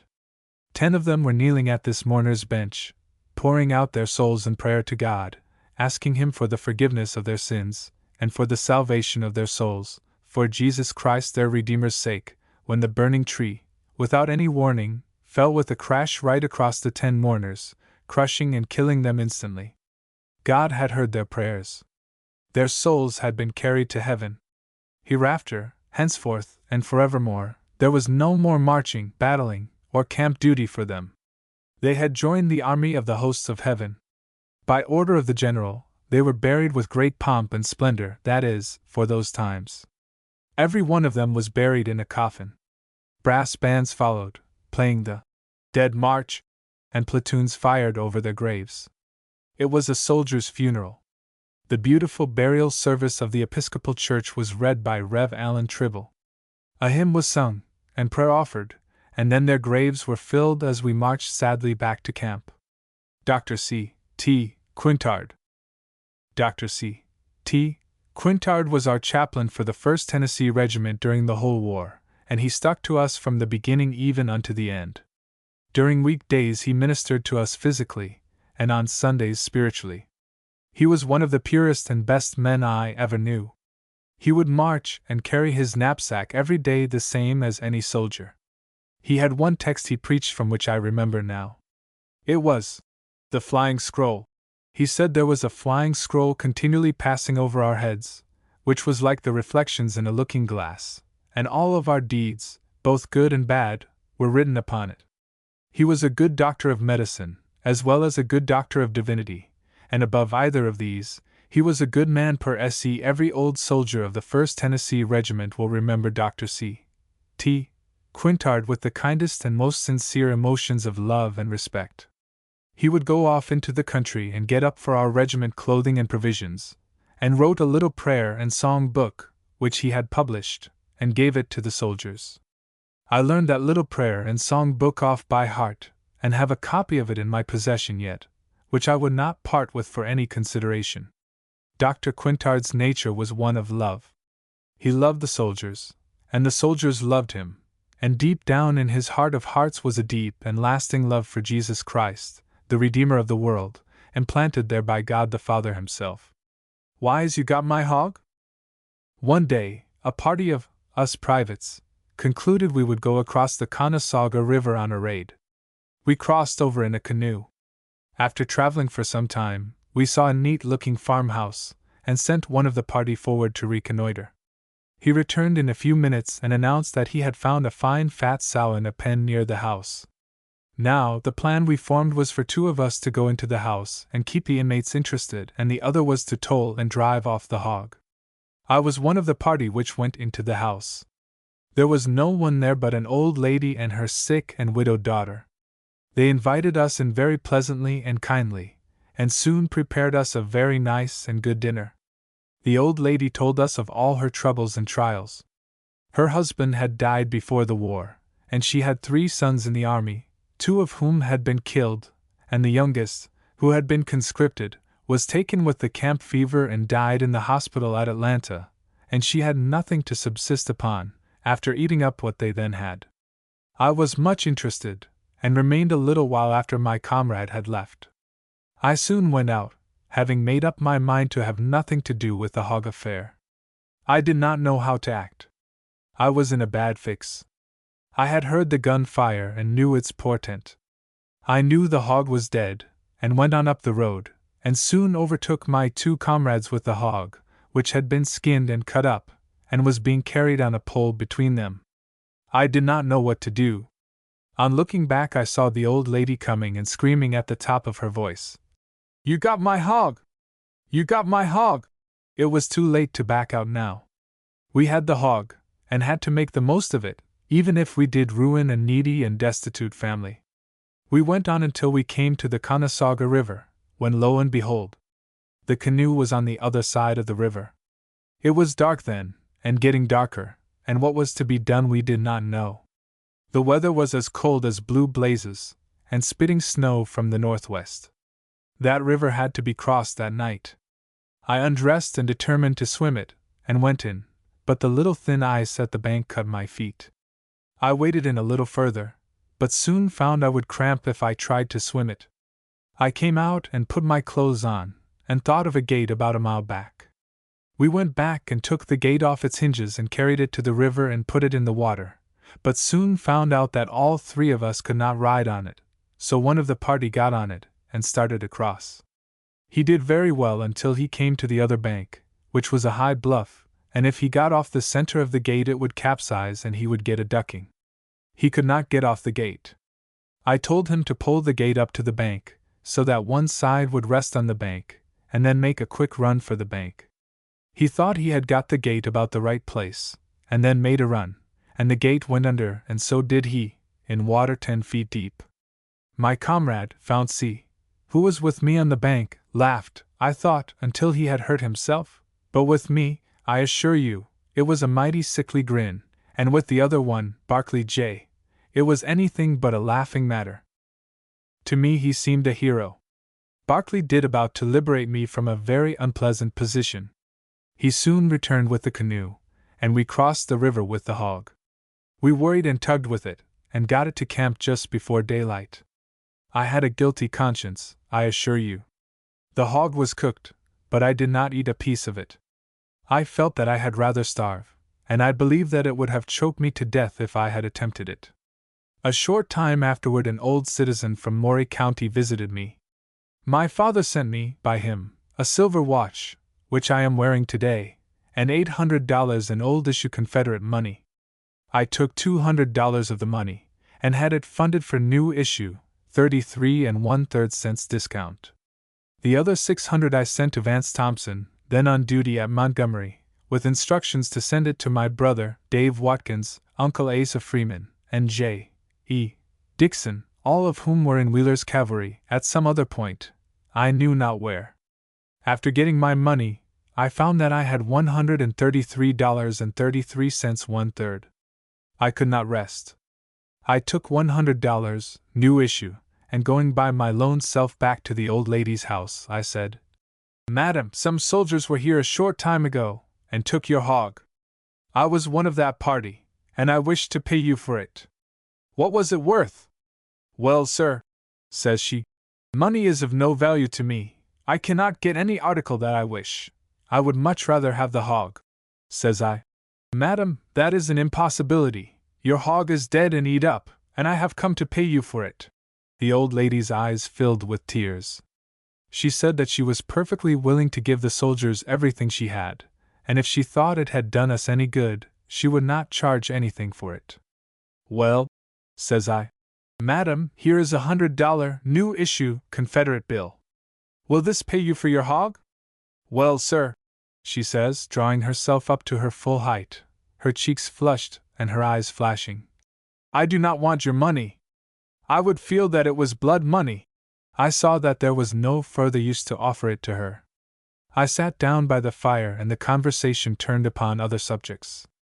I helped the old lady catch a chicken, an old hen, about the last she had, for dinner, went with her in the garden and pulled a bunch of eschalots, brought 2 buckets of water, and cut and brought enough wood to last several days. After a while, she invited me to dinner, and after dinner I sat down by her side, took her old hand in mine, and told her the whole affair of the hog, from beginning to end, how sorry I was, and how I did not eat any of that hog, and asked her as a special act of kindness and favor to me, to take the $100, that I felt bad about it, and if she would take it, it would ease my conscience. I laid the money on the table and left. I have never in my life made a raid upon anybody else. Target shooting. By some hook, or crook, or blockade running, or smuggling, or Mason and Slidell, or Raphael Semmes, or something of the sort, the Confederate States government had come in possession of a small number of Whitworth guns, the finest long-range guns in the world, and a monopoly by the English government. They were to be given to the best shots in the army. One day Captain Joe P. Lee and Company Aytch went out to shoot at a target for the gun. We all wanted the gun, because if we got it we would be sharpshooters, and be relieved from camp duty, etc. All the generals and officers came out to see us shoot. The mark was put up about 500 yards on a hill, and each of us had 3 shots. Every shot that was fired hit the board, but there was one man who came a little closer to the spot than any other one, and the Whitworth was awarded him. And as we just turned round to go back to camp, a buck rabbit jumped up, and was streaking it as fast as he could make tracks, all the boys whooping and yelling as hard as they could, when Jimmy Webster raised his gun and pulled down on him, and cut the rabbit's head entirely off with a minnie ball right back of his ears. He was about 250 yards off. It might have been an accidental shot, but General Leonidas Polk laughed very heartily at the incident, and I heard him ask one of his staff if the Whitworth gun had been awarded. The staff officer responded that it had, and that a certain man in Colonel Farquharson's regiment, the 4th Tennessee, was the successful contestant, and I heard General Polk remark, "I wish I had another gun to give. I would give it to the young man that shot the rabbit's head off." None of our regiment got a Whitworth, but it has been subsequently developed that our regiment had some of the finest shots in it the world ever produced. For instance, George and Mac Campbell, of Maury County, Billy Watkins, of Nashville, and Colonel Aytch, R. Field, and many others, who I cannot now recall to mind in this rapid sketch. Uncle Zack and Aunt Daphne. While at this place, I went out one day to hunt someone to wash my clothes for me. I never was a good washerwoman. I could cook, bring water and cut wood, but never was much on the wash. In fact, it was an uphill business for me to wash up the things, after grub time, in our mess. I took my clothes and started out, and soon came to a little old Negro hut. I went in and says to an old negress, "Auntie, I would like for you to do a little washing for me." The old creature was glad to get it, as I agreed to pay her what it was worth. Her name was Aunt Daphne, and if she had been a politician, she would have been a success. I do not remember of a more fluent conversationalist in my life. Her tongue seemed to be on a balance, and both ends were trying to outtalk the other, but she was a good woman. Her husband was named Uncle Zack, and was the exact counterpart of Aunt Daphne. He always sat in the chimney corner, his feet in the ashes, and generally fast asleep. I am certain I never saw an uglier or more baboonish face in my life, But Uncle Zack was a good Christian, and I would sometimes wake him up to hear him talk Christian. He said that when he fest ligion, did de Bill come dere one night, and say, Zack, come go wid me, and den did de Bill tek me to hell, and jest stretch a wire across hell, and hang me up jest same like a side of bacon, through the tongue. Well, dar I hang like de bacon, and de grease kept droppin' down, and would blaze up all round me. I jest stay dar and burn, and afterwhile de Bill come round wid his gun, and say, Zack, I gwine to shoot you, and jest as he raised de gun, I jest jerk loose from dat wire, and I jest fly to heaven. Fly. Did you have wings? Oh, yes, sir, I had wings. Well, after you got to heaven, what did you do then? Well, I jest went to eatin' grass like all the balance of the lambs. What? Were they eating grass? Oh, yes, sir. Well, what color were the lambs, Uncle Zack? Well, sir, some of dem was white, and some black, and some spotted. Were there no old rams or ewes among them? No, sir, dey was all lambs. Well, Uncle Zack, what sort of a looking lamb were you? Well, sir, I was sort of specklish and brown-like. Old Zack begins to get sleepy. Did you have horns, Uncle Zack? Well, some of dem had little horns dat looked like dey was jest sorter sproutin' like. Zack begins to nod and doze a little. Well, how often did they shear the lambs, Uncle Zack? Well, W-E-L-L, W-E-L-L. And Uncle Zack was fast asleep and snoring, and dreaming no doubt of the beautiful pastures glimmering above the clouds of heaven. Red tape. While here I applied for a furlough. Now, reader, here commenced a series of red tapeism that always had characterized the officers under Braggism. It had to go through every officer's hands, from corporal up, before it was forwarded to the next officer of higher grade, and so it passed through every officer's hands. He felt it his sworn and bound duty to find some informality in it, and it was brought back for correction according to his notions, you see. Well, after getting the corporal's consent and approval, it goes up to the sergeant. It ain't right. Some informality, perhaps, in the wording and spelling. Then the lieutenants had to have a say in it, and when it got to the captain, it had to be read and reread, to see that every I was dotted and T crossed, but returned because there was one word that he couldn't make out. Then it was forwarded to the colonel. He would snatch it out of your hand, grit his teeth, and say, D in it. Feel in his vest pocket, and take out a lead pencil, and simply write App for approved.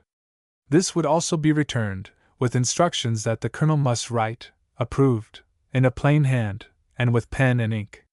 Then it went to the brigadier general. He would be engaged in a game of poker, and would tell you to call again, as he didn't have time to bother with those small affairs at present. I'll see your 5 and raise you 10. I have a straight flush. Take the pot. After setting him out, and when it wasn't his deal, I get up and walk around, always keeping the furlough in sight.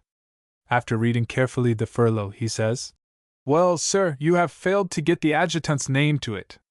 You ought to have the colonel and adjutant, and you must go back and get their signatures. After this, you go to the major general. He is an old aristocratic fellow, who never smiles, and tries to look as sour as vinegar. He looks at the furlough, and looks down at the ground, holding the furlough in his hand in a kind of dreamy way, and then says, Well, sir, this is all informal. You say, Well, General, what is the matter with it? He looks at you as if he hadn't heard you, and repeats very slowly, Well, sir, this is informal, and hands it back to you. You take it, feeling all the while that you wished you had not applied for a furlough, and by summoning all the fortitude that you possess, you say in a husky and choking voice, Well, General, you say they. General. In a sort of gulp and dry swallow, what's the matter with the furlough? You look askance, and he very languidly retakes the furlough and glances over it, orders his Negro boy to go and feed his horse, asks his cook how long it will be before dinner, halloos at some fellow away down the hill that he would like for him to call at 4 o'clock this evening, and tells his adjutant to sign the furlough.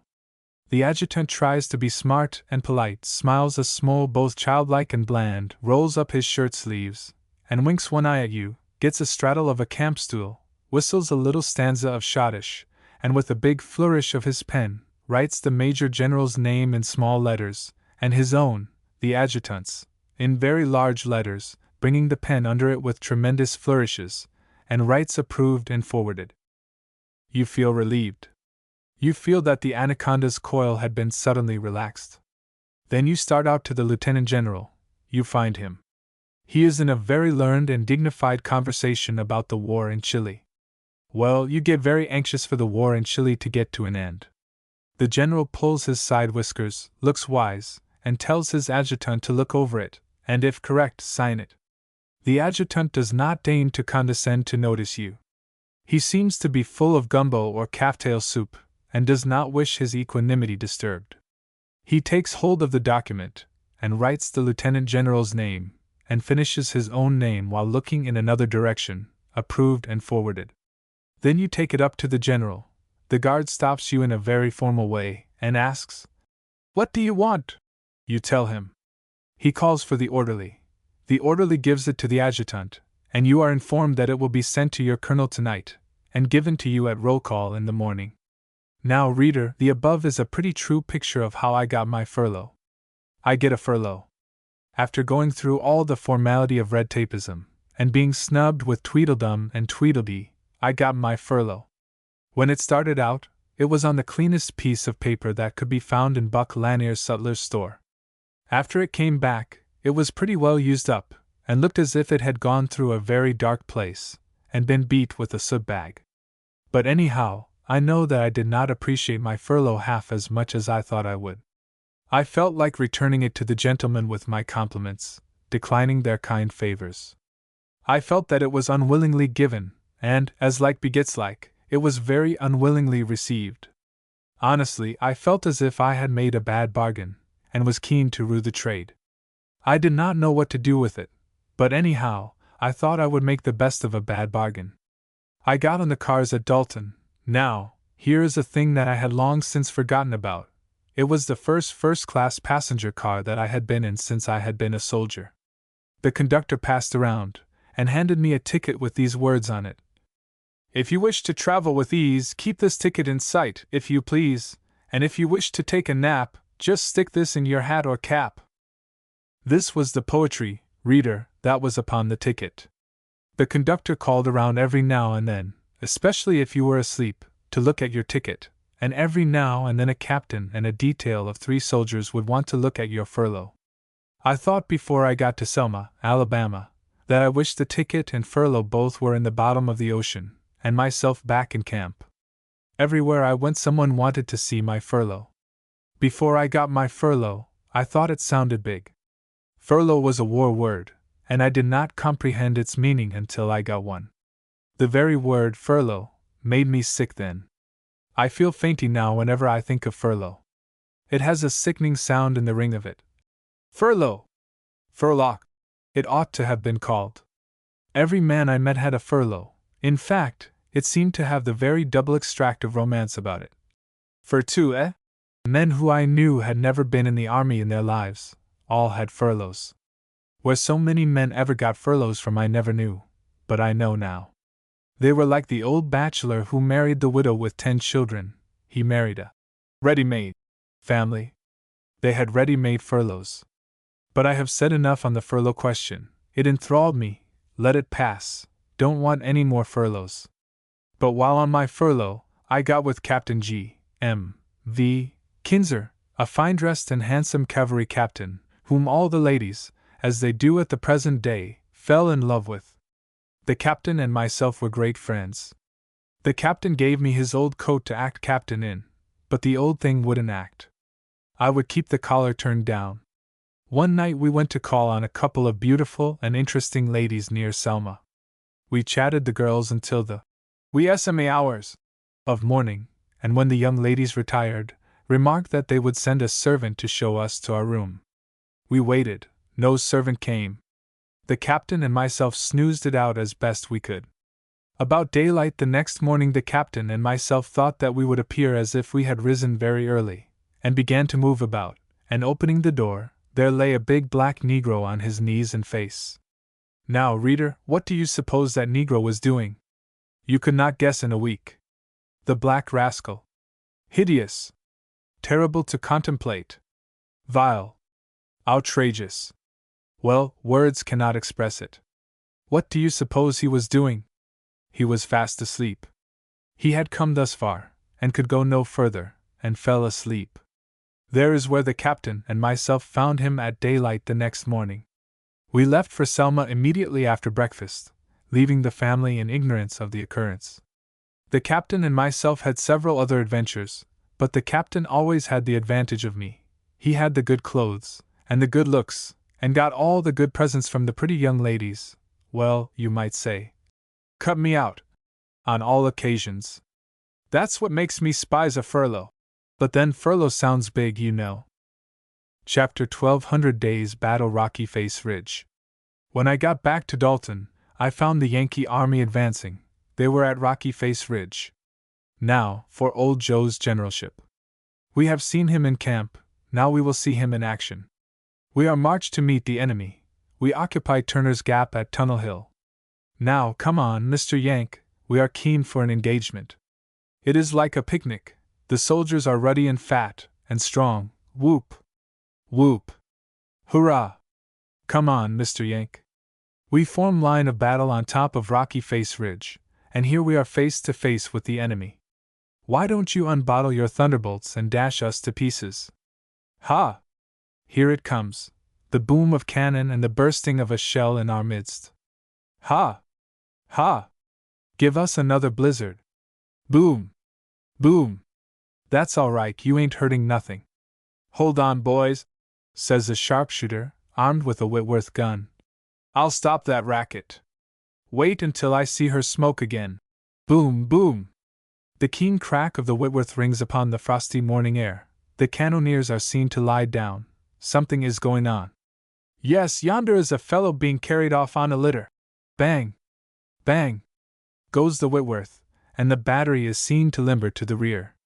What next? A yell. What does this yell mean? A charge right up the hill, and a little sharp skirmish for a few moments. We can see the Yankee line. They are resting on their arms. The valley below is full of bluecoats, but a little too far off to do any execution. Old Joe walks along the line. He happens to see the bluecoats in the valley, in plain view. Company Aytch is ordered to fire on them. We take deliberate aim and fire a solid volley of Minnie balls into their midst. We see a terrible consplutterment among them, and know that we have killed and wounded several of Sherman's incendiaries. They seem to get mad at our audacity, and 10 pieces of cannon are brought up and pointed right toward us. We see the smoke boil up, and a moment afterwards the shell is roaring and bursting right among us. Ha! Ha! Ha! That's funny. We love the noise of battle. Captain Joe P. Lee orders us to load and fire at will upon these batteries. Our Enfields crack, keen and sharp, and ha ha ha, look yonder. The Yankees are running away from their cannon, leaving 2 pieces to take care of themselves. Yonder goes a dash of our cavalry. They are charging right up in the midst of the Yankee line. 3 men are far in advance. Look out, boys. What does that mean? Our cavalry are falling back, and the 3 men are cut off. They will be captured, sure. They turn to get back to our lines. We can see the smoke boil up, and hear the discharge of musketry from the Yankee lines. 1 man's horse is seen to blunder and fall. 1 man reels in his saddle, and falls a corpse, and the other is seen to surrender. But look yonder! The man's horse that blundered and fell is up again. He mounts his horse in 50 yards of the whole Yankee line, is seen to lie down on his neck, and is spurring him right on toward the solid line of bluecoats. Look how he rides, and the ranks of the bluecoats open. Hurrah for the brave rebel boy! He has passed and is seen to regain his regiment. I afterwards learned that that brave rebel boy was my own brother Dave, who at that time was not more than 16 years old. The one who was killed was named Grimes, and the one captured was named Hauser, and the regiment was the 1st Tennessee Cavalry, then commanded by Colonel J. H. Lewis. You could have heard the cheers from both sides, it seemed, for miles.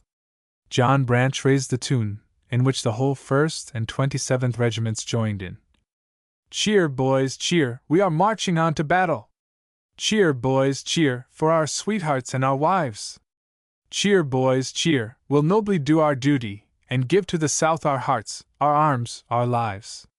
Old Lincoln, with his hireling hosts, will never whip the South, shouting the battle cry of freedom. All this is taking place while the Yankees are fully 1,000 yards off. We can see every movement that is made, and we know that Sherman's incendiaries are already hacked. Sherman himself is a coward, and dares not try his strength with Old Joe. Sherman never fights.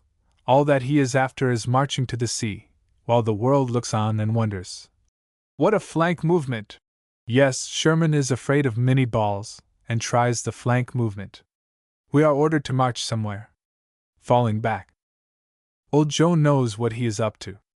Every night we change our position. The morrow's sun finds us face to face with the Yankee lines. The troops are in excellent spirits. Yonder are our big guns, our cavalry, Forrest and Wheeler, our sharpshooters, and here is our wagon and supply train, right in our midst.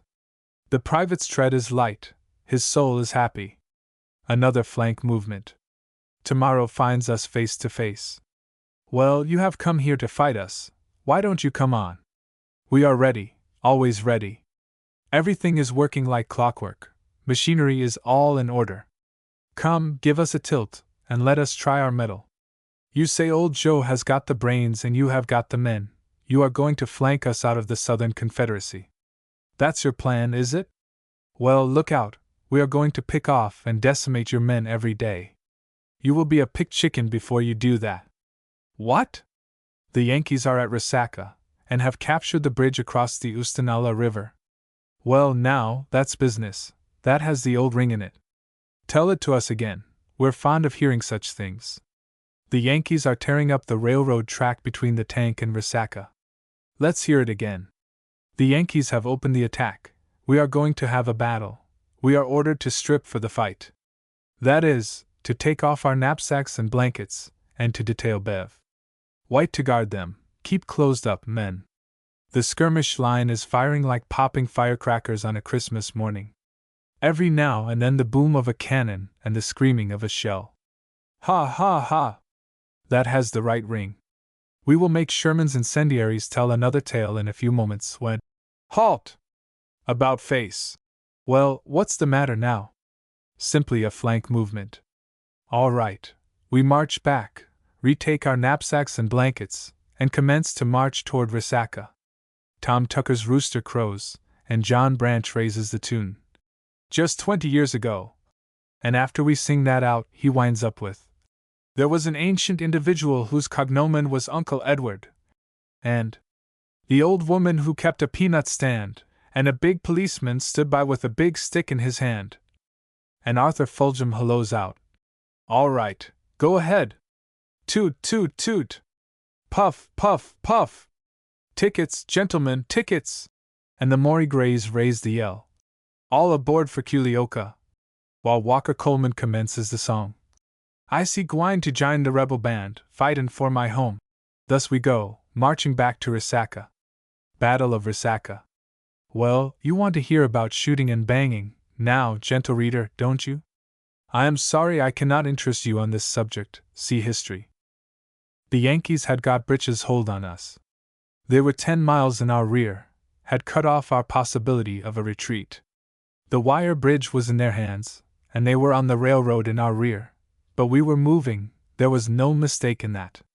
Our column was firm and strong. There was no excitement, but we were moving along as if on review. We passed Old Joe and his staff. He has on a light or mole-colored hat, with a black feather in it. He is listening to the firing going on at the front. One little cheer, and the very ground seems to shake with cheers. Old Joe smiles as blandly as a modest maid, raises his hat in acknowledgment, makes a polite bow, and rides toward the firing. Soon we are thrown into line of battle, in support of Polk's corps. We belong to Hardee's corps. Now Polk's corps advances to the attack, and Hardee's corps 50 or 75 yards in the rear. A thug, thug, thug, the balls are decimating our men, we can't fire, Polk's corps is in front of us, should it give way, then it will be our time. The air is full of deadly missiles. We can see the two lines meet, and hear the deadly crash of battle, can see the blaze of smoke and fire. The earth trembles. Our little corps rush in to carry off our men as they are shot down, killed and wounded. Lie down! Thug, thug! General Hardy passes along the line. Steady, boys! The old general had on a white cravat. He had been married to a young wife not more than 3 weeks. Go back, General, go back, go back, go back, is cried all along the line. He passes through the missiles of death unscathed, stood all through that storm of bullets indifferent to their proximity. We were lying down, you know. The enemy is checked, yonder they fly, whipped and driven from the field. Attention! By the right flank, file left, march! Double quick! And we were double quicking, we knew not whither, but that always meant fight. We pass over the hill, and through the valley, and there is old Joe pointing toward the tank with his sword. He looked like the pictures you see hung upon the walls. We cross the railroad. Halloo! Here comes a cavalry charge from the Yankee line. Now for it, we will see how Yankee cavalry fight. We are not supported. What is the matter? Are we going to be captured? They thunder down upon us. Their flat-footed dragoons shake and jar the earth. They are all around us. We are surrounded. Form square! Platoons, right and left wheel! Kneel and fire! There we were in a hollow square. The Yankees had never seen anything like that before. It was something new. They charged right upon us. Colonel Field, sitting on his gray mare, right in the center of the hollow square, gives the command. Front rank, kneel and present bayonet against cavalry. The front rank knelt down, placing the butts of their guns against their knees. Rear rank, fire at will, commence firing. Now, all this happened in less time than it has taken me to write it. They charged right upon us, no doubt expecting to ride right over us, and trample us to death with the hoofs of their horses. They tried to spur and whip their horses over us, but the horses had more sense than that. We were pouring a deadly fire right into their faces, and soon men and horses were writhing in the death agonies. Officers were yelling at the top of their voices, "Surrender! Surrender!" But we were having too good a thing of it. We were killing them by scores, and they could not fire at us. If they did, they either overshot or missed their aim. Their ranks soon began to break and get confused, and finally they were routed, and broke and ran in all directions, as fast as their horses could carry them. When we reformed our regiment and marched back, we found that General Johnston's army had all passed over the bridge at Resaca. Now, reader, this was one of our tight places. The 1st Tennessee Regiment was always ordered to hold tight places, which we always did. We were about the last troops that passed over. Now, gentle reader, that is all I know of the Battle of Resaca. We had repulsed every charge, had crossed the bridge with every wagon, and cannon, and everything, and had nothing lost or captured. It beat anything that has ever been recorded in history. I wondered why old Joe did not attack in their rear. The explanation was that Hood's line was being enfiladed, his men decimated, and he could not hold his position. We are still fighting, battles innumerable. The Yankees had thrown pontoons across the river below Resaca, in hopes to intercept us on the other side. We were marching on the road. They seemed to be marching parallel with us. It was fighting, fighting every day. When we awoke in the morning, the firing of guns was our reveille, and when the sun went down it was our retreat and our lights out. Fighting, fighting, fighting, all day and all night long. Battles were fought every day, and in one respect we always had the advantage. They were the attacking party, and we always had good breastworks thrown up during the night. Johnston's army was still intact. The soldiers drew their regular rations of biscuit and bacon, sugar and coffee, whiskey and tobacco. When we went to sleep we felt that old Joe, the faithful old watchdog, had his eye on the enemy. No one was disposed to straggle and go back to Company Q. Company Q was the name for playouts. They even felt safer in the regular line than in the rear with Company Q.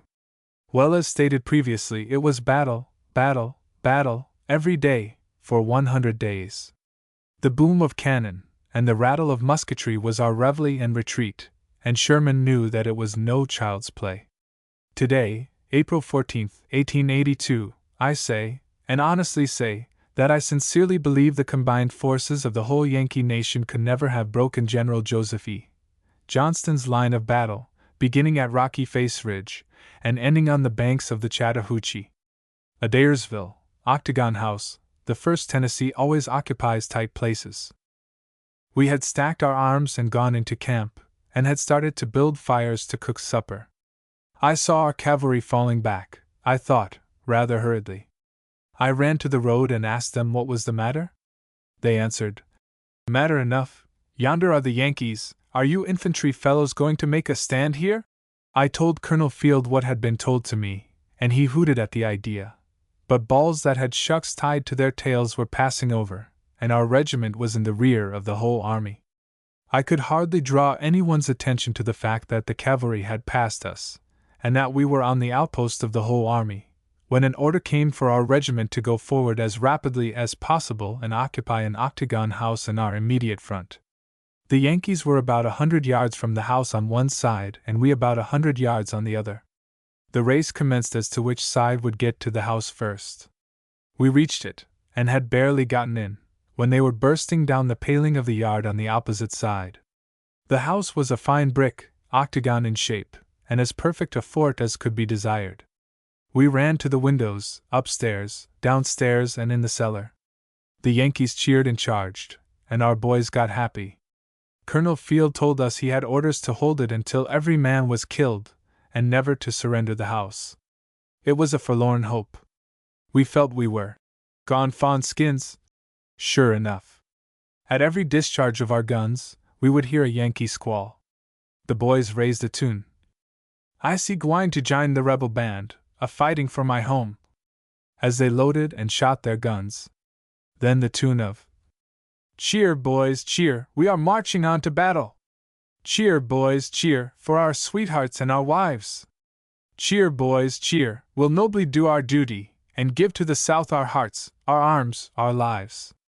Our cartridges were almost gone, and Lieutenant Joe Carney, Joe Sewell, and Billy Carr volunteered to go and bring a box of 1,000 cartridges. They got out of the back window, and through that hail of iron and lead, made their way back with the box of cartridges. Our ammunition being renewed, the fight raged on. Captain Joe P. Lee touched me on the shoulder and said, "Sam, please let me have your gun for one shot." He raised it to his shoulder and pulled down on a fine-dressed cavalry officer, and I saw that Yankee tumble. He handed it back to me to reload. About 12 o'clock, midnight, the 154th Tennessee, commanded by Colonel Majevny, came to our relief. The firing had ceased, and we abandoned the Octagon House. Our dead and wounded, there were 30 of them, were in strange contrast with the furniture of the house. Fine chairs, sofas, settees, pianos, and Brussels carpeting being made the deathbed of brave and noble boys, all saturated with blood. Fine lace and damask curtains, all blackened by the smoke of battle. Fine bureaus and looking-glasses and furniture being riddled by the rude missiles of war. Beautiful pictures in gilt frames, and a library of valuable books, all shot and torn by musket and cannon balls. Such is war. Kennesaw Line. The battles of the Kennesaw Line were fought for weeks. Cannonading and musketry firing was one continual thing. It seemed that shooting was the order of the day, and pickets on both sides kept up a continual firing that sounded like 10,000 woodchoppers. Sometimes the woodchoppers would get lazy or tired and there was a lull. But you could always tell when the old guard had been relieved by the accelerated chops of the woodchoppers, and detailed to go into the enemy's lines. One day our orderly sergeant informed me that it was my regular time to go on duty, and to report to Captain Beasley, of the 27th. I reported to the proper place, and we were taken to the headquarters of General Leonidas Polk. We had to go over into the enemy's lines, and make such observations as we could, and report back by daylight in the morning. Our instructions were to leave everything in camp except our guns and cartridge boxes. These were to be carried, but, under no circumstances, to be used, except in case of death itself. We were instructed to fall in the rear of our relief guard, which would go out about sunset, not to attract their attention, but to drop out 1 or 2 at a time, to pass the Yankee picket as best we could, even if we had to crawl on our bellies to do so, to go over in the Yankee lines, and to find out all we could, without attracting attention, if possible. These were our instructions. You may be sure my heart beat like a muffled drum when I heard our orders. I felt like making my will. But, like the boy who was passing the graveyard, I tried to whistle to keep my spirits up. We followed the relief guard, and one by one stepped off from the rear. I was with two others, Arnold Zellner and T.C. Dornan. We found ourselves between the picket lines of the two armies. Fortune seemed to favor us. It was just getting dusky twilight, and we saw the relief guard of the Yankees just putting on their picket. They seemed to be very mild, inoffensive fellows. They kept a looking over toward the rebel lines, and would dodge if a twig cracked under their feet. I walked on as if I was just relieved, and had passed their lines, when I turned back, and says I, "Captain, what guard is this?" He answered, "Nien Bacht, you bet," is what I understood him to say. "What regiment are you from?" "Ben bicht mir ein Riffelfahrt bien." "What regiment is your detail from?" "Yet du mein Gott Donnermeter Steffel Switzer." I had to give it up. I had run across the detail of a Dutch regiment. I passed on, and came to the regular line of breastworks, and there was an old Irishman sitting on a stump grinding coffee. "General McCook's brigade, be jabbers," he answered to my inquiry as to what regiment it was. Right in front of me the line was full of Irish soldiers, and they were cooking supper. I finally got over their breastworks, and was fearful I would run into some camp or headquarter guard, and the countersign would be demanded of me. I did not know what to do in that case, but I thought of the way that I had gotten in hundreds of times before in our army, when I wanted to slip the guard, and that was to get a gun, go to some cross street or conspicuous place, halt the officer, and get the countersign. And while standing near General Sherman's headquarters, I saw a courier come out of his tent, get on his horse, and ride toward where I stood. As he approached, says I, "Halt! Who goes there?" "A friend with the countersign." He advanced, and whispered in my ear the word, "United." He rode on. I had gotten their countersign, and felt I was no longer a prisoner. I went all over their camp, and saw no demonstration of any kind. Night had thrown her mantle over the encampment. I could plainly see the sentinels on their weary vigils along the lines, but there was none in their rear. I met and talked with a great many soldiers, but could get no information from them. About 2 o'clock at night, I saw a body of men approaching where I was. Something told me that I had better get out of their way, but I did not. The person in command said, "Say there!" "You, sir, say you, sir!" says I. "Are you speaking to me?" "Yes," very curtly and abruptly. "What regiment do you belong to?" says I. 127th Illinois. "Well, sir, fall in here. I am ordered to take up all stragglers." Fall in promptly," says I. "I am instructed by General McCook to remain here and direct a courier to General Williams' headquarters," he says. "It's a strange place for a courier to come to." His command marched on. About an hour afterwards, about 3 o'clock, I heard the assembly sound. I knew then that it was about time for me to be getting out of the way. Soon their companies were forming, and they were calling the roll everywhere. Everything had begun to stir. Artillery men were hitching up their horses. Men were dashing about in every direction. I saw their army form and move off. I got back into our lines, and reported to General Polk. He was killed that very day on the Kennesaw line. General Stevens was killed the very next day. Every now and then a dead picket was brought in. Times had begun to look bilious, indeed. Their cannon seemed to be getting the best of ours in every fight. The cannons of both armies were belching and bellowing at each other, and the pickets were going it like wood choppers, in earnest. We were entrenched behind strong fortifications. Our rations were cooked and brought to us regularly, and the spirits of the army were in good condition. We continued to change position, and build new breastworks every night. 1/3 of the army had to keep awake in the trenches, while the other 2/3 slept. But everything was so systematized that we did not feel the fatigue. Pine Mountain, death of General Leonidas Polk. General Leonidas Polk, our old leader, whom we had followed all through that long war, had gone forward with some of his staff to the top of Pine Mountain, to reconnoiter, as far as was practicable, the position of the enemy in our front. While looking at them with his field glass, a solid shot from the Federal guns struck him on his left breast, passing through his body and through his heart. I saw him while the infirmary corps were bringing him off the field. He was as white as a piece of marble, and a most remarkable thing about him was that not a drop of blood was ever seen to come out of the place through which the cannon ball had passed. My pen and ability is inadequate to the task of doing his memory justice. Every private soldier loved him. Second to Stonewall Jackson, his loss was the greatest the South ever sustained. When I saw him there dead, I felt that I had lost a friend whom I had ever loved and respected, and that the South had lost one of her best and greatest generals. His soldiers always loved and honored him. They called him Bishop Polk. Bishop Polk was ever a favorite with the army, and when any position was to be held, and it was known that Bishop Polk was there, we knew and felt that all was well.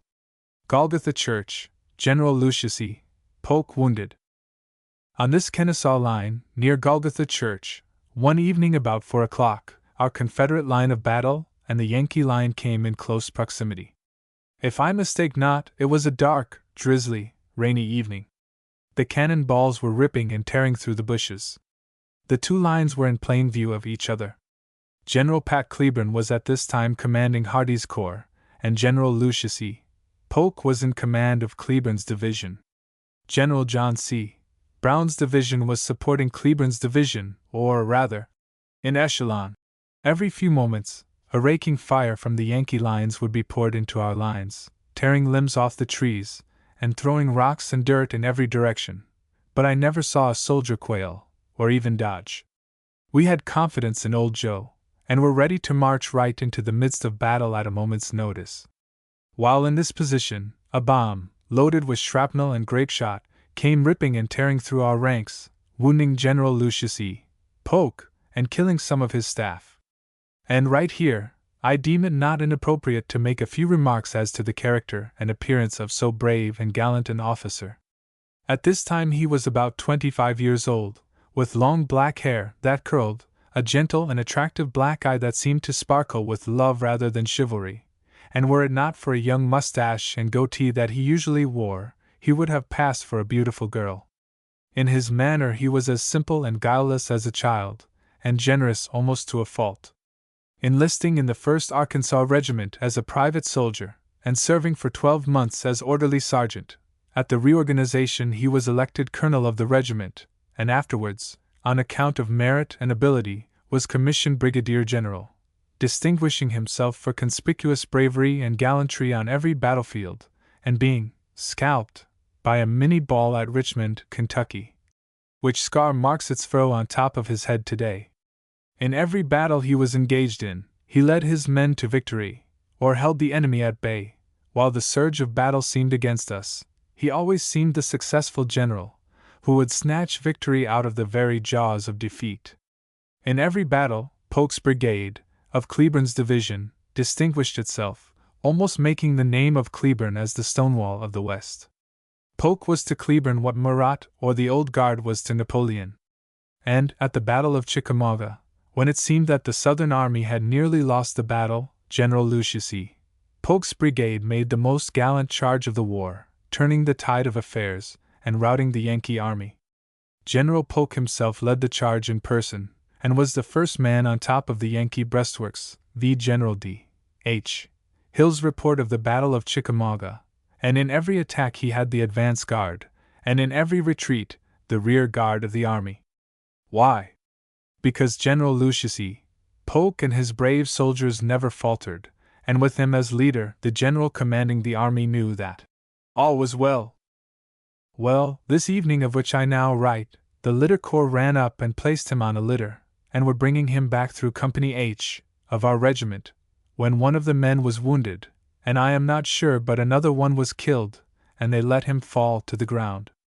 At that time, the Yankees seemed to know that they had killed or wounded a general, and tore loose their batteries upon this point. The dirt and rocks were flying in every direction, when Captain Joe P. Lee, Jim Brandon and myself, ran forward, grabbed up the litter, brought General Polk off the crest of the hill, and assisted in carrying him to the headquarters of General Cleburne. When we got to General Cleburne, he came forward and asked General Polk if he was badly wounded, and General Polk remarked, laughingly, "Well, I think I will be able to get a furlough now." This is a fact. General Polk's leg had been shot almost entirely off. I remember the foot part being twisted clear around, and lying by his side, while the blood was running through the litter in a perfect stream. I remember, also, that General Cleburne dashed a tear from his eye with his hand, and saying, "Poor fellow," at once galloped to the front, and ordered an immediate advance of our lines. Cleburne's division was soon engaged. Night coming on prevented a general engagement, but we drove the Yankee line 2 miles. Dead Angle. The 1st and 27th Tennessee Regiments will ever remember the Battle of Dead Angle, which was fought June 27th on the Kennesaw Line, near Marietta, Georgia. It was one of the hottest and longest days of the year, and one of the most desperate and determinately resisted battles fought during the whole war. Our regiment was stationed on an angle, a little spur of the mountain, or rather promontory of a range of hills, extending far out beyond the main line of battle, and was subject to the enfilading fire of 40 pieces of artillery of the Federal batteries. It seemed fun for the guns of the whole Yankee army to play upon this point. We would work hard every night to strengthen our breastworks, and the very next day they would be torn down smooth with the ground by solid shots and shells from the guns of the enemy. Even the little trees and bushes which had been left for shade were cut down as so much stubble. For more than a week this constant firing had been kept up against this salient point. In the meantime, the skirmishing in the valley below resembled the sounds made by 10,000 woodchoppers. Well, on the fatal morning of June 27th, the sun rose clear and cloudless, the heavens seemed made of brass, and the earth of iron, and as the sun began to mount toward the zenith, everything became quiet, and no sound was heard save a peckerwood on a neighboring tree, tapping on its old trunk, trying to find a worm for his dinner. We all knew it was but the dead calm that precedes the storm. On the distant hills we could plainly see officers dashing about hither and thither, and the stars and stripes moving to and fro, and we knew the Federals were making preparations for the mighty contest. We could hear but the rumbling sound of heavy guns, and the distant tread of a marching army, as a faint roar of the coming storm, which was soon to break the ominous silence with the sound of conflict, such as was scarcely ever before heard on this earth. It seemed that the Archangel of Death stood and looked on with outstretched wings, while all the earth was silent, when all at once 100 guns from the Federal line opened upon us, and for more than an hour they poured their solid and chain shot, grape and shrapnel right upon this salient point, defended by our regiment alone, when, all of a sudden, our pickets jumped into our works and reported the Yankees advancing. And almost at the same time a solid line of blue coats came up the hill. I discharged my gun, and happening to look up, there was the beautiful flag of the Stars and Stripes flaunting right in my face, and I heard John Branch, of the Rock City Guards, commanded by Captain W. D. Kelly, who were next Company H, say, "Look at that Yankee flag! Shoot that fellow! Snatch that flag out of his hand!" My pen is unable to describe the scene of carnage and death that ensued in the next 2 hours. Column after column of Federal soldiers were crowded upon that line, and by referring to the history of the war you will find they were massed in column 40 columns deep. In fact, the whole force of the Yankee army was hurled against this point, but no sooner would a regiment mount our works than they were shot down or surrendered, and soon we had every gopher hole full of Yankee prisoners. Yet still the Yankees came. It seemed impossible to check the onslaught, but every man was true to his trust, and seemed to think that at that moment the whole responsibility of the Confederate government was rested upon his shoulders. Talk about other battles, victories, shouts, cheers, and triumphs, but in comparison with this day's fight, all others dwarf into insignificance. The sun beaming down on our uncovered heads, the thermometer being 110 degrees in the shade, and a solid line of blazing fire right from the muzzles of the Yankee guns being poured right into our very faces, singeing our hair and clothes, the hot blood of our dead and wounded spurting on us, the blinding smoke and stifling atmosphere filling our eyes and mouths. and the awful concussion causing the blood to gush out of our noses and ears, and above all, the roar of battle, made it a perfect pandemonium. Afterward I heard a soldier express himself by saying that he thought hell had broke loose in Georgia, sure enough.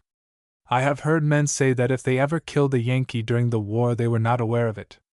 I am satisfied that on this memorable day, every man in our regiment killed from 100 to 80, 50 men. I mean from 20 to 100 each. All that was necessary was to load and shoot. In fact, I will ever think that the reason they did not capture our works was the impossibility of their living men passing over the bodies of their dead. The ground was piled up with one solid mass of dead and wounded Yankees. I learned afterwards from the burying squad that in some places they were piled up like cord wood, 12 deep. After they were time and time again beaten back, they at last were enabled to fortify a line under the crest of the hill, only 30 yards from us, and they immediately commenced to excavate the earth with the purpose of blowing up our line. We remained here 3 days after the battle.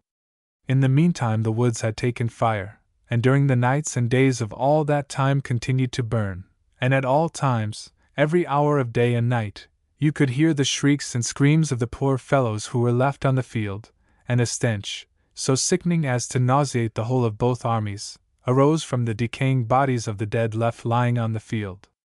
On the third morning the Yankees raised a white flag, asked an armistice to bury their dead, not for any respect either army had for the dead, but to get rid of the sickening stench. I get sick now when I happen to think about it.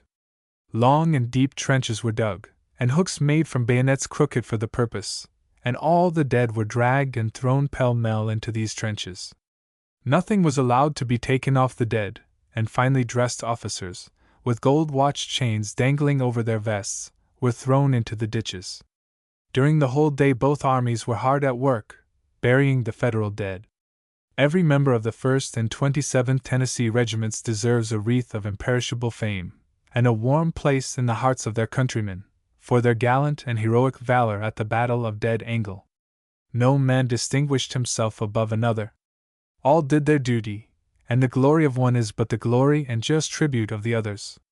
After we had abandoned the line, and on coming to a little stream of water, I undressed for the purpose of bathing, and after undressing found my arm all battered and bruised and bloodshot from my wrist to my shoulder, and as sore as a blister. I had shot 120 times that day. My gun became so hot that frequently the powder would flash before I could ram home the ball, and I had frequently to exchange my gun for that of a dead comrade. Colonel Aytch, R. Field was loading and shooting the same as any private in the ranks when he fell off the skid from which he was shooting right over my shoulder, shot through the head. I laid him down in the trench, and he said, "Well, they have got me at last, but I have killed 15 of them. Time about is fair play, I reckon." But Colonel Field was not killed, only wounded, and one side paralyzed. Captain Joe P. Lee, Captain Mac Campbell, Lieutenant T. H. Manny, and other officers of the regiment, threw rocks and beat them in their faces with sticks. The Yankees did the same. The rocks came in upon us like a perfect hailstorm, and the Yankees seemed very obstinate, and in no hurry to get away from our front, and we had to keep up the firing and shooting them down in self-defense. They seemed to walk up and take death as coolly as if they were automatic or wooden men, and our boys did not shoot for the fun of the thing. It was, verily, a life and death grapple, and the least flicker on our part would have been sure death to all. We could not be reinforced on account of our position, and we had to stand up to the rack, fodder or no fodder. When the Yankees fell back, and the firing ceased, I never saw so many broken down and exhausted men in my life. I was as sick as a horse, and as wet with blood and sweat as I could be, and many of our men were vomiting with excessive fatigue, overexhaustion, and sunstroke. Our tongues were parched and cracked for water, and our faces blackened with powder and smoke, and our dead and wounded were piled indiscriminately in the trenches. There was not a single man in the company who was not wounded, or had holes shot through his hat and clothing. Captain Beasley was killed, and nearly all his company killed and wounded. The Rock City Guards were almost piled in heaps, and so was our company. Captain Joe P. Lee was badly wounded. Poor Walter Hood and Jim Brandon were lying there among us, while their spirits were in heaven. Also, William A. Hughes, my old messmate and friend, who had clerked with me for S. F. and J. M. Mays, and who had slept with me for these many years, and a boy who loved me more than any other person on earth has ever done. I had just discharged the contents of my gun into the bosoms of two men, one right behind the other, killing them both, and was reloading, when a Yankee rushed upon me, having me at a disadvantage, and said, "You have killed my two brothers, and now I've got you." Everything I had ever done rushed through my mind. I heard the roar, and felt the flash of fire, and saw my more than friend, William A. Hughes, grab the muzzle of the gun, receiving the whole contents in his hand and arm, and mortally wounding him. Reader, he died for me. In saving my life, he lost his own. When the infirmary corps carried him off, all mutilated and bleeding, he told them to give me Florence Fleming, that was the name of his gun, which he had put on it in silver letters, and to give me his blanket and clothing. He gave his life for me, and everything that he had. It was the last time that I ever saw him, but I know that away up yonder, beyond the clouds, blackness, tempest and night, and away above the blue vault of heaven, where the stars keep their ceaseless vigils, away up yonder in the golden city of the New Jerusalem, where God and Jesus Christ, our Savior, ever reign, we will sometime meet at the marriage supper of the Son of God, who gave his life for the redemption of the whole world. For several nights they made attacks upon our lines, but in every attempt, they were driven back with great slaughter. They would ignite the tape of bombed shells, and throw them over in our lines, but if the shell did not immediately explode, they were thrown back. They had a little shell called hand grenade, but they would either stop short of us, or go over our heads, and were harmless. General Joseph E. Johnston sent us a couple of chevaux de frise. When they came, a detail of 3 men had to roll them over the works. Those 3 men were heroes. Their names were Edmund Brandon, T. C. Dornan, and Arnold Zellner. Although it was a solemn occasion, every one of us was convulsed with laughter at the ridiculous appearance and actions of the detail. Every one of them made their wills and said their prayers truthfully and honestly, before they undertook the task. I laugh now every time I think of the ridiculous appearance of the detail, but to them it was no laughing matter. I will say that they were men who feared not, nor faltered in their duty. They were men, and today deserve the thanks of the people of the South. That night about midnight, an alarm was given that the Yankees were advancing. They would only have to run about 20 yards before they would be in our works. We were ordered to shoot. Every man was hallooing at the top of his voice. Shoot, shoot, shoot, shooty. On the alarm, both the Confederate and Federal lines opened, with both small arms and artillery, and it seemed that the very heavens and earth were in a grand conflagration, as they will be at the final judgment, after the resurrection. I have since learned that this was a false alarm, and that no attack had been meditated. Previous to the day of attack, the soldiers had cut down all the trees in our immediate front, throwing the tops downhill and sharpening the limbs of the same, thus making, as we thought, an impenetrable abatis of vines and limbs locked together. But nothing stopped or could stop the advance of the Yankee line, but the hot shot and cold steel that we poured into their faces from under our headlogs. One of the most shameful and cowardly acts of Yankee treachery was committed there that I ever remembered to have seen. A wounded Yankee was lying right outside of our works, and begging most piteously for water, when a member of the railroad company, his name was Hogg Johnson, and the very man who stood vidit with Theodore Sloan and I at the Battle of Missionary Ridge, and who killed the 3 Yankees, one night, from Fort Horsley, got a canteen of water, and gave the dying Yankee a drink, and as he started back, he was killed dead in his tracks by a treacherous Yankee hid behind a tree. It matters not, for somewhere in God's holy word, which cannot lie, he says that, "He that giveth a cup of cold water in my name, shall not lose his reward." And I have no doubt, reader, in my own mind, that the poor fellow is reaping his reward in Emmanuel's land with the good and just. In every instance where we tried to assist their wounded, our men were killed or wounded. A poor wounded and dying boy, not more than 16 years of age, asked permission to crawl over our works, and when he had crawled to the top, and just as Blair Webster and I reached up to help the poor fellow, he, the Yankee, was killed by his own men. In fact, I have ever thought that is why the slaughter was so great in our front, that nearly, if not as many, Yankees were killed by their own men as by us. The brave ones, who tried to storm and carry our works, were simply between two fires. It is a singular fanaticism, and curious fact, that enters the mind of a soldier, that it is a grand and glorious death to die on a victorious battlefield. One morning the 6th and 9th Regiments came to our assistance, not to relieve us, but only to assist us, and every member of our regiment, 1st and 27th, got as mad as a wet hen. They felt almost insulted, and I believe we would soon have been in a free fight, had they not been ordered back. As soon as they came up, every one of us began to say, "Go back! Go back! We can hold this place, and by the eternal God we are not going to leave it!" General Johnston came there to look at the position, and told us that a transverse line was about 100 yards in our rear, and should they come on us too heavy to fall back to that line, when almost every one of us said, "You go back and look at other lines, this place is safe, and can never be taken." And then when they had dug a tunnel under us to blow us up, we laughed, even rejoiced, at the fact of soon being blown sky high. Yet not a single man was willing to leave his post. When old Joe sent us the 2 chevaux de frise, and kept on sending us water, and rations, and whiskey, and tobacco, and word to hold our line, we would invariably send word back to rest easy, and that all is well at Dead Angle. I have ever thought that is one reason why General Johnston fell back from this Kennesaw line, and I will say today, in 1882, that while we appreciated his sympathies and kindness toward us, yet we did not think hard of old Joe for having so little confidence in us at that time. A perfect hail of Minnie balls was being continually poured into our headlogs the whole time we remained here.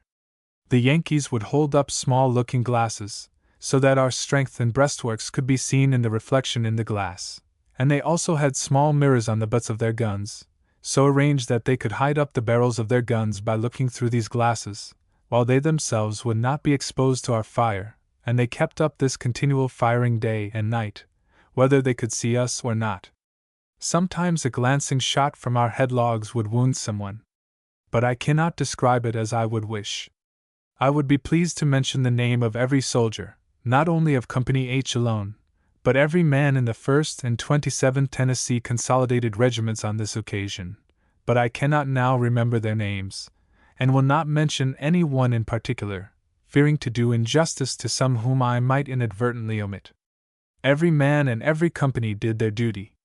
Company G, commanded by Captain Mac Campbell, stood side by side with us on this occasion, as they ever had during the whole war.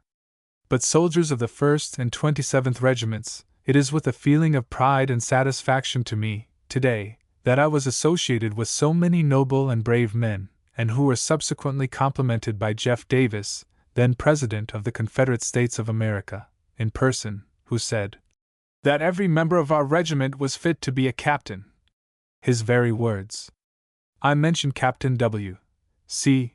Flournoy, of Company K, the Martin Guards, Captain Ledbetter, of the Rutherford Rifles, Captains Kelly and Steele, of the Rock City Guards, and Captain Adkisson, of the Williamson Grays, and Captain Fulcher, and other names of brave and heroic men, some of whom live today, but many have crossed the dark river and are resting under the shade of the trees, on the other shore, waiting and watching for us, who are left to do justice to their memory and our cause, and when we old rebels have accomplished God's purpose on earth, we, too, will be called to give an account of our battles, struggles, and triumphs. Reader mine, I fear that I have wearied you with too long a description of the Battle of Dead Angle. If so, please pardon me, as this is but a sample of the others which will now follow each other in rapid succession. And furthermore, in stating the above facts, the half has not been told, but it will give you a faint idea of the hard battles and privations and hardships of the soldiers in that stormy epoch, who died, grandly, gloriously, nobly, dyeing the soil of old Mother Earth, and enriching the same with their crimson life's blood, while doing what? Only trying to protect their homes and families, their property, their constitution and their laws, that had been guaranteed to them as a heritage forever by their forefathers. They died for the faith that each state was a separate sovereign government, as laid down by the Declaration of Independence and the Constitution of our fathers. Battle of New Hope Church. We were on a forced march along a dusty road. I never in my whole life saw more dust. The dust fairly popped under our feet, like tramping in a snowdrift, and our eyes and noses and mouths were filled with the dust that arose from our footsteps, and to make matters worse, the boys all tried to kick up a bigger dust. Cavalry and artillery could not be seen at 10 paces, being perfectly enveloped in dust. It was a perfect fog of dust.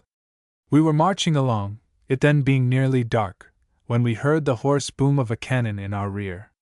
It sounded as if it had a bad attack of croup. It went, croup, croup, croup. The order was given to about face, double quick, march. We double quick back to the old church on the roadside, when the 1st Tennessee Cavalry, commanded by Colonel Lewis, and the 9th Battalion, commanded by Major James Aytch, passed us, and charged the advance of the Federal forces. We were supporting the cavalry. We heard them open. Deadly missiles were flying in every direction. The peculiar thud of spent balls and balls with shucks tied to their tails were passing over our heads. We were expecting that the cavalry would soon break, and that we would be ordered into action. But the news came from the front that the cavalry were not only holding their position, but were driving the enemy. The earth jarred and trembled, the fire fiends seemed unchained, wounded men were coming from the front. I asked the litter corps, "Who have you there?" And one answered, "Captain Asa G. Freeman." I asked if he was dangerously wounded, and he simply said, "Shot through both thighs," and passed on. About this time we heard the whoops and cheers of the cavalry, and knew that the Yankees were whipped and falling back. We marched forward and occupied the place held by the cavalry.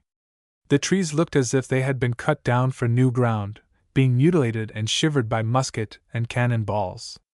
Horses were writhing in their death agony, and the sickening odor of battle filled the air.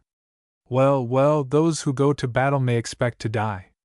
An halo ever surrounds the soldier's life, because he is ever willing to die for his country.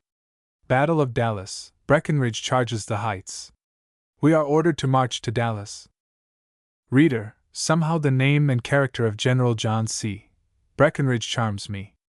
That morning he looked grand and glorious. His infantry, artillery, and cavalry were drawn up in line of battle in our immediate front. He passed along the line, and stopping about the center of the column said, "Soldiers, we have been selected to go forward and capture yon heights. Do you think we can take them? I will lead the attack." The men whooped, and the cry, we can, was heard from one end of the line to the other. Then, "Forward, guide center, march," were words re-repeated by colonels and captains.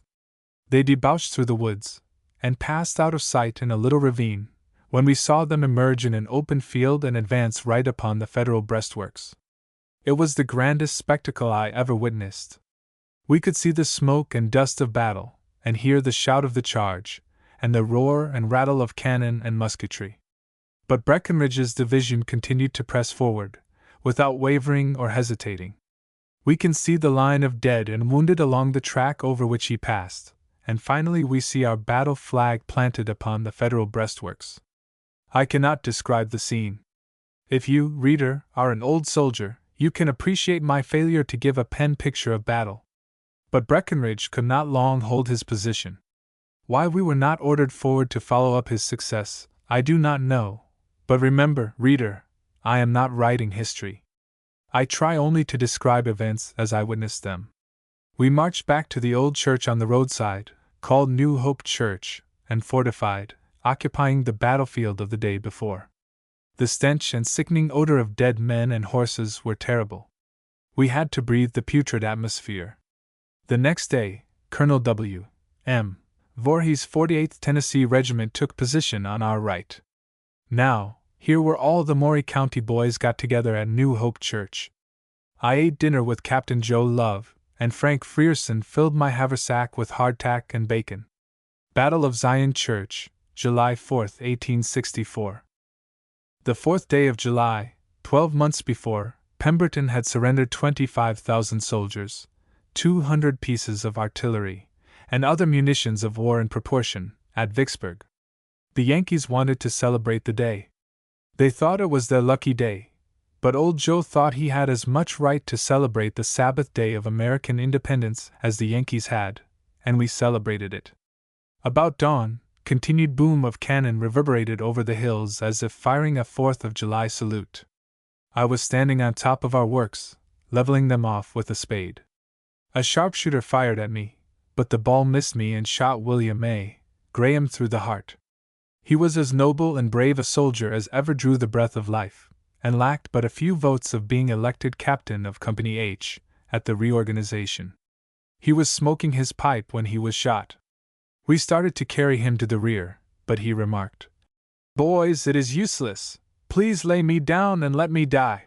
I have never in my life seen anyone meet death more philosophically. He was dead in a moment. General A. J.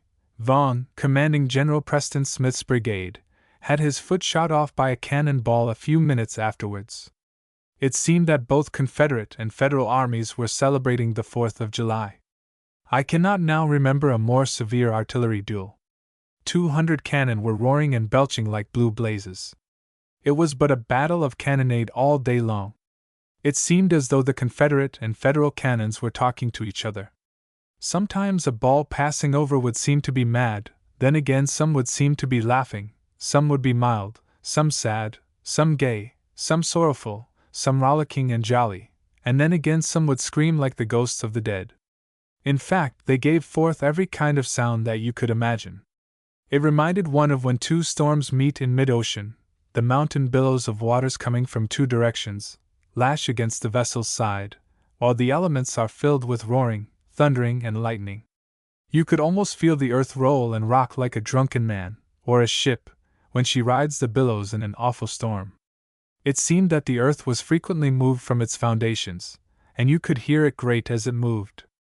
But all through that storm of battle, every soldier stood firm, for we knew that Old Joe was at the helm.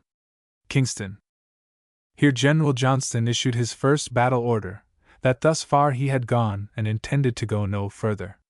His line of battle was formed. His skirmish line was engaged. The artillery was booming from the rebel lines. Both sides were now face to face. There were no earthworks on either side. It was to be an open field and a fair fight, when— "Fall back! What's the matter?" I do not know how we got the news, but here is what is told us, and so it was, every position we ever took. When we fell back the news would be, "Hood's line is being enfiladed, and they are decimating his men, and he can't hold his position." But we fell back and took a position at Cassville. Our line of battle was formed at Cassville. I never saw our troops happier or more certain of success. A sort of grand halo illumined every soldier's face. You could see self-confidence in the features of every private soldier. We were confident of victory and success. It was like going to a frolic or a wedding. Joy was welling up in every heart. We were going to whip and rout the Yankees. It seemed to be anything else than a fight. The soldiers were jubilant. Gladness was depicted on every countenance. I honestly believe that had a battle been fought at this place, every soldier would have distinguished himself. I believe a sort of fanaticism had entered their souls, that whoever was killed would at once be carried to the seventh heaven. I am sure of one thing, that every soldier had faith enough in Old Joe to have charged Sherman's whole army. When— "Halt! Retreat! What is the matter? General Hood says they are enfilading his line, and are decimating his men, and he can't hold his position." The same old story repeats itself. Old Joe's army is ever face to face with Sherman's incendiaries. We have faith in Old Joe's ability to meet Sherman whenever he dares to attack. The soldiers draw their regular rations. Every time a blue coat comes in sight, there is a dead Yankee to bury. Sherman is getting cautious, his army hacked. Thus we continued to fall back for 4 months, day by day, for 110 days, fighting every day and night. On the banks of the Chattahoochee. Our army had crossed the Chattahoochee. The Federal army was on the other side, our pickets on the south side, the Yankees on the north side. By a tacit agreement, as had ever been the custom, there was no firing across the stream. That was considered the boundary. It mattered not how large or small the stream, pickets rarely fired at each other. We would stand on each bank, and laugh and talk and brag across the stream. One day, while standing on the banks of the Chattahoochee, a Yankee called out, "Johnny, oh Johnny Reb." Johnny answered, "What do you want? You are whipped, aren't you?" "No, the man who says that is a liar, a scoundrel, and a coward." "Well, anyhow, Joe Johnston is relieved of the command." "What?" "General Joseph E. Johnston is relieved." "What is that you say?" "General Joseph E. Johnston is relieved, and Hood appointed in his place."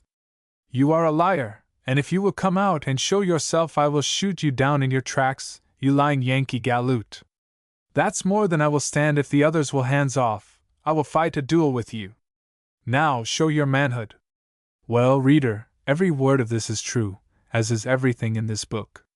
Both men loaded their guns and stepped out to their plates. They were both to load and fire at will, until one or both were killed. They took their positions without either trying to get the advantage of the other. Then someone gave the command to fire at will, commence firing. They fired 7 shots each. At the 7th shot, poor Johnny Reb fell a corpse, pierced through the heart. Removal of General Joseph E. Johnston. Such was the fact. General Joseph E. Johnston had been removed and General J. B. Hood appointed to take command. Generals Hardee and Kirby Smith, 2 old veterans, who had been identified with the Army of Tennessee from the beginning, resigned. We had received the intelligence from the Yankees. The relief guard confirmed the report. All the way from Rocky Face Ridge to Atlanta was a battle of 100 days, yet Hood's line was all the time enfilade and his men decimated, and he could not hold his position. Old Joe Johnston had taken command of the Army of Tennessee when it was crushed and broken, at a time when no other man on earth could have united it. He found it in rags and tatters, hungry and heartbroken, the morale of the men gone, their manhood vanished to the winds, their pride a thing of the past. Through his instrumentality and skillful manipulation, all these had been restored. We had been under his command nearly 12 months. He was more popular with his troops day by day. We had made a long and arduous campaign, lasting 4 months. There was not a single day in that 4 months that did not find us engaged in battle with the enemy. History does not record a single instance of where one of his lines was ever broken, not a single rout. He had not lost a single piece of artillery. He had dealt the enemy heavy blows. He was whipping them day by day, yet keeping his own men intact. His men were in as good spirits and as sure of victory at the end of 4 months as they were at the beginning. Instead of the army being depleted, it had grown in strength. 'Tis true, he had fallen back, but it was to give his enemy the heavier blows. He brought all the powers of his army into play, ever on the defensive, 'tis true, yet ever striking his enemy in his most vulnerable part. His face was always to the foe. They could make no movement in which they were not anticipated. Such a man was Joseph E. Johnston, and such his record. Farewell, old fellow. We privates loved you because you made us love ourselves. Hardee, our old corps commander, whom we had followed for nearly 4 years, and whom we had loved and respected from the beginning, has left us. Kirby Smith has resigned and gone home. The spirit of our good and honored Leonidas Polk is in heaven, and his body lies yonder on the Kennesaw line. General Breckinridge and other generals resigned. I lay down my pen. I can write no more. My heart is too full. Reader, this is the saddest chapter one ever wrote. But now, after 20 years, I can see where General Joseph E. Johnston made many blunders in not attacking Sherman's line at some point. He was better on the defensive than the aggressive, and hence, bis pacere bello non licet. General Hood takes command. It came like a flash of lightning, staggering and blinding everyone. It was like applying a lighted match to an immense magazine. It was like the successful gambler, flushed with continual winnings, who staked his all and lost. It was like the end of the Southern Confederacy. Things that were not. It was the end. The soldier of the relief guard who brought us the news while picketing on the banks of the Chattahoochee remarked, by way of imparting gently the information, "Boys, we've fought all the war for nothing. There is nothing for us in store now." "What's the matter now?" "General Joe Johnston is relieved, Generals Hardee and Kirby Smith has resigned, and General Hood is appointed to take command of the Army of Tennessee." "My God! Is that so?" "It is certainly a fact." "Then I'll never fire another gun." "Any news or letters that you wish carried home?" "I've quit, and am going home. Please tender my resignation to Jeff Davis as a private soldier in the C.S. Army." 5 men of that picket, there were just 5, as rapidly as they could, took off their cartridge boxes, after throwing down their guns, and then their canteens and haversacks, taking out of their pockets their gun wipers, wrench and gun stoppers, and saying they would have no more use for them things. They marched off, and it was the last we ever saw of them. In 10 minutes they were across the river, and no doubt had taken the oath of allegiance to the United States government. Such was the sentiment of the Army of Tennessee at that time. Chapter 13 Atlanta Hood Strikes. General John B. Hood had the reputation of being a fighting man, and wishing to show Jeff Davis what a bully fighter he was, lights in on the Yankees on Peachtree Creek. But that was, I give a dare, affair. General William B. Bates' division gained their works, but did not long hold them. Our division, now commanded by General John C. Brown, was supporting Bates' division, our regiment supporting the 154th Tennessee, which was pretty badly cut to pieces, and I remember how mad they seemed to be, because they had to fall back. Hood thought he would strike while the iron was hot, and while it could be hammered into shape, and make the Yankees believe that it was the powerful arm of old Joe that was wielding the sledge. But he was like the fellow who took a piece of iron to the shop, intending to make him an axe. After working for some time and failing, he concluded he would make him a wedge, and failing in this, said, "I'll make a skio." So he heats the iron red hot and drops it into the slack tub, and it went SKOW, bubble, bubble, SKOW, bust, killing a Yankee scout. On the night of the 20th, the Yankees were on Peachtree Creek, advancing toward Atlanta. I was a vidette that night, on the outpost of the army. I could plainly hear the moving of their army, even the talking and laughing of the Federal soldiers. I was standing in an old sedge field. About midnight everything quieted down. I was alone in the darkness, left to watch while the army slept. The pale moon was on the wane, a little yellow arc, emitting but a dim light, and the clouds were lazily passing over it, while the stars seemed trying to wink and sparkle and make night beautiful. I thought of God, of heaven, of home, and I thought of Jenny, her whom I had ever loved, and who had given me her troth in all of her maiden purity, to be my darling bride so soon as the war was over. I thought of the scenes of my childhood, my schoolboy days. I thought of the time when I left peace and home, for war and privations. I had Jenny's picture in my pocket Bible, alongside of a braid of her beautiful hair. And I thought of how good, how pure, and how beautiful was the woman, who, if I lived, would share my hopes and struggles, my happiness as well as troubles, and who would be my darling bride, and happiness would ever be mine.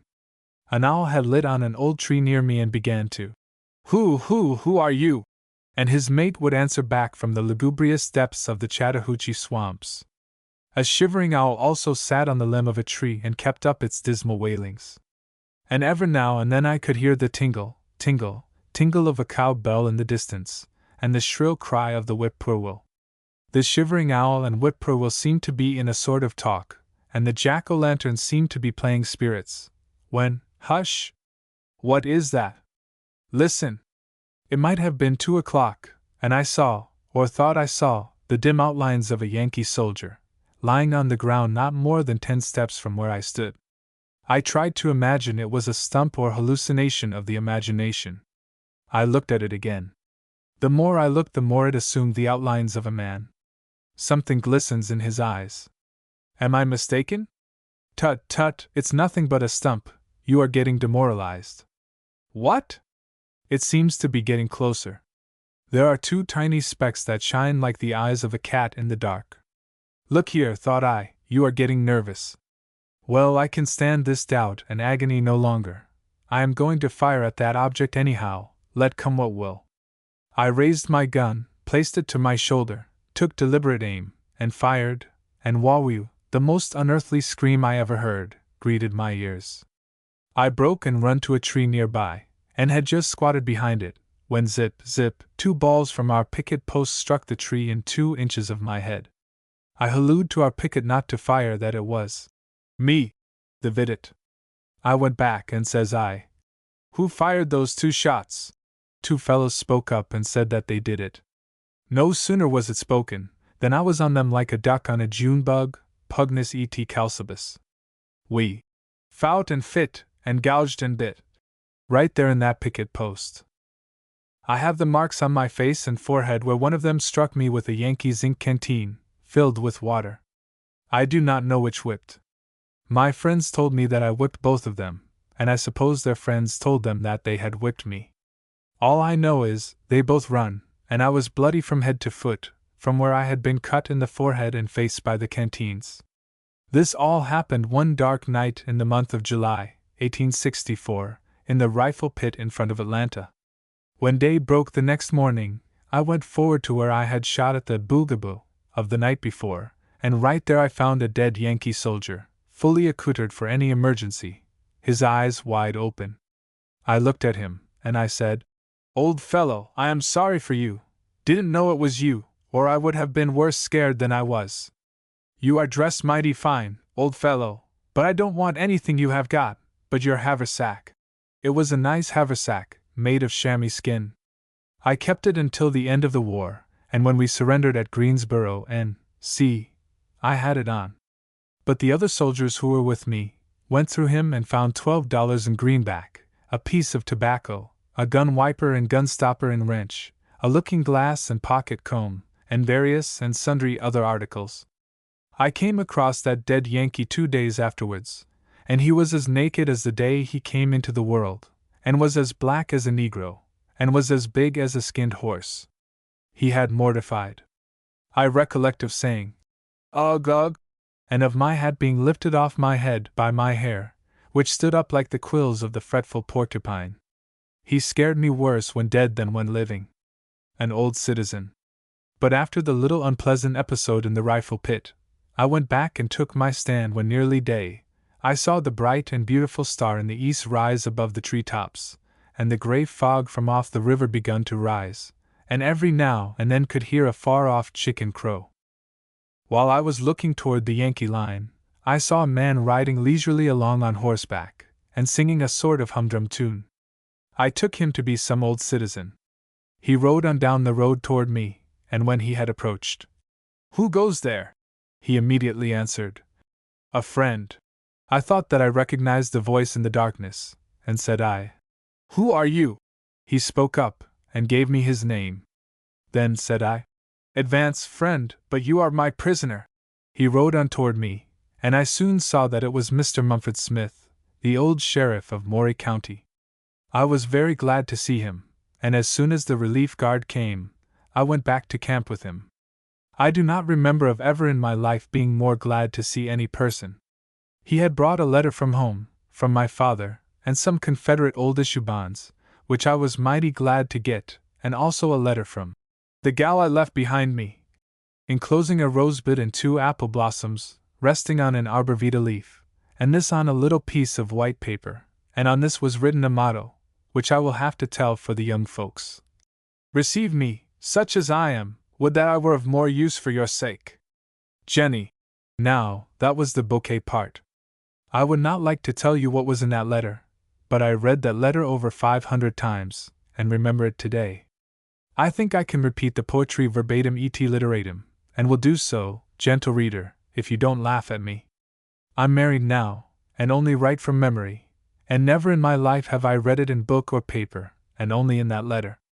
I love you, oh, how dearly, words too faintly but express. This heart beats too sincerely, e'er in life to love you less. No, my fancy never ranges, hopes like mine can never soar. If the love I cherish changes, 'twill only be to love you more. Now, fair and gentle reader, this was the poetry, And you see for yourself that there was no shenanigan in that letter, and if a fellow went back on that sort of a letter he would strike his mammy. And then the letter wound up with, "May God shield and protect you, and prepare you for whatever is in store for you, is the sincere prayer of Jenny." You may be sure that I felt good and happy indeed. My friends, reader mine, in writing these rapid and imperfect recollections, I find that should I attempt to write up all the details, that I would not only weary you, but that these memoirs would soon become monotonous and uninteresting. I have written only of what I saw. Many little acts of kindness shown me by ladies and old citizens I have omitted. I remember going to an old citizen's house, and he and the old lady were making clay pipes. I recollect how they would mold the pipes and put them in a red-hot stove to burn hard. Their kindness to me will never be forgotten. The first time that I went there they seemed very glad to see me, and told me that I looked exactly like their son who was in the army. I asked them what regiment he belonged to. After a moment's silence the old lady, her voice trembling as she spoke, said the 14th Georgia, and then she began to cry. Then the old man said, "Yes, we have a son in the army. He went to Virginia the first year of the war, and we have never heard of him since. These wars are terrible, sir. The last time that we heard of him, he went with Stonewall Jackson away up in the mountains of West Virginia, toward Romney, and I did hear that while standing picket at a little place called Hampshire Crossing, on a little stream called St. John's Run, he and 11 others froze to death. We have never heard of him since." He got up and began walking up and down the room, his hands crossed behind his back. I buckled on my knapsack to go back to camp, and I shook hands with the two good old people, and they told me goodbye, and both said, "God bless you, God bless you." I said the same to them, and said, "I pray God to reward you, and bring your son safe home again." When I got back to camp I found cannon and caissons moving, and I knew and felt that General Hood was going to strike the enemy again. Preparations were going on, but everything seemed to be out of order and system. Men were cursing, and seemed to be dissatisfied and unhappy, but the army was moving. A body without limbs, an army without cavalry.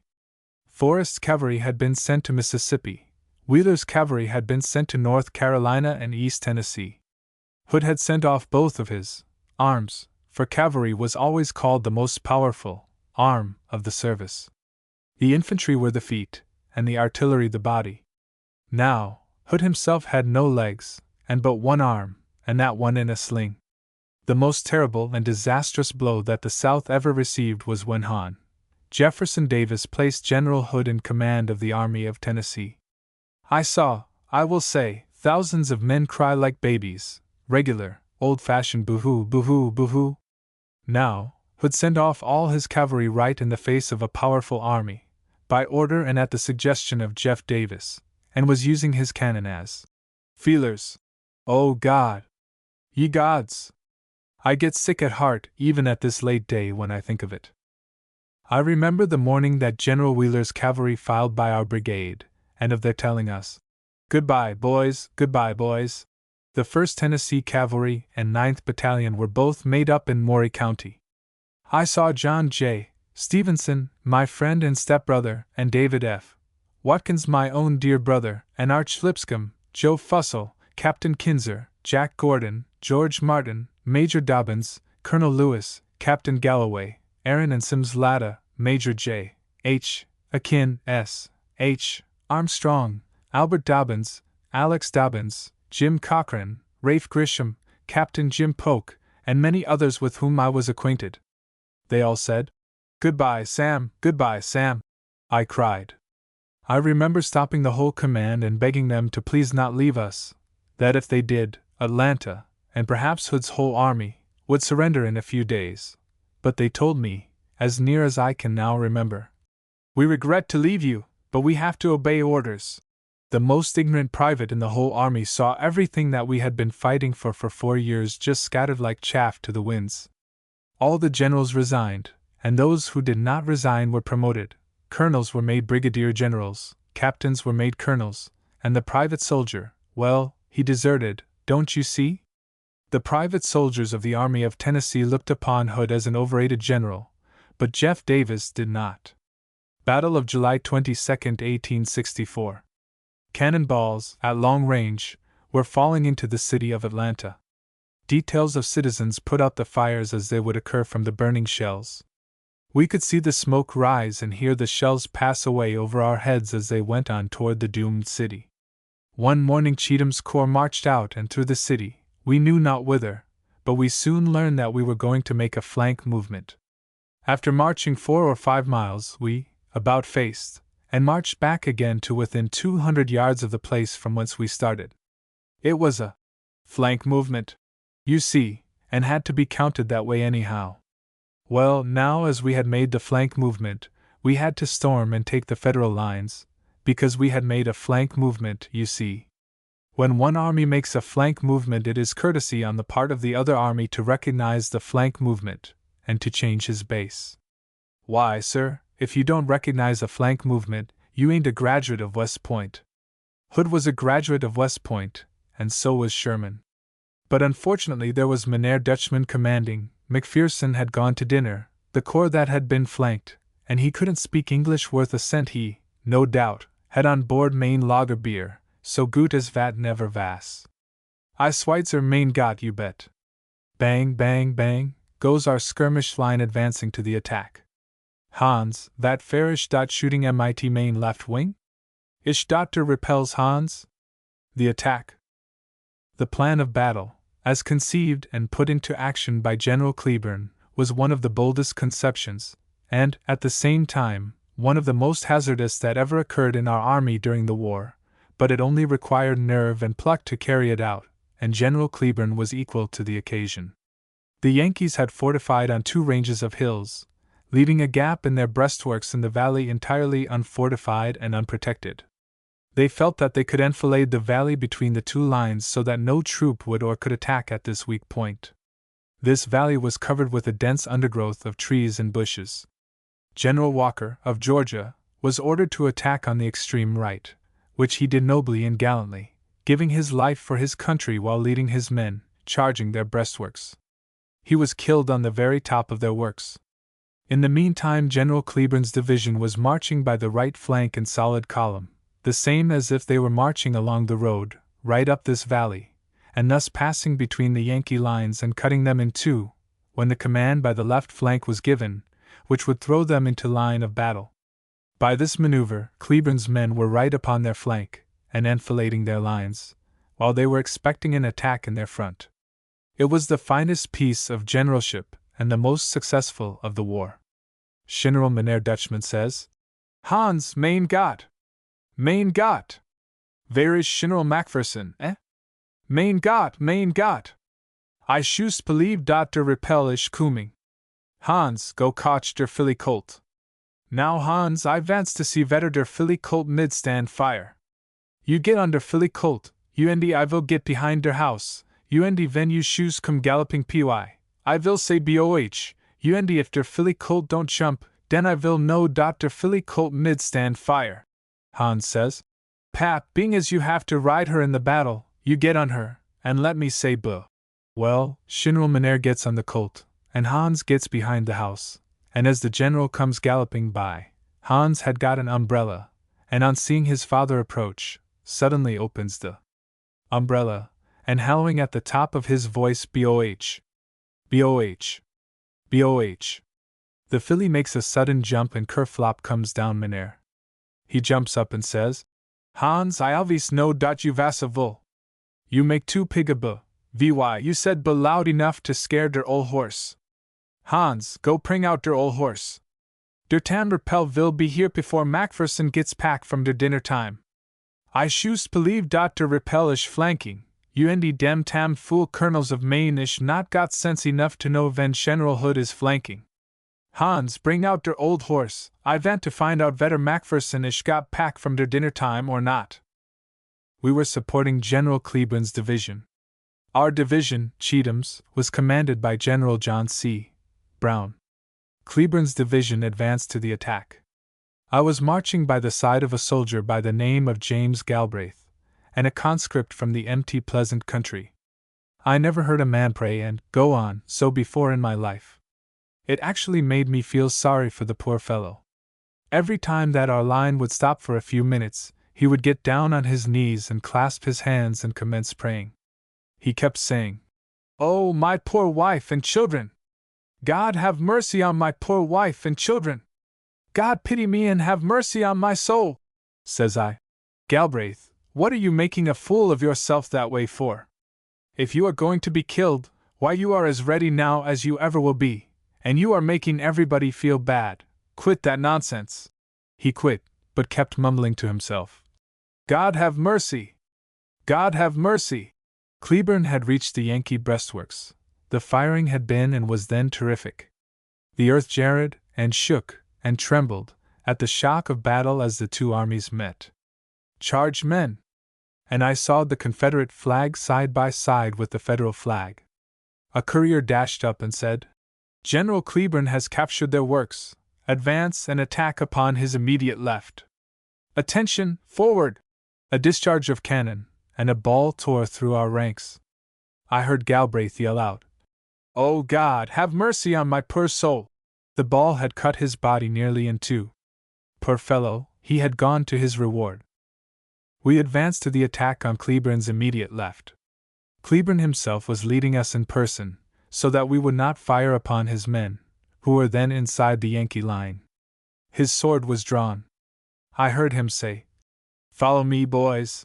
He ran forward, and amid the blazing fires of the Yankee guns was soon on top of the enemy's works.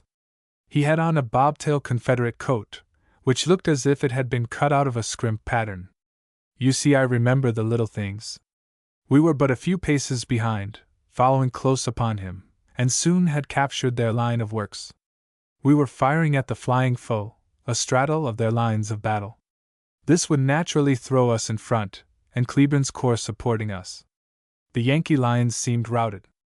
We followed in hot pursuit, but from their main line of entrenchment, which was diagonal to those that we had just captured, and also on which they had built forts and erected batteries, was their artillery, raking us fore and aft.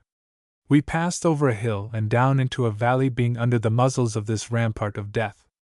We had been charging and running, and had stopped to catch our breath right under their reserve and main line of battle, when General George Manny said, "Soldiers, you are ordered to go forward and charge that battery. When you start upon the charge, I want you to go, as it were, upon the wings of the wind. Shoot down and bayonet the cannoneers, and take their guns at all hazards." Old Pat Cleburne thought he had better put in a word to his soldiers. He says, "You hear what General Manny says, boys. If they don't take it, by the eternal God, you have got to take it." I heard an Irishman of the Bloody Tenth and a darn good regiment, be jabbers, speak up and say, "Faith, General, we'll take up a collection and buy you a battery, be Jasus." About this time our regiment had reformed, and had got their breath, and the order was given to charge, and take their guns even at the point of the bayonet. We rushed forward up the steep hillsides, the seething fires from 10,000 muskets and small arms, and 40 pieces of cannon hurled right into our very faces, scorching and burning our clothes, and hands, and faces from their rapid discharges, and piling the ground with our dead and wounded almost in heaps. It seemed that the hot flames of hell were turned loose in all their fury, while the demons of damnation were laughing in the flames, like seething serpents hissing out their rage. We gave one long, loud cheer, and commenced the charge. As we approached their lines, like a mighty inundation of the river Acheron in the infernal regions, Confederate and Federal meet. Officers with drawn swords meet officers with drawn swords, and man to man meets man to man with bayonets and loaded guns. The continued roar of battle sounded like unbottled thunder. Blood covered the ground, and the dense smoke filled our eyes, and ears, and faces. The groans of the wounded and dying rose above the thunder of battle. But being heavily supported by Cleburne's division, and by General L. E. Polk's brigade, headed and led by General Cleburne in person, and followed by the 1st and 27th up the blazing crest, the Federal lines waver, and break and fly, leaving us in possession of their breastworks, and the battlefield, and I do not know how many pieces of artillery, prisoners and small arms. Here is where Major Allen, Lieutenant Joe Carney, Captain Joe Carhell, and many other good and brave spirits gave their lives for the cause of their country. They lie today, weltering in their own life's blood. It was one of the bloody battles that characterized that stormy epoch, and it was the 22nd of July, and one of the hottest days I ever felt. General George Manny led us in the heat of battle, and no general of the war acted with more gallantry and bravery during the whole war than did General George Manny on this occasion. The victory was complete. Large quantities of provisions and army stores were captured. The Federals had abandoned their entire line of breastworks, and had changed their base. They were fortifying upon our left, about 5 miles off from their original position. The battlefield was covered with their dead and wounded soldiers. I have never seen so many battle flags left indiscriminately upon any battlefield. I ran over 20 in the charge, and could have picked them up everywhere, did pick up one, and was promoted to 4th Corporal for gallantry in picking up a flag on the battlefield. On the final charge that was made, I was shot in the ankle and heel of my foot.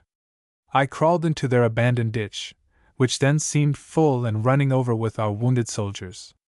I dodged behind the embankment to get out of the raking fire that was ripping through the bushes and tearing up the ground. Here I felt safe. The firing raged in front. We could hear the shout of the charge and the clash of battle. While I was sitting here, a cannon ball came tearing down the works, cutting a soldier's head off, spattering his brains all over my face and bosom, and mangling and tearing 4 or 5 others to shreds. As a wounded horse was being led off, a cannon ball struck him, and he was literally ripped open, falling in the very place I had just moved from.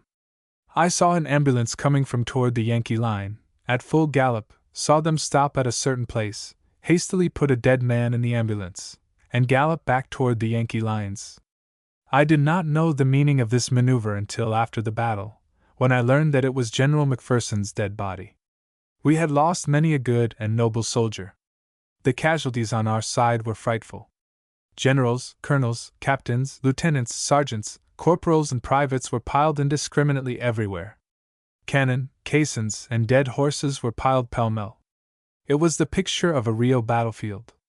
Blood had gathered in pools, and in some instances had made streams of blood. 'Twas a picture of carnage and death. And promoted. "Why, hello, corporal, where did you get those 2 yellow stripes from on your arm?"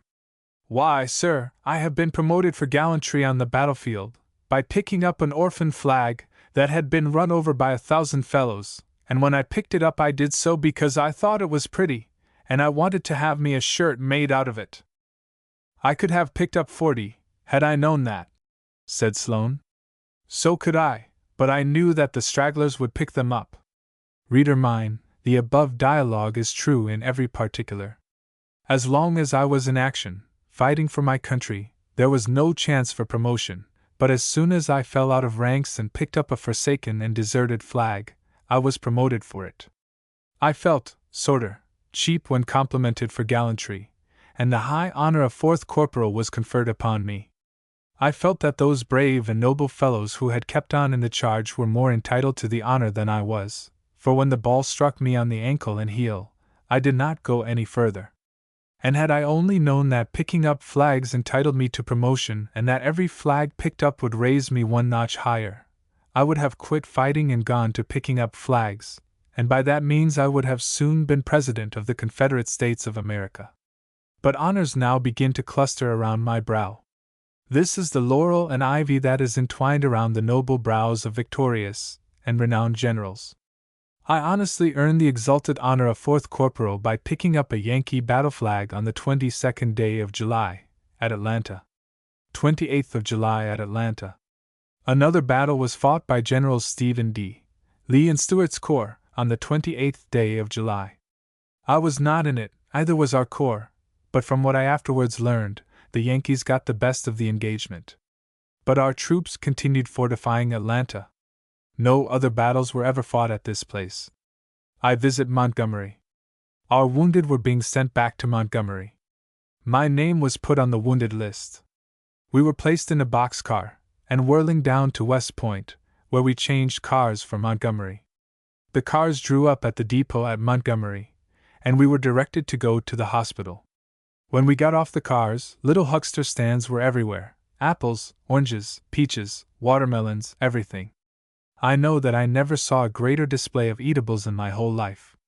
I was particularly attracted toward an old lady's stand. She had bread, fish, and hard-boiled eggs.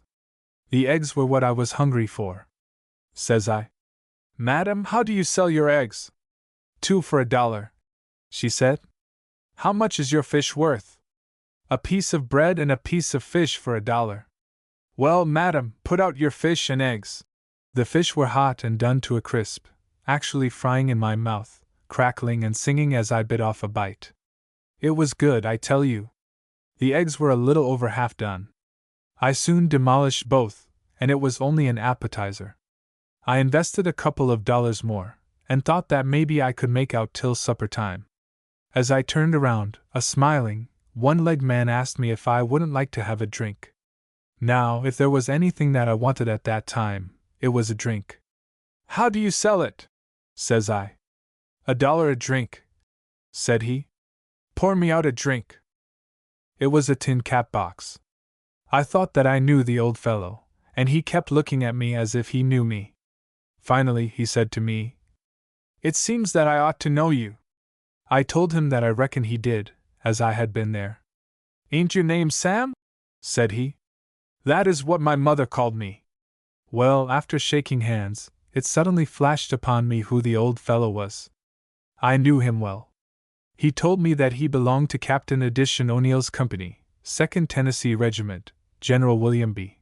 Bates' corps, and that his leg had been shot off at the First Battle of Manassas, and at that time he was selling cheap whiskey and tobacco for a living at Montgomery, Alabama. I tossed off a cap box full and paid him $1. It staggered me, and I said, "That is raw whiskey." "Yes," said he, "all my cooked whiskey is out. If this is not quite cooked, it is as hot as fire anyhow, and burns like red-hot lava, and the whole dose seems to have got lodged in my windpipe." I might have tasted it, but don't think that I did. All I can remember now is a dim recollection of a nasty, greasy, burning something going down my throat and chest, and smelling, as I remember at this day, like a decoction of red pepper tea, flavored with coal oil, turpentine, and tobacco juice. The hospital. I went to the hospital that evening, saw it, and was satisfied with hospital life. I did not wish to be called a hospital rat. I had no idea of taking stock and making my headquarters at this place. Everything seemed clean and nice enough, but the smell! Ye gods! I stayed there for supper. The bill of fare was a thin slice of light bread and a plate of soup, already dished out and placed at every plate.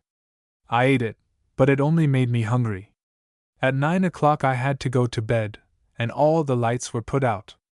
Every man had a little bunk to himself.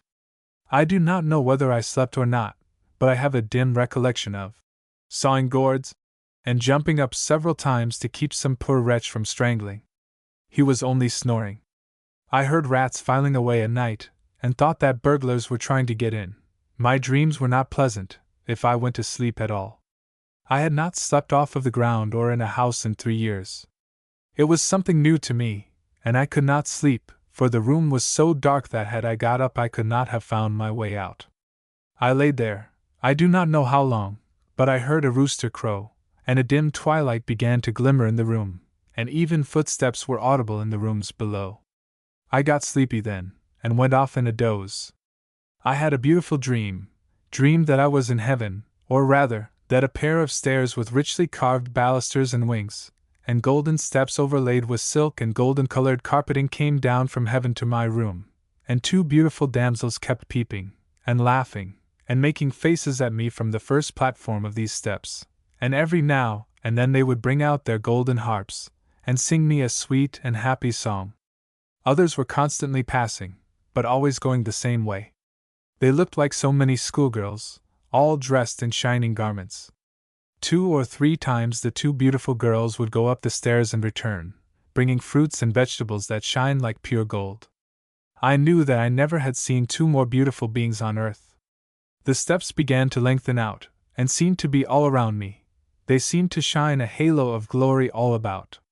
The 2 ladies came closer and closer, passing around, having a beautiful wreath of flowers in each hand, and gracefully throwing them backward and forward as they laughed and danced around me. Finally, one stopped and knelt down over me and whispered something in my ear. I threw up my arms to clasp the beautiful vision to my bosom, when I felt my arm grabbed, and "D.N.ye, I wish you would keep your D.N. arm off my wound, ye hurt me," came from the soldier in the next bunk. The sun was shining full in my face. I got up and went down to breakfast. The bill of fare was much better for breakfast than it had been for supper. In fact, it was what is called a Jarvis breakfast. After breakfast, I took a ramble around the city. It was a nice place, and merchandise and other business was being carried on as if there was no war. Hotels were doing a thriving business, steamboats were at the wharf, whistling and playing their calliopes. I remember the one I heard was playing away down on the Suwannee River. To me it seemed that everybody was smiling, and happy, and prosperous. The Capitol. I went to the Capitol, and it is a fine building, overlooking the city. When I got there, I acted just like everybody that ever visited a fine building. They wanted to go on top and look at the landscape. That is what they all say. Now, I always wanted to go on top, but I never yet thought of landscape. What I always wanted to see was how far I could look, and that is about all that any of them wants.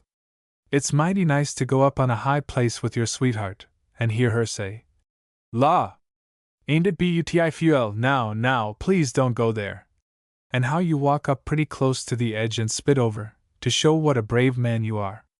It's bully, I tell you. Well, I wanted to go to the top of the Capitol. I wanted to go up in the cupola. Now, there was an iron ladder running up across an empty space, and you could see 200 feet below from this cupola or dome on top. The ladder was about 10 feet long, spanning the dome. It was very easy to go up, because I was looking up all the time, and I was soon on top of the building. I saw how far I could see, and saw the Alabama River, winding and turning until it seemed no larger than a silver thread. Well, I am very poor at describing and going into ecstasies over fancies. I want some abler pen to describe the scene. I was not thinking about the scene or the landscape. I was thinking how I was going to get down that ladder again. I would come to that iron ladder and peep over, and think if I fell, how far would I have to fall? The more I thought about going down that ladder, the more I didn't feel like going down. Well, I felt that I had rather die than go down that ladder. I'm honest in this. I felt like jumping off and committing suicide rather than go down that ladder. I crossed right over the frightful chasm, but when forbearance ceased to be a virtue, I tremblingly put my foot on the first rung, then grabbed the top of the two projections. There I remained, I don't know how long, but after a while I reached down with one foot and touched the next rung. After getting that foot firmly placed, I ventured to risk the other foot. It was thus for several backward steps, until I come to see down, away down, down below me, and my head got giddy. The world seemed to be turning round and round. A fellow at the bottom hallooed, "Look up! Look up, mister! Look up!" I was not a foot from the upper floor. As soon as I looked at the floor, everything got steady. I kept my eyes fixed on the top of the building, and soon made the landing on terra firma. I have never liked high places since. I never could bear to go upstairs in a house. I went to the Capitol at Nashville last winter, and McAndrews wanted me to go up in the cupola with him. He went, and paid $25 for the privilege. I stayed, and well, if I could estimate its value by dollars, I would say $250 million is what I made by staying down. Am arrested. The next day, while the ferryboat was crossing the river, I asked the ferryman to let me ride over. I was halted by a soldier who knowed his business. "Your pass, sir!" "Well, I have no pass." "Well, sir, I will have to arrest you, and take you before the provost marshal." "Very well, sir, I will go with you to the provost or anywhere else." I appear before the provost marshal. "What command do you belong to, sir?" "Well, sir, I belong to Company Aytch, 1st Tennessee Regiment. I am a wounded man sent to the hospital." "Well, sir, that's too thin. Why did you not get a pass?" "I did not think one was required." Give me your name, sir. I gave my name. Sergeant, take this name to the hospital and ask if such name is registered on their books. I told him that I knew it was not. The sergeant returns and reports no such name, when he remarks, "You have to go to the guardhouse." Says I, "Colonel, I knew his rank was that of captain. If you send me to the guardhouse, you will do me a great wrong. Here is where I was wounded." I pulled off my shoe and began to unbandage. "Well, sir, I don't want to look at your foot, and I have no patience with you. Take him to the guardhouse." Turning back, I said, "Sir, you are clothed with a little brief authority, and appear to be presuming pretty heavy on that authority. But, sir—" Well, I have forgotten what I did say. The sergeant took me by the arm and said, Come, sir, I have my orders." As I was going up the street, I met Captain Dave Buckner, and told him all the circumstances of my arrest as briefly as I could. He said, "Sergeant, bring him back with me to the provost marshal's office." They were as mad as wet hens. Their faces were burning, and I could see their jugular veins go thump, thump, thump. I do not know what Captain Buckner said to them. All I heard were the words, "Otherwise insulted me." But I was liberated, and was glad of it. Those girls.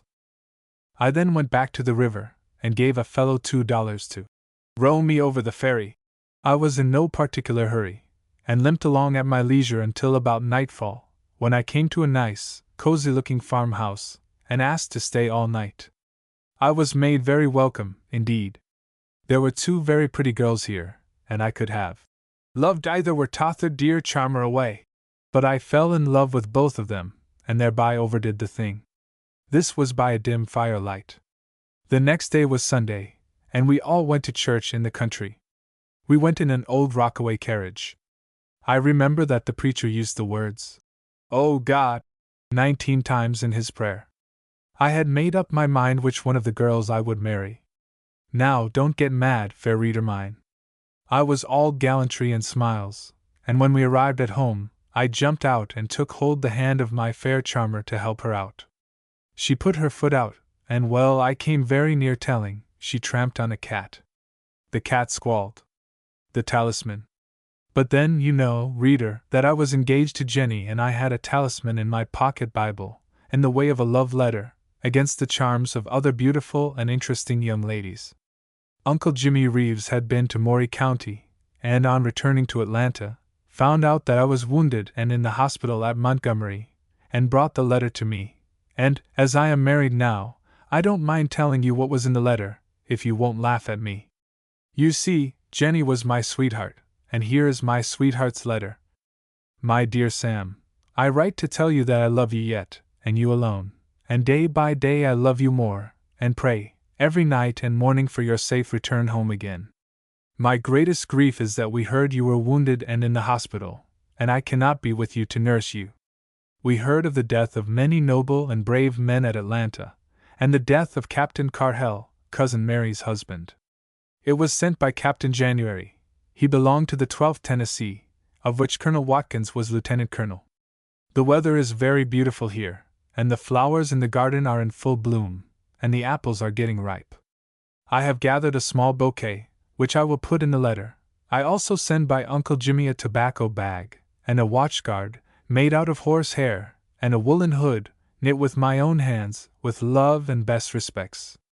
We heard that you had captured a flag at Atlanta, and was promoted for it to corporal. Is that some high office?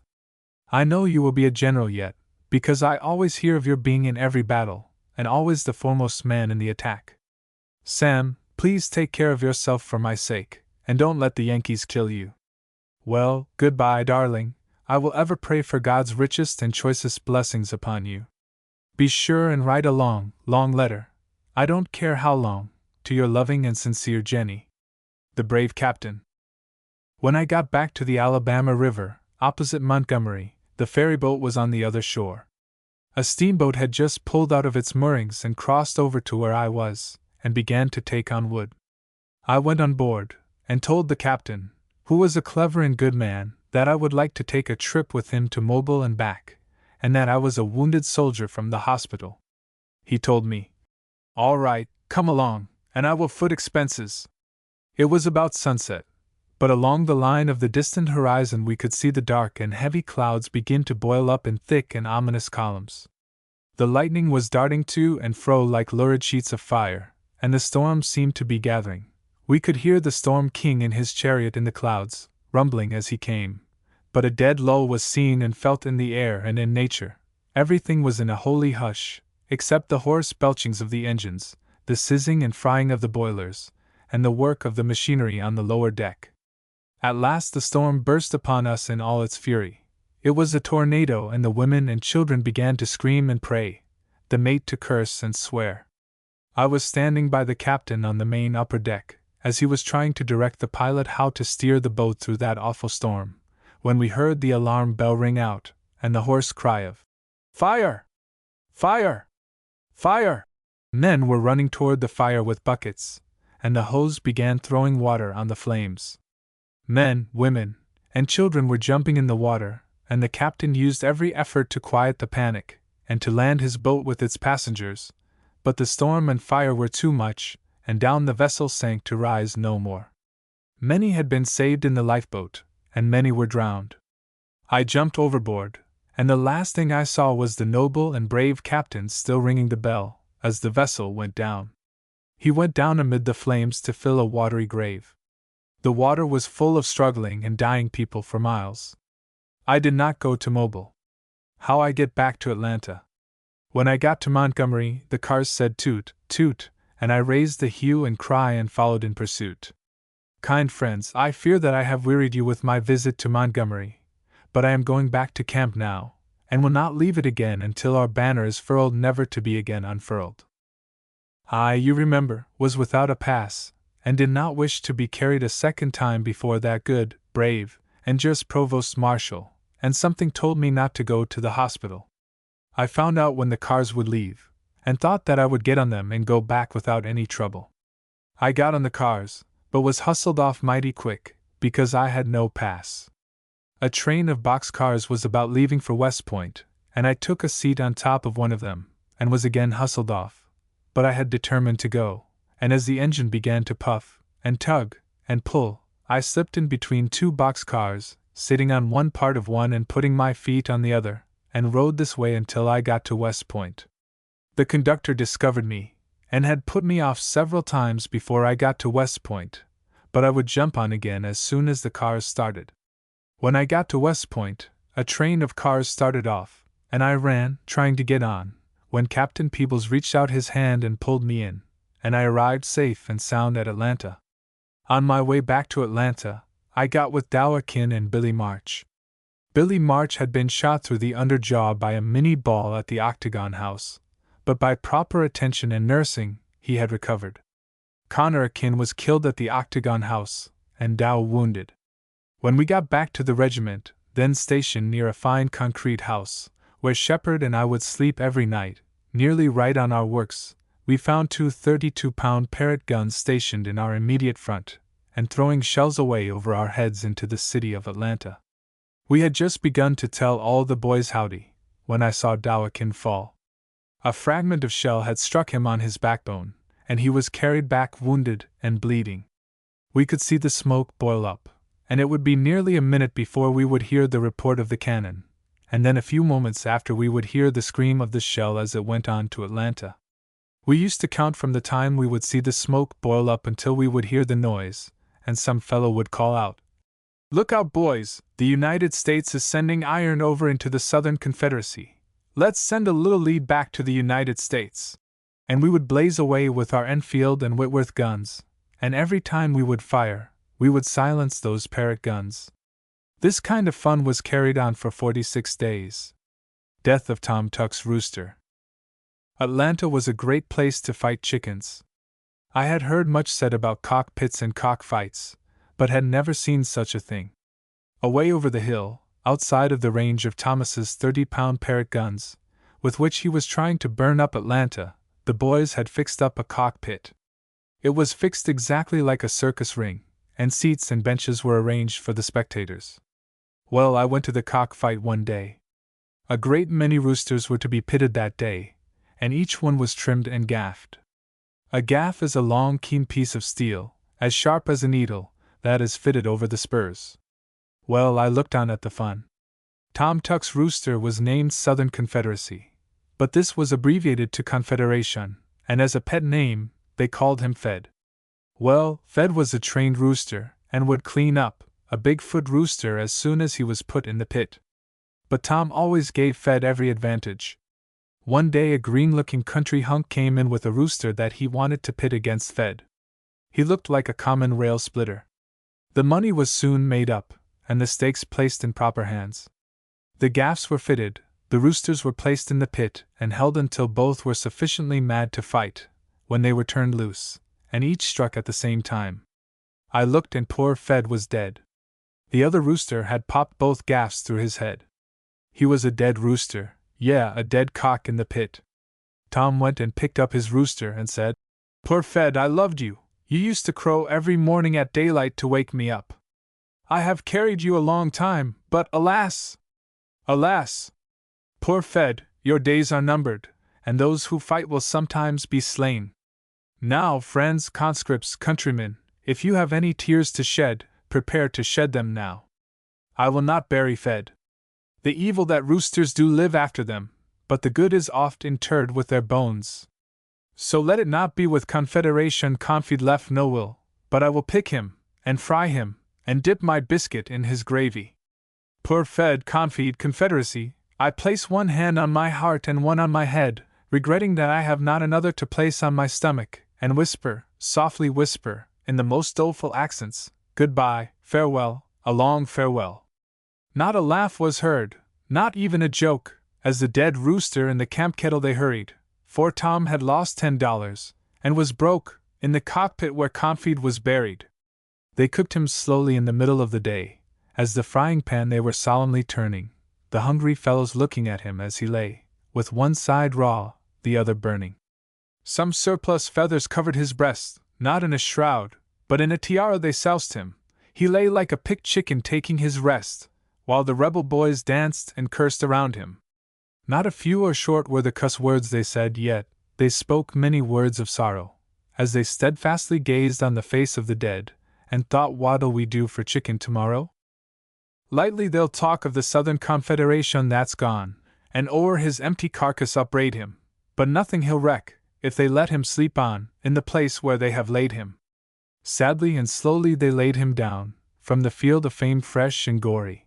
They ate off his flesh, and threw away his bones, and then left them alone in their glory.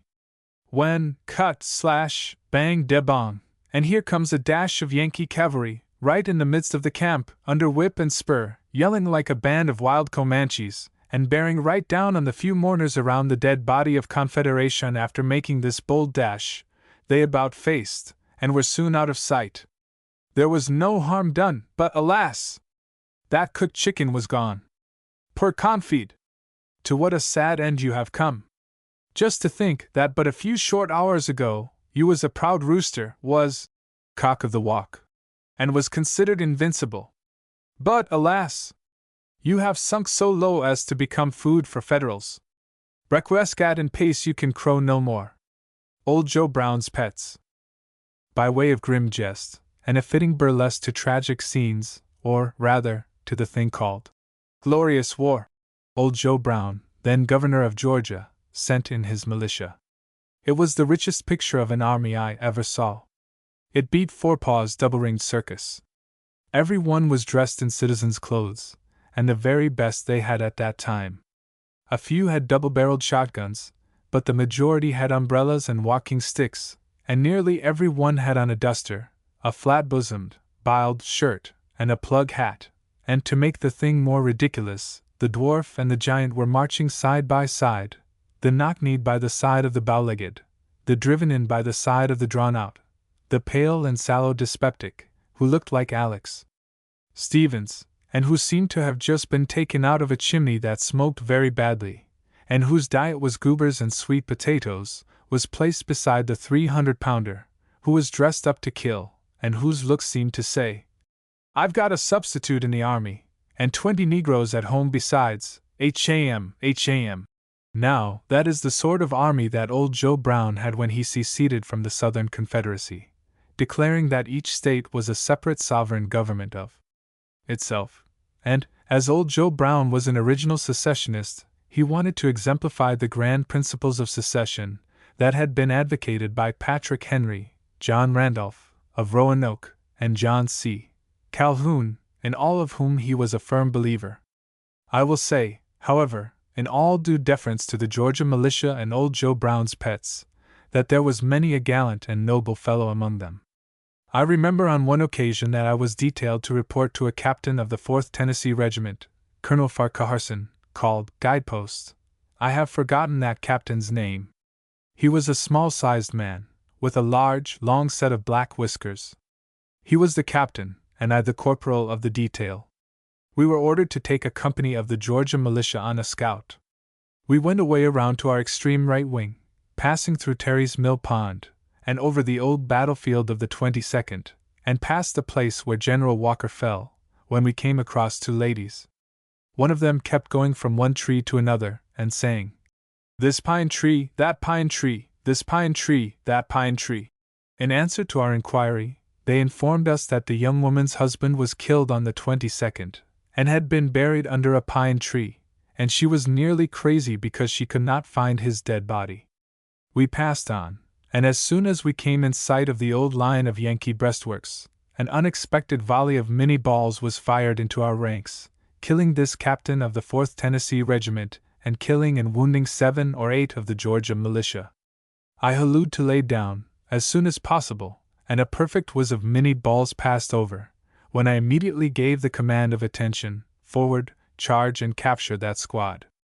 That Georgia militia, every man of them, charged forward, and in a few moments we ran into a small squad of Yankees, and captured the whole layout. We then carried back to camp the dead captain and the killed and wounded militia. I had seen a great many men killed and wounded, but somehow or other these dead and wounded men, of that day, made a more serious impression on my mind than in any previous or subsequent battles. They were buried with all the honors of war, and I never will forget the incidents and scenes of this day as long as I live. We go after Stoneman. One morning our regiment was ordered to march, double quick, to the depot to take the cars for somewhere. The engine was under steam, and ready to start for that mysterious somewhere.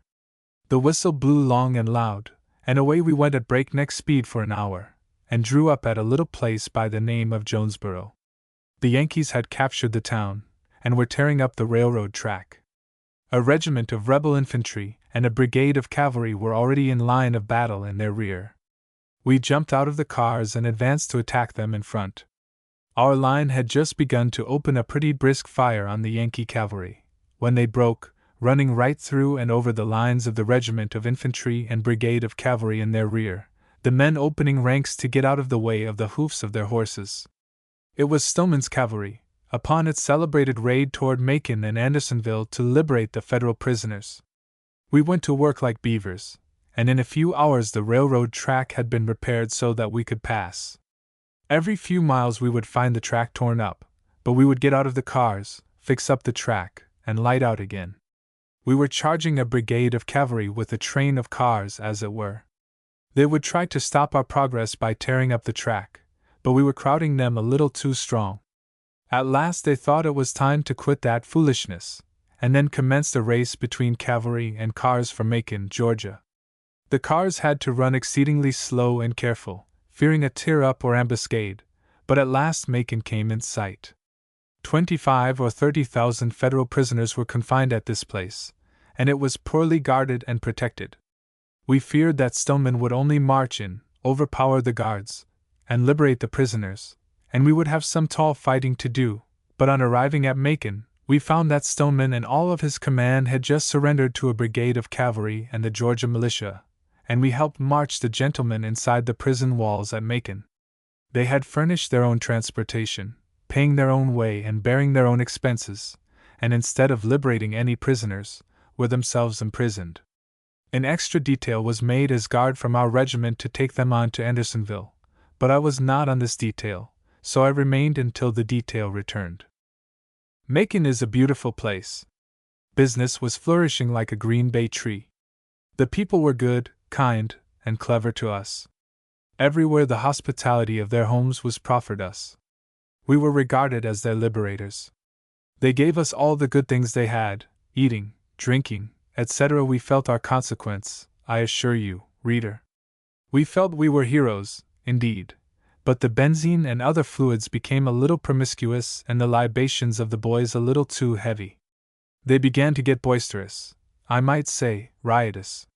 Some of the boys got to behaving badly, and would go into stores and places, and did many things they ought not to have done. In fact, the whole caboodle of them ought to have been carried to the guardhouse. They were whooping, and yelling, and firing off their guns, just for the fun of the thing. I remember of going into a very nice family's house, and the old lady told the dog to go out, sir, and remarked rather to herself, go out. I wish you were killed anyhow. John says, Madam, do you want that dog killed sure enough? She says, Yes, I do. I do wish that he was dead. Before I could even think or catch my breath, bang went John's gun, and the dog was weltering in his blood right on the good lady's floor, the top of his head entirely torn off. I confess, reader, that I came very near jumping out of my skin, as it were, at the unexpected discharge of the gun. And other such scenes, I reckon, were being enacted elsewhere, but at last the detail was sent around to arrest all stragglers, and we were soon rolling back to Atlanta. Bellum let hail. Well, after jugging Stoneman, we go back to Atlanta and occupy our same old place near the concrete house. We found everything exactly as we had left it, with the exception of the increased number of graybacks, which seemed to have propagated 1,000-fold since we left, and they were crawling about like ants, making little paths and tracks in the dirt as they wiggled and waddled about, hunting for ye old rebel soldier. Sherman's 2 30-pound Parrott guns were in the same position, and every now and then a lazy-looking shell would pass over, speeding its way on to Atlanta. The old citizens had dug little cellars, which the soldiers called gopher holes, and the women and children were crowded together in these cellars, while Sherman was trying to burn the city over their heads. But as I am not writing history, I refer you to any history of the war for Sherman's war record in and around Atlanta. As John and I started to go back, we thought we would visit the hospital. Great God! I get sick today when I think of the agony, and suffering, and sickening stench and odor of dead and dying, of wounds and sloughing sores, caused by the deadly gangrene, of the groaning and wailing. I cannot describe it. I remember, I went in the rear of the building, and there I saw a pile of arms and legs, rotting and decomposing, and although I saw thousands of horrifying scenes during the war, yet today I have no recollection in my whole life of ever seeing anything that I remember with more horror than that pile of legs and arms that had been cut off our soldiers. As John and I went through the hospital, and were looking at the poor suffering fellows, I heard a weak voice calling, Sam, oh Sam! I went to the poor fellow, but did not recognize him at first, but soon found out that it was James Galbraith, the poor fellow who had been shot nearly in two on the 22nd of July. I tried to be cheerful and said, Hello, Galbraith, old fellow, I thought you were in heaven long before this. He laughed a sort of dry, cracking laugh, and asked me to hand him a drink of water. I handed it to him. He then began to mumble and tell me something in a rambling and incoherent way, but all I could catch was for me to write to his family, who were living near Mt. Pleasant. I asked him if he was badly wounded. He only pulled down the blanket, that was all. I get sick when I think of it. The lower part of his body was hanging to the upper part by a shred, and all of his entrails were lying on the cot with him, the bile and other excrements exuding from them, and they full of maggots. I replaced the blanket as tenderly as I could, and then said, Galbraith, goodbye. I then kissed him on his lips and forehead, and left. As I passed on, he kept trying to tell me something, but I could not make out what he said, and fearing I would cause him to exert himself too much, I left. It was the only field hospital that I saw during the whole war, and I have no desire to see another. Those hollow-eyed and sunken-cheeked sufferers, shot in every conceivable part of the body, some shrieking and calling upon their mothers, some laughing the hard, cackling laugh of the sufferer without hope, and some cursing like troopers, and some writhing and groaning as their wounds were being bandaged and dressed. I saw a man of the 27th, who had lost his right hand, another his leg, then another whose head was laid open, and I could see his brain thump, and another with his under jaw shot off, in fact, wounded in every manner possible. Ah! Reader, there is no glory for the private soldier, much less a conscript. James Galbraith was a conscript, as was also Fane King. Mr. King was killed at Chickamauga. He and Galbraith were conscripted and joined Company H at the same time. Both were old men, and very poor, with large families at home, and they were forced to go to war against their wishes, while their wives and little children were at home without the necessaries of life. The officers have all the glory. Glory is not for the private soldier, such as die in the hospitals, being eat up with the deadly gangrene, and being imperfectly waited on. Glory is for generals, colonels, majors, captains, and lieutenants. They have all the glory, and when the poor private wins battles by dint of sweat, hard marches, camp and picket duty, fasting and broken bones, the officers get the glory. The private's pay was $11 per month, if he got it. The general's pay was $300 per month, and he always got his. I am not complaining. These things happened 16 to 20 years ago. Men who never fired a gun, nor killed a Yankee during the whole war, are today the heroes of the war. Now I tell you what I think about it. I think that those of us who fought as private soldiers fought as much for glory as the general did, and those of us who stuck it out to the last deserve more praise than the general who resigned because some other general was placed in command over him. A general could resign. That was honorable. A private could not resign, nor choose his branch of service, and if he deserted, it was death. The scout and death of a Yankee lieutenant. General Hood had sent off all his cavalry, and a detail was made each day of so many men for a scout, to find out all we could about the movements of the Yankees. Colonel George Porter, of the 6th Tennessee, was in command of the detail. We passed through Atlanta, and went down the railroad for several miles, and then made a flank movement toward where we expected to come in contact with the Yankees. When we came to a skirt of woods, we were deployed as skirmishers. Colonel Porter ordered us to reprime our guns and to advance at 25 paces apart, being deployed as skirmishers, and to keep under cover as much as possible. He need not have told us this, because we had not learned war for nothing. We would run from one tree to another, and then make a careful reconnoiter before proceeding to another. We had begun to get a little careless, when bang! Bang! Bang! It seemed that we had got into a Yankee ambush. The firing seemed to be from all sides, and was rattling among the leaves and bushes. It appeared as if some supernatural, infernal battle was going on, and the air was full of smoke. We had not seen the Yankees. I ran to a tree to my right, and just as I got to it, I saw my comrade sink to the ground, clutching at the air as he fell dead. I kept trying to see the Yankees, so that I might shoot. I had been looking 100 yards ahead, when happening to look not more than 10 paces from me, I saw a big 6-foot Yankee with a black feather in his hat, aiming deliberately at me. I dropped to the ground, and at the same moment heard the report, and my hat was knocked off in the bushes. I remained perfectly still, and in a few minutes I saw a young Yankee lieutenant peering through the bushes. I would rather not have killed him, but I was afraid to fire and afraid to run, and yet I did not wish to kill him. He was as pretty as a woman, and somehow I thought I had met him before. Our eyes met. He stood like a statue. He gazed at me with a kind of scared expression.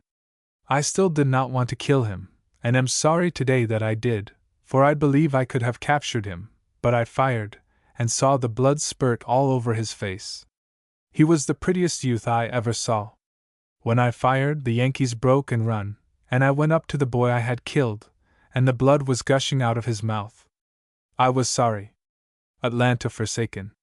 One morning about the break of day our artillery opened along our breastworks, scaring us almost to death, for it was the first guns that had been fired for more than a month. We sprang to our feet and grabbed our muskets, and ran out and asked someone what did that mean. We were informed that they were feeling for the Yankees.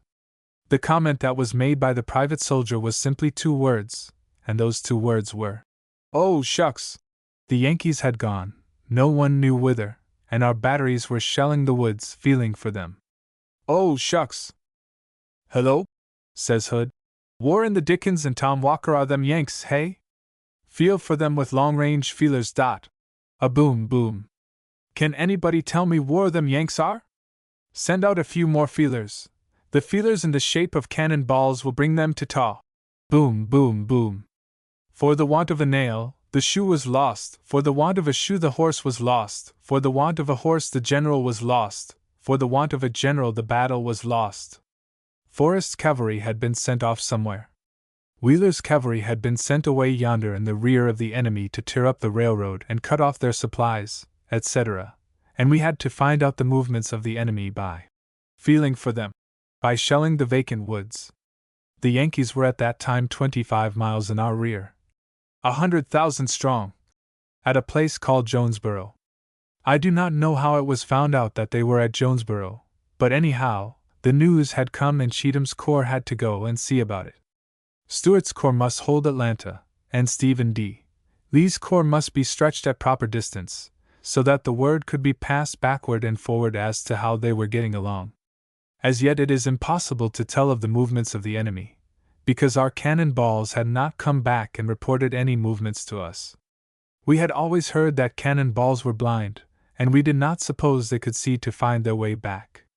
Well, our corps made a forced march for a day and a night, and passed the word back that we had seen some signs of the Yankees being in that vicinity, and thought perhaps a small portion, about 100,000, were nigh about there somewhere. Says he, "It's a strange thing you don't know. Send out your feelers." We send out a few feelers and they report back very promptly that the Yankees are here sure enough, or that is what our feelers say. Pass the word up the line. The word is passed from mouth to mouth of Lee's skirmish line 25 miles back to Atlanta. Well, if that be the case, we will set fire to all of our army stores, spike all our cannon, and play smash generally, and forsake Atlanta.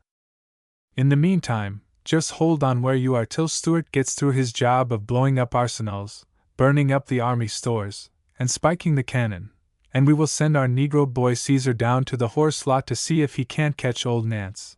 But she is such a fool with that young suckling colt of hers, that it takes him almost all day to catch her, and if the drawbars happen to be down, she'll get in the clover patch. And I don't think he will catch her today. But if he don't catch her, I'll ride Balaam anyhow. He's got a mighty sore back, and needs a shoe put on his left hind foot, and he cut his ankle with a broken shoe on his forefoot, and has not been fed today. However, I will be along by and by. Stuart, do you think you will be able to get through with your job of blowing up by day after tomorrow, or by Saturday at 12 o'clock? Lee, pass the word down to Cheatham, and ask him what he thinks the Yankees are doing. Now, Kinloch, get my duster and umbrella, and bring out Balaam. Now, reader, that was the impression made on the private's mind at that time. Chapter 14 Jonesboro. The Battle of Jonesboro. Stuart's corps was at Atlanta, Lee's corps was between Atlanta and Jonesboro, and Cheatham's corps, then numbering not more than 5,000 men, because the woods and roads were full of straggling soldiers, who were not in the fight, was face to face with the whole Yankee army, and he was compelled to flee, fight, or surrender.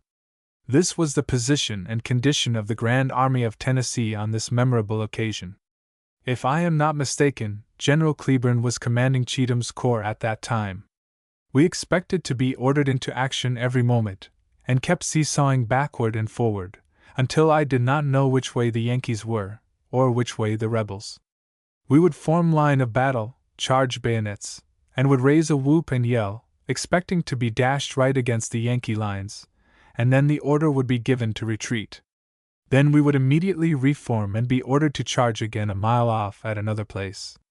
Then we would march and counter-march backward and forward over the same ground, passing through Jonesboro away over the hill, and then back through the town, first forward and back, your right hand to your left hand, lady, swing half round and balance all. This sort of a movement is called a feint. A feint is what is called in poker a bluff, or what is called in a bully a brag. A feint means anything but a fight.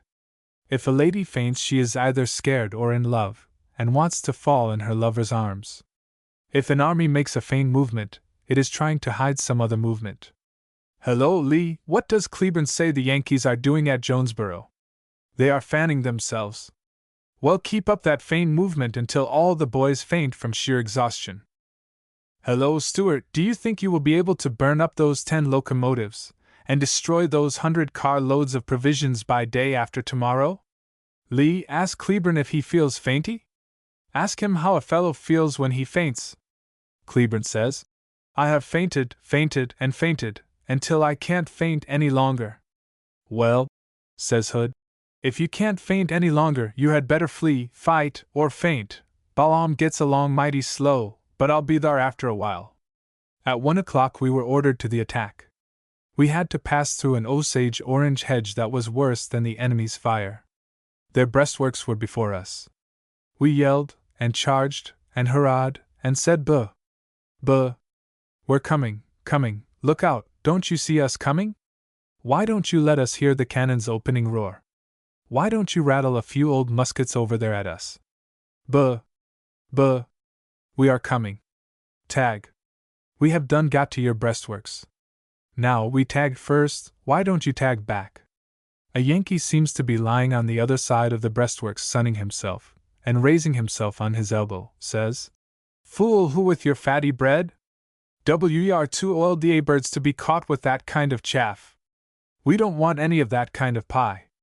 What you got there wouldn't make a mouthful. Bring on your pudding and pound cake, and then we will talk to ye. General Granberry, who, poor fellow, was killed in the butchery at Franklin afterwards, goes up to the breastworks, and says, Look here, Yank, we're fighting, sure enough. Mynheer Dutchman comes out, and says, Ish dat so? Vel I ish peen von little pit hungry dish morning, you and I just gobble you up for main lunch before tinner dime. Dat ish der kind of man's VOTIBs. Now, reader, that is a fine description of this memorable battle. That's it, no more, no less. I was in it all, and saw General Granberry captured. We did our level best to get up a fight, but it was no go, any way we could fix it up. I mean no disrespect to General Hood. He was a noble, brave, and good man, and we loved him for his many virtues and goodness of heart. I do not propose to criticize his generalship or ability as a commander.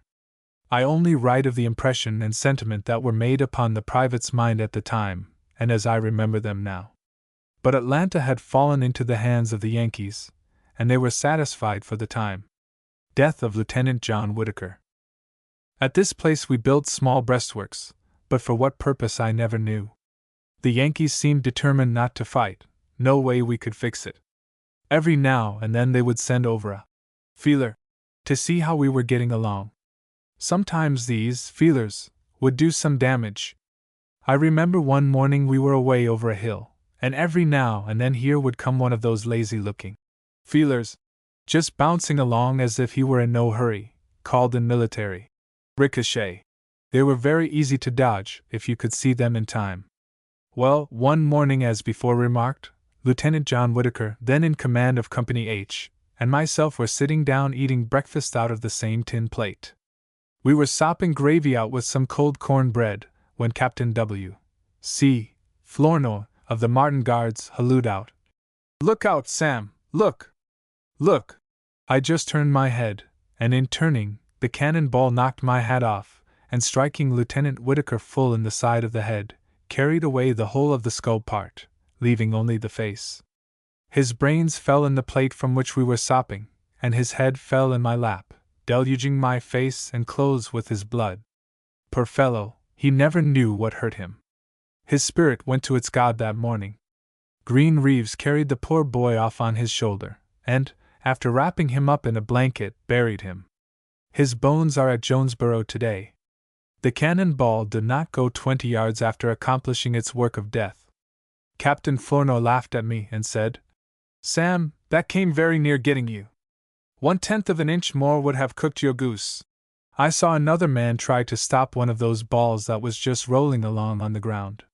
He put his foot out to stop the ball, but the ball did not stop, but instead carried the man's leg off with it. He no doubt today walks on a cork leg, and is tax collector of the county in which he lives. I saw a thoughtless boy trying to catch one in his hands as it bounced along. He caught it, but the next moment his spirit had gone to meet its God. But poor John, we all loved him. He died for his country. His soul is with his God. He gave his all for the country he loved, and may he rest in peace under the shade of the tree where he is buried, and may the birds sing their sweetest songs, the flowers put forth their most beautiful blooms, while the gentle breezes play about the brave boy's grave. Green Reeves was the only person at the funeral. No tears of a loving mother or gentle sister were there. Green interred his body, and there it will remain till the resurrection. John Whitaker deserves more than a passing notice. He was noble and brave, and when he was killed, Company Aytch was without an officer then commanding. Every single officer had been killed, wounded, or captured. John served as a private soldier the first year of the war, and at the reorganization at Corinth, Mississippi, he, W. J. Whitthorne and myself all ran for orderly sergeant of Company Aytch, and John was elected, and the first vacancy occurring after the death of Captain Webster, he was commissioned brevet second lieutenant. When the war broke out, John was clerking for John L. and T. S. Brandon in Columbia. He had been in every march, skirmish, and battle that had been fought during the war. Along the dusty road, on the march, in the bivouac, and on the battlefield, he was the same noble, generous boy, always kind, ever gentle, a smile ever lighting up his countenance. He was one of the most even-tempered men I ever knew. I never knew him to speak an unkind word to anyone, or use a profane or vulgar word in my life. One of those ricochet cannon balls struck my old friend, N. B. Shepherd. Shep was one of the bravest and best soldiers who ever shouldered a musket. It is true, he was but a private soldier, but he was the best friend I had during the whole war. In intellect he was far ahead of most of the generals, and would have honored and adorned the name of general in the C.S.A. He was ever brave and true. He followed our cause to the end, yet all the time an invalid. Today he is languishing on a bed of pain and sickness, caused by that ball at Jonesboro. The ball struck him on his knapsack, knocking him 20 feet, and breaking 1 or 2 ribs and dislocating his shoulder. He was one of God's noblemen, indeed, none braver, none more generous. God alone controls our destinies, and surely He who watched over us and took care of us in those dark and bloody days will not forsake us now. God alone fits and prepares for us the things that are in store for us. There is none so wise as to foresee the future or foretell the end. God sometimes seems afar off, but He will never leave or forsake anyone who puts his trust in Him. The day will come when the good as well as evil will all meet on one broad platform, to be rewarded for the deeds done in the body, when time shall end, with the gates of eternity closed, and the key fastened to the girdle of God forever. Pardon me, reader, I have wandered. But when my mind reverts to those scenes and times, I seem to live in another age and time, and I sometimes think that after us comes the end of the universe. I am not trying to moralize, I am only trying to write a few scenes and incidents that came under the observation of a poor old rebel webfoot private soldier in those stormy days and times. Histories tell the great facts, while I only tell of the minor incidents. But on this day of which I now write, we can see in plain view more than 1,000 Yankee battle flags waving on top the red earthworks, not more than 400 yards off. Every private soldier there knew that General Hood's army was scattered all the way from Jonesboro to Atlanta, a distance of 25 miles, without any order, discipline, or spirit to do anything. We could hear General Stuart, away back yonder in Atlanta, still blowing up arsenals, and smashing things generally, while Stephen D. Lee was somewhere between Lovejoy Station and Macon, scattering. And here was but a demoralized remnant of Cheatham's corps facing the whole Yankee army. I have ever thought that Sherman was a poor general, not to have captured Hood and his whole army at that time. But it matters not what I thought, as I am not trying to tell the ifs and ands, but only of what I saw. In a word, we had everything against us. The soldiers distrusted everything. They were broken down with their long days' hard marching, were almost dead with hunger and fatigue. Every one was taking his own course, and wishing and praying to be captured. Hard and senseless marching, with little sleep, half rations, and lice, had made their lives a misery. Each one prayed that all this foolishness might end one way or the other. It was too much for human endurance.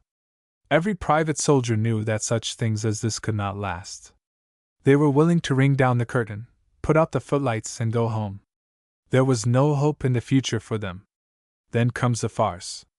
From this time forward until the close of the war, everything was a farce as to generalship. The tragedy had been played, the glory of war had departed. We all loved Hood. He was such a clever fellow, and a good man. Well, Yank, why don't you come on and take us? We are ready to play quits now. We have not anything to let you have, you know, but you can parole us, you know, and we'll go home and be good boys, you know, good Union boys, you know, and we'll be sorry for the war, you know, and we wouldn't have the Negroes in any way, shape, form, or fashion, you know, and the American continent has no north, no south, no east, no west. Boo-hoo, boo-hoo, boo-hoo. Tut, tut, Johnny, all that sounds tolerable nice, but then you might want some favor from Uncle Sam, and the teat is too full of milk at the present time for us to turn loose. It's a sugar teat, Johnny, and just begins to taste sweet, and besides, Johnny, once or twice you have put us to a little trouble. We haven't forgot that, and we've got you down now. Our foot is on your neck, and you must feel our boot heel. We want to stamp you a little. That's what's the matter with Hannah. And, Johnny, you've fought us hard. You are a brave boy, you are proud and aristocratic, Johnny, and we are going to crush your cursed pride and spirit. And now, Johnny, come here, I've something to whisper in your ear. Hold your ear close down here, so that no one can hear. We want big fat offices when the war is over. Some of us want to be presidents, some governors, some go to Congress, and be big ministers to Europe, and all those kind of things, Johnny, you know. Just go back to your camp, Johnny, chase round, put on a bold front, flourish your trumpets, blow your horns. And, Johnny, we don't want to be hard on you, and we'll tell you what we'll do for you. Away back in your territory, between Columbia and Nashville, is the most beautiful country, and the most fertile, and we have lots of rations up there, too. Now you just go up there, Johnny, and stay until we want you. We ain't done with you yet, my boy, oh no, Johnny. And another thing, Johnny, you will find there between Mt. Pleasant and Columbia, the most beautiful country that the Son of Heaven ever shone upon, and halfway between the two places is St. John's Church.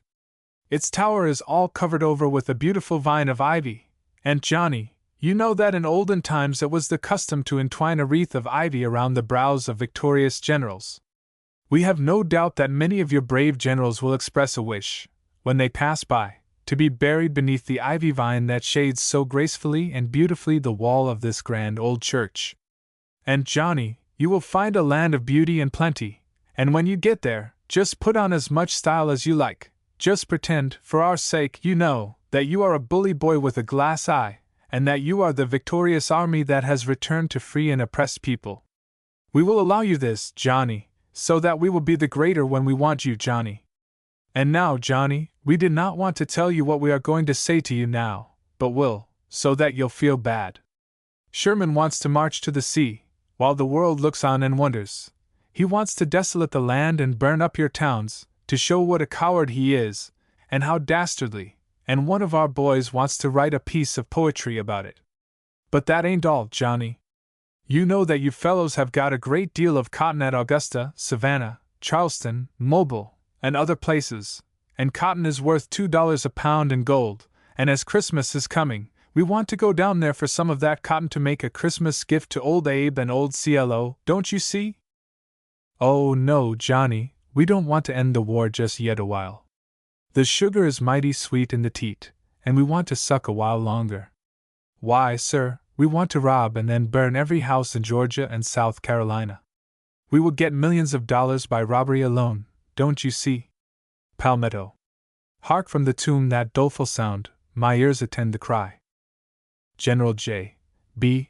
Hood established his headquarters at Palmetto, Georgia, and here is where we were visited by His Honor, the Honorable Jefferson Davis, President of the Confederate States of America, and the Right Honorable Robert Toombs, Secretary of State under the said Davis. Now, kind reader, don't ask me to write history. I know nothing of history. See the histories for grand movements and military maneuvers. I can only tell of what I saw and how I felt. I can remember now General Robert Toombs and Jeff Davis's speeches. I remember how funny Toombs' speech was. He kept us all laughing by telling us how quick we were going to whip the Yankees, and how they would skedaddle back across the Ohio River like a dog with a tin oyster can tied to his tail. Captain Joe P. Lee and I laughed until our sides hurt us. I can remember today how I felt. I felt that Davis and Toombs had come there to bring us glad tidings of great joy, and to proclaim to us that the ratification of a treaty of peace had been declared between the Confederate States of America and the United States.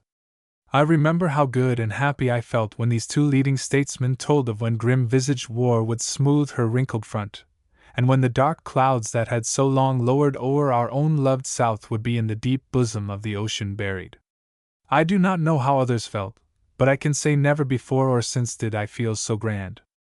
I came very near saying gloomy and peculiar. I felt that I and every other soldier who had stood the storms of battle for nearly 4 long years were now about to be discharged from hard marches, and scant rations, and ragged clothes, and standing guard, etc. In fact, the black cloud of war had indeed drifted away, and the beautiful stars that gemmed the blue ether above, smiling, said, "Peace, peace, peace." I felt bully, I tell you. I remember what I thought, that the emblem of our cause was the palmetto, and the Texas star, and the town of Palmetto, were symbolical of our ultimate triumph, and that we had unconsciously, nay, I should say, prophetically, fallen upon Palmetto as the most appropriate place to declare peace between the two sections. I was sure Jeff Davis and Bob Toombs had come there for the purpose of receiving the capitulation of and to make terms with our conquered foes. I knew that in every battle we had fought, except Missionary Ridge, we had whipped the Yankees, and I knew that we had no cavalry, and but little artillery, and only 2 corps of infantry at Missionary Ridge, and from the way Jeff and Bob talked, it was enough to make us old private soldiers feel that swelling of the heart we ne'er should feel again. I remember that other high dignitaries and big bugs, then the controlling spirits of the government at Richmond, visited us, and most all of these high dignitaries shook hands with the boys. It was all hands round, swing the corner, and balance your partner. I shook hands with Jeff Davis, and he said howdy, Captain. I shook hands with Toombs, and he said howdy, Major, and every big bug that I shook hands with put another star on my collar and chicken guts on my sleeve. My pen is inadequate to describe the ecstasy and patriotic feeling that permeated every vein and fiber of my animated being. It was paradise regained. All the long struggles we had followed the Palmetto flag through victory and defeat, through storms and rains, and snows and tempests, along the dusty roads, and on the weary marches, we had been true to our country, our cause, and our people, and there was a conscious pride within us that when we would return to our homes, we would go back as conquerors, and that we would receive the plaudits of our people. Well done, good and faithful servants. You have been true and faithful even to the end. Jeff Davis makes a speech. Sinner, come view the ground where you shall shortly lie. I remember that Jeff Davis visited the army at this place, and our regiment, the 1st Tennessee, serenaded him. After playing several airs, he came out of General Hood's marquee, and spoke substantially as follows, as near as I can remember. Soldiers of the 1st Tennessee Regiment, I should have said captains, for every man among you is fit to be a captain. I have heard of your acts of bravery on every battlefield during the whole war, and captains, so far as my wishes are concerned, I today make every man of you a captain, and I say honestly today, were I a private soldier, I would have no higher ambition on earth than to belong to the 1st Tennessee Regiment. You have been loyal and brave, your ranks have never yet, in the whole history of the war, been broken, even though the army was routed, yet, my brave soldiers, Tennesseans all, you have ever remained in your places in the ranks of the regiment, ever subject to the command of your gallant Colonel Field in every battle, march, skirmish, in an advance or a retreat. There are on the books of the War Department at Richmond the names of 250,000 deserters, yet you, my brave soldiers, captains all, have remained true and steadfast. I have heard that some have been dissatisfied with the removal of General Joe E. Johnston and the appointment of General Hood, But my brave and gallant heroes, I say, I have done what I thought best for your good. Soon we commence our march to Kentucky and Tennessee. Be of good cheer, for within a short while your faces will be turned homeward, and your feet will press Tennessee's soil, and you will tread your native heath, amid the bluegrass regions and pastures green of your native homes. We will flank General Sherman out of Atlanta, tear up the railroad and cut off his supplies, and make Atlanta a perfect Moscow of defeat to the Federal Army. Situated as he is in an enemy's country, with his communications all cut off, and our army in the rear, he will be powerless, and being fully posted and cognizant of our position, and of the Federal Army, this movement will be the Ultima Thule, the grand crowning stroke for our independence, and the conclusion of the war. Armistice in name only. About this time the Yankees sent us a flag of truce, asking an armistice to move every citizen of Atlanta south of their lines. It was granted. They wanted to live in fine houses a while, and then rob and burn them, and issued orders for all the citizens of Atlanta to immediately abandon the city. They wanted Atlanta for themselves, you see. For weeks and months the roads were filled with loaded wagons of old and decrepit people, who had been hunted and hounded from their homes with a relentless cruelty worse, much worse, than ever blackened the pages of barbaric or savage history. I remember assisting in unloading our wagons that General Hood, poor fellow, had kindly sent in to bring out the citizens of Atlanta to a little place called Rough and Ready about halfway between Palmetto and Atlanta. Every day I would look on at the suffering of delicate ladies, old men, and mothers with little children clinging to them, crying, "Oh, Mama, Mama!" and old women, and tottering old men, whose gray hairs should have protected them from the savage acts of Yankee hate and Puritan barbarity, and I wondered how on earth our generals, including those who had resigned, that is where the shoe pinches, could quietly look on at this dark, black, and damning insult to our people, and not use at least one effort to rescue them from such terrible and unmitigated cruelty, barbarity, and outrage. General Hood remonstrated with Sherman against the insult, stating that it transcended in studied and ingenious cruelty all acts ever before brought to my attention in the dark history of war. In the great crisis of the war, Hardee, Kirby Smith, Breckinridge, and many brigadiers resigned, thus throwing all the responsibility upon poor Hood. Author's note: in the Southern Army the question was, who ranked? Not who was the best general, or colonel, or captain, but who ranked? The article of rank finally got down to corporals, and rank finally bursted the government. I desire to state that they left the army on account of rank. Oh, this thing of rank! Many other generals resigned, and left us privates in the lurch. But the gallant Cheatham, Cleburne, Granbury, Gist, Strahl, Adams, John C. Brown, William B. Bates, Stuart, Lowry, and others stuck to us to the last. The sinews of war were strained to their utmost tension. A scout. At this place I was detailed as a regular scout, which position I continued to hold during our stay at Palmetto. It was a good thing. It beat camp guard all hollow.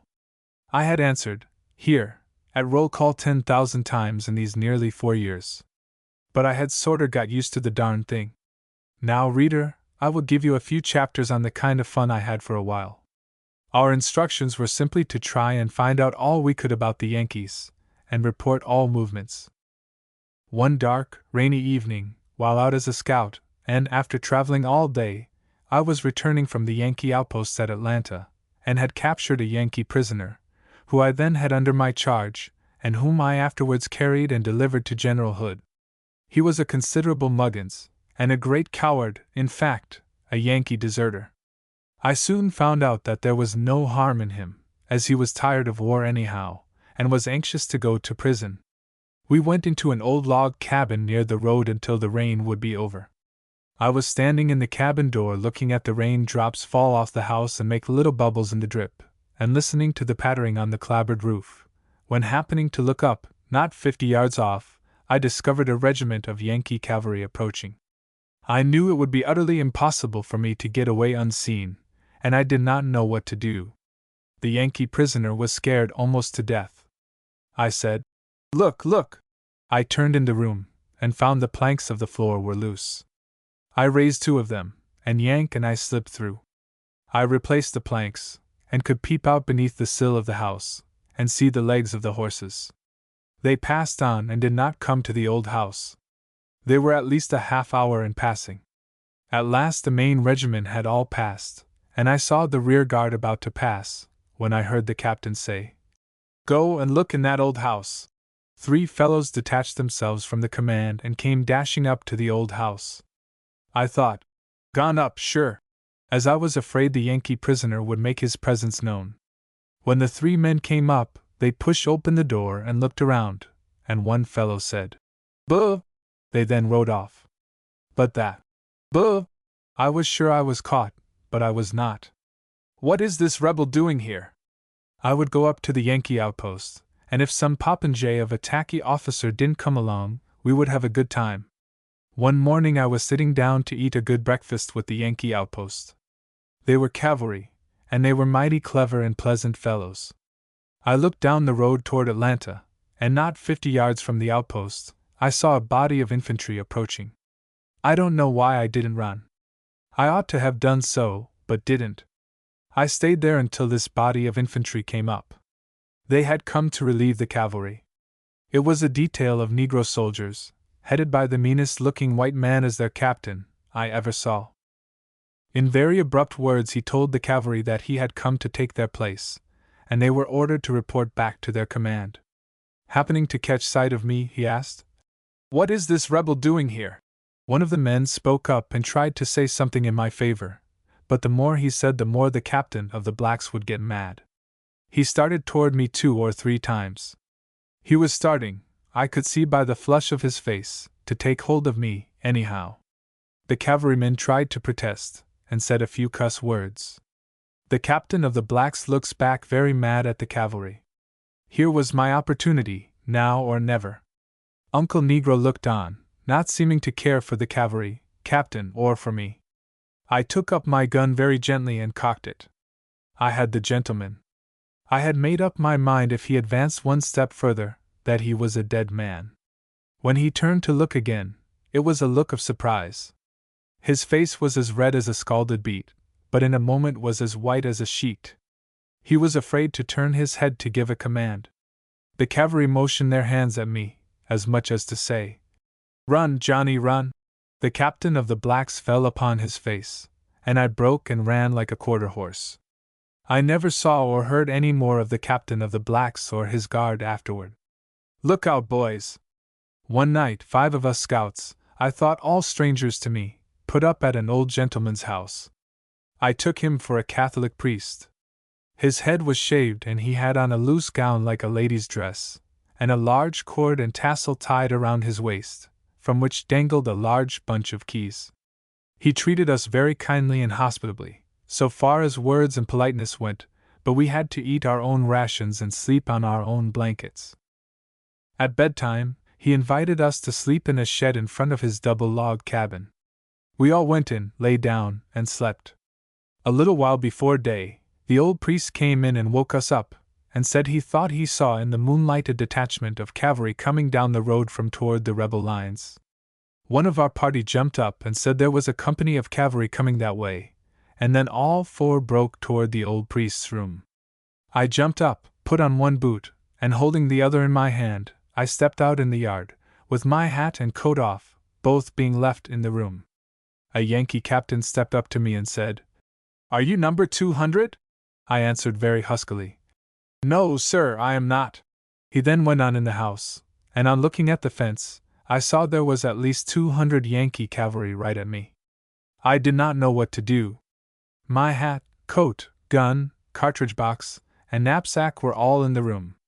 I was afraid to stay there, and I was afraid to give the alarm. I soon saw almost every one of the Yankees dismount, and then I determined to give the alarm and run. I hallooed out as loud as I could, "Look out, boys!" and broke and run. I had to jump over a garden picket fence, and as I lit on the other side, bang, bang, bang, was fired right after me. They stayed there but a short time, and I went back and got my gun and other accoutrements. Am captured. When I left the old priest's house, it was then good day, nearly sun up, and I had started back toward our lines, and had walked on about half a mile, not thinking of danger, when 4 Yankees jumped out in the middle of the road and said, "Halt there!" "Oh, yes, we've got you at last." I was in for it. What could I do? Their guns were cocked and leveled at me, and if I started to run, I would be shot, so I surrendered. In a very short time the regiment of Yankee cavalry came up, and the first greeting I had was, "Hello, you ain't number 200, are you?" I was taken prisoner. They, I thought, seemed to be very gleeful about it, and I had to march right back by the old priest's house, and they carried me to the headquarters of General Stephen Williams. As soon as he saw me, he said, "Who have you there, a prisoner or a deserter?" They said a prisoner. "From what command?" No one answered. Finally he asked me what command I belonged to. I told him the Confederate States Army. Then, said he, "What is your name?" Said I, "General, if that would be any information, I would have no hesitancy in giving it. But I claim your protection as a prisoner of war. I am a private soldier in the Confederate States Army, and I don't feel authorized to answer any question you may ask." He looked at me with a kind of quizzical look, and said, "That is the way with you rebels. I have never yet seen one of you, but thought what little information he might possess to be of value to the Union forces." Then one of the men spoke up and said, "I think he is a spy or a scout, and does not belong to the regular army." He then gave me a close look, and said, "Ah, a guerrilla," and ordered me to be taken to the provost marshal's office. They carried me to a large, fine house, upstairs, and I was politely requested to take a seat. I sat there some moments, when a dandy-looking clerk of a fellow came up with a book in his hand, and said, "The name." I appeared not to understand, and he said, "The name." I still looked at him, and he said, "The name." I did not know what he meant by "the name." Finally, he closed the book with a slam and started off, and said I, "Did you want to find out my name?" He said, "I asked you 3 times. I said, "When?" "If you ever asked me my name, I have never heard it." But he was too mad to listen to anything else. I was carried to another room in the same building, and locked up. I remained there until about dark, when a man brought me a tolerably good supper, and then left me alone to my own meditations. I could hear the sentinels at all times of the night calling out the hours. I did not sleep a wink, nor even lay down. I had made up my mind to escape, if there was any possible chance. About 3 o'clock everything got perfectly still.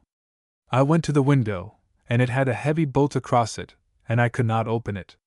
I thought I would try the door, but I knew that a guard was stationed in the hall, for I could see a dim light glimmer through the keyhole. I took my knife and unscrewed the catch in which the lock was fastened, and soon found out that I could open the door, but then there was the guard, standing at the main entrance downstairs. I peeped down, and he was quietly walking to and fro on his beat, every time looking to the hall. I made up my mind by his measured tread as to how often he would pass the door, and one time, after he had just passed, I came out in the hall, and started to run down the steps. About midway down the steps, one of them cracked very loud, but I ran on down in the lower hall and ran into a room, the door of which was open. The sentinel came back to the entrance of the hall, and listened a few minutes, and then moved on again.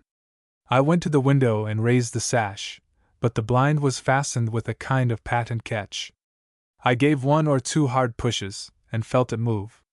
After that I made one big lunge, and it flew wide open, but it made a noise that woke up every sentinel. I jumped out in the yard, and gained the street, and on looking back, I heard the alarm given, and lights began to glimmer everywhere, but, seeing no one directly after me, I made tracks toward Peachtree Creek, and went on until I came to the old battlefield of July 22nd, and made my way back to our lines. Chapter 15. Advance into Tennessee. General Hood makes a flank movement. After remaining a good long time at Jonesboro, the news came that we were going to flank Atlanta. We flanked it. A flank means a go around. Yank says, "What you doing, Johnny?" Johnny says, "We are flanking." Yank says, "Bully for you." We passed around Atlanta, crossed the Chattahoochee, and traveled back over the same route on which we had made the arduous campaign under Joe Johnston. It took us 4 months in the first instance, and but little longer than as many days in the second, to get back to Dalton, our starting point. On our way up there, the Yankee cavalry followed us to see how we were getting along with the flanking business. We had pontoons made for the purpose of crossing streams. When we would get to a stream, the pontoons would be thrown across, and Hood's army would cross. Yank would halloo over and say, "Well, Johnny, have you got everything across?" "Yes," would be the answer. "Well, we want these old pontoons, as you will not need them again." And they would take them. We passed all those glorious battlefields that have been made classic in history, frequently coming across the skull of some poor fellow sitting on top of a stump, grinning a ghastly smile, also the bones of horses along the road, and fences burned and destroyed, and occasionally the charred remains of a once fine dwelling house. Outside of these occasional reminders we could see no evidence of the desolation of the track of an invading army. The country looked like it did at first. Citizens came out, and seemed glad to see us, and would divide their onions, garlic, and leek with us. The soldiers were in good spirits, but it was the spirit of innocence and peace, not war and victory. Where the railroads would cross a river, a blockhouse had been erected, and the bridge was guarded by a company of Federals. But we always flanked these little affairs. We wanted bigger and better meat. We captured Dalton. When we arrived at Dalton, we had a desire to see how the old place looked, not that we cared anything about it, but we just wanted to take a last farewell look at the old place. We saw the United States flag flying from the ramparts, and thought that Yank would probably be asleep or catching lice, or maybe engaged in a game of 7-Up. So we sent forward a physician with some white bandages tied to the end of a long pole. He walked up and says, "Hello, boys." "What is it, boss?" "Well, boys, we've come for you." "Hiya ha, hiya ha, hiya ha, he, if it ain't old Master Show." The place was guarded by Negro troops. We marched the black rascals out. They were mighty glad to see us, and we were kindly disposed to them. We said, "Now, boys, we don't want the Yankees to get mad at you, and to blame you, so just let's get out here on the railroad track, and tear it up, and pile up the cross ties, and then pile the iron on top of them, and we'll set the thing afire, and when the Yankees come back they will say, 'What a bully fight them nagers did make.'" A Yankee always says, "Nager." Reader, you should have seen how that old railroad did flop over, and how the darkies did sweat, and how the perfume did fill the atmosphere. But there were some Yankee soldiers in a blockhouse at Ringgold Gap, who thought they would act big. They said that Sherman had told them not to come out of that blockhouse, anyhow. But General William B. Bate begun to persuade the gentlemen, by sending a few 4-pound Parrott feelers. Ah! Those feelers! They persuaded eloquently. They persuaded effectually, those feelers did. The Yanks soon surrendered. The old place looked natural-like, only it seemed to have a sort of graveyard loneliness about it. A man in the well. On leaving Dalton, after a day's march, we had stopped for the night. Our guns were stacked, and I started off with a comrade to get some wood to cook supper with. We were walking along, he a little in the rear, when he suddenly disappeared. I could not imagine what had become of him. I looked everywhere. The earth seemed to have opened and swallowed him. I called and called, but could get no answer.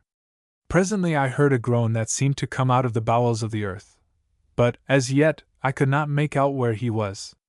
Going back to camp, I procured a light, and after whooping and hallooing for a long time, I heard another groan, this time much louder than before.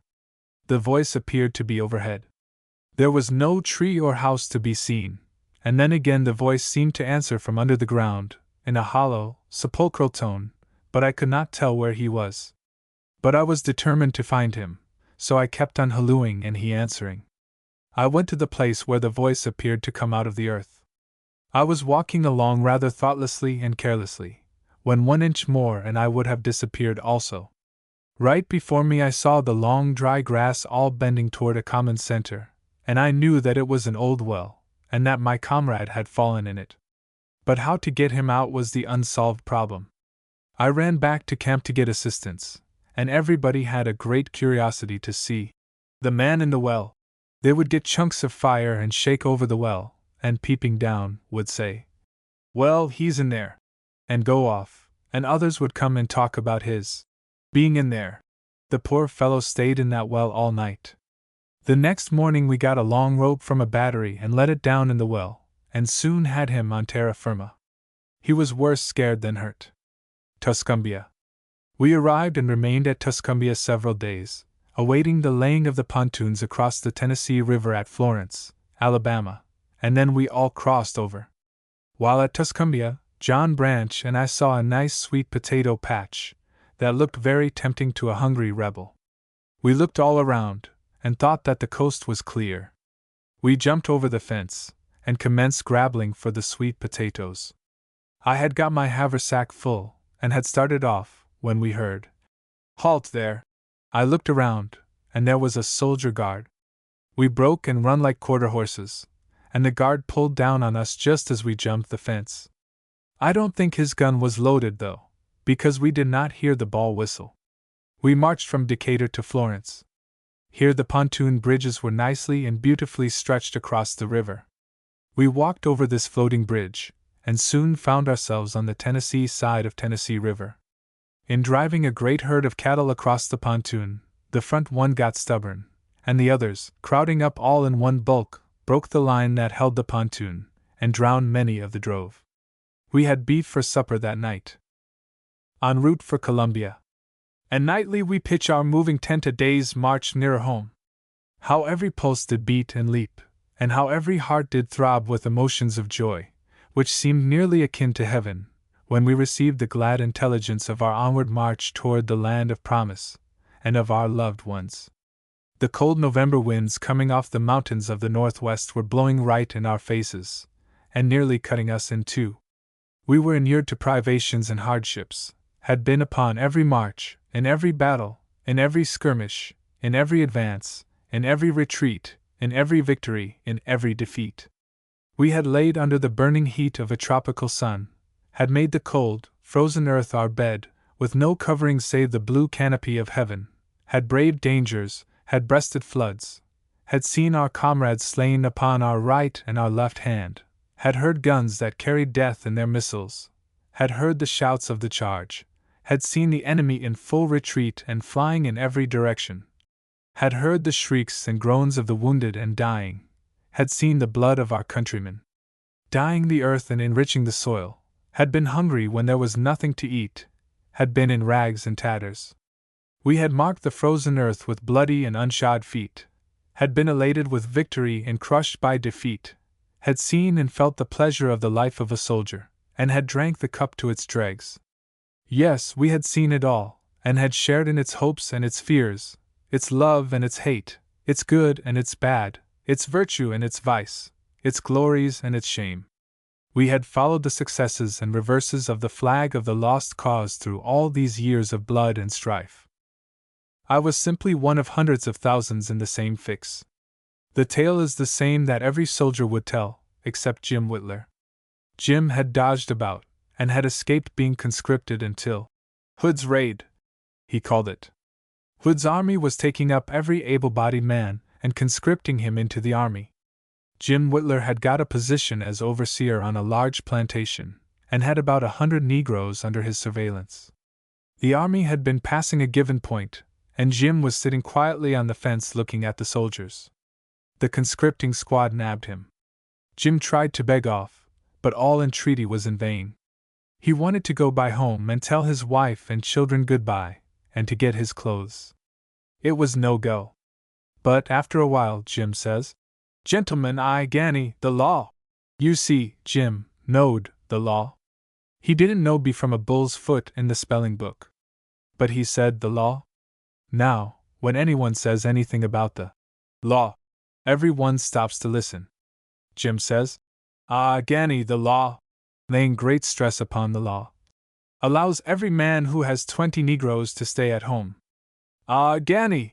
Those old soldiers had long, long ago, forgotten about that old law of the long gone past, but Jim had treasured it up in his memory, lo, these many years, and he thought it would serve him now, as it had, no doubt, frequently done in the past. the conscript officer said.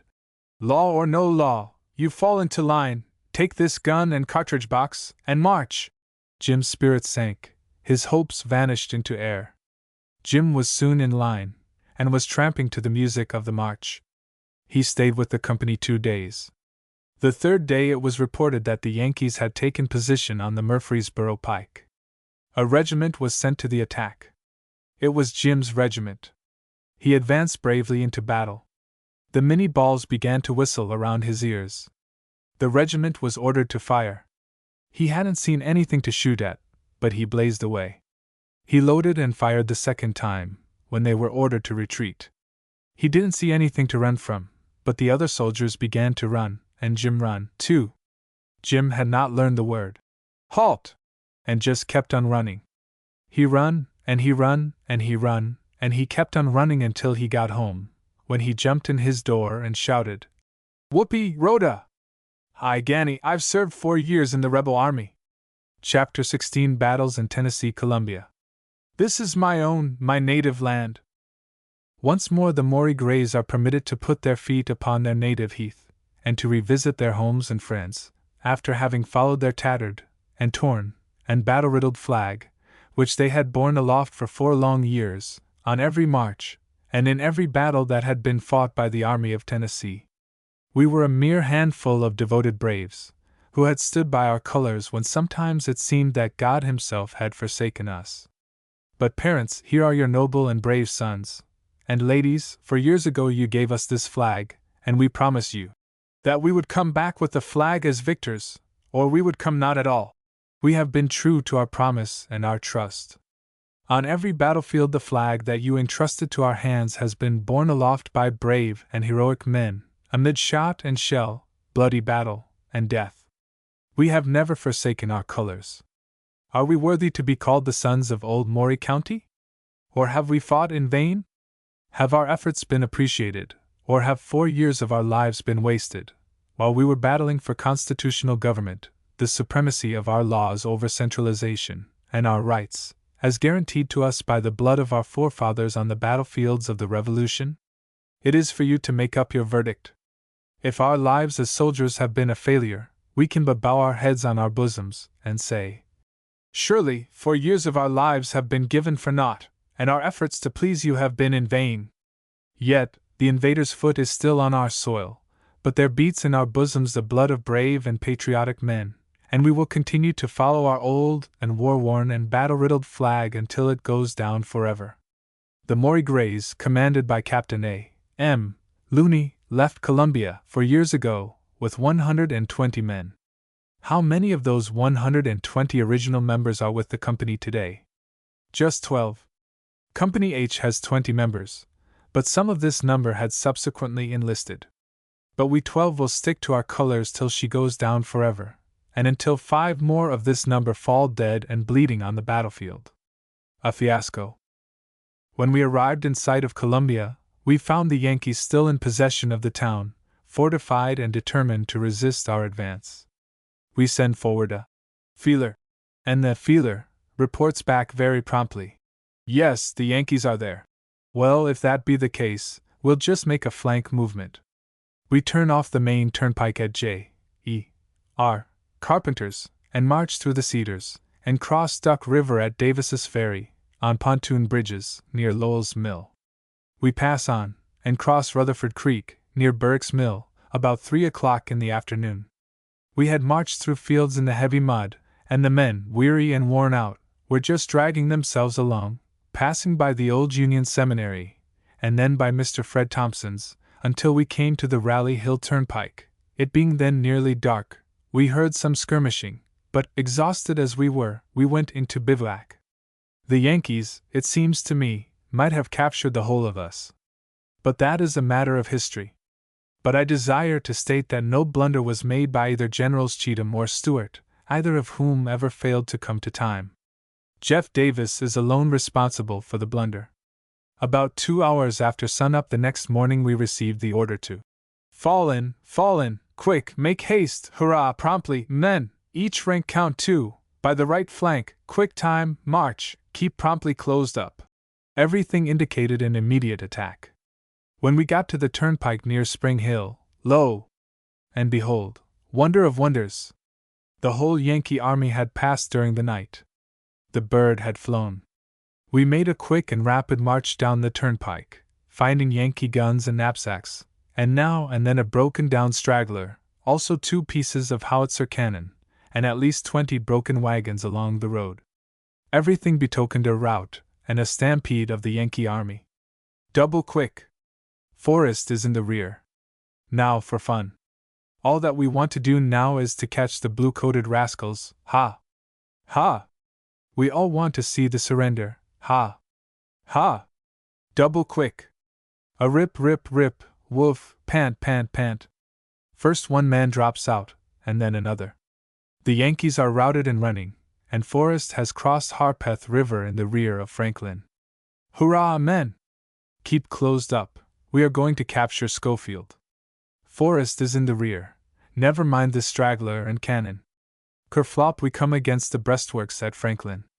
Franklin. The Death Angel gathers its last harvest. Kind reader, right here my pen, and courage, and ability fail me. I shrink from butchery. Would to God I could tear the page from these memoirs and from my own memory. It is the blackest page in the history of the War of the Lost Cause. It was the bloodiest battle of modern times in any war. It was the finishing stroke to the independence of the Southern Confederacy. I was there. I saw it. My flesh trembles, and creeps, and crawls when I think of it today. My heart almost ceases to beat at the horrid recollection. Would to God that I had never witnessed such a scene! I cannot describe it. It beggars description. I will not attempt to describe it. I could not. The Death Angel was there to gather its last harvest. It was the grand coronation of death.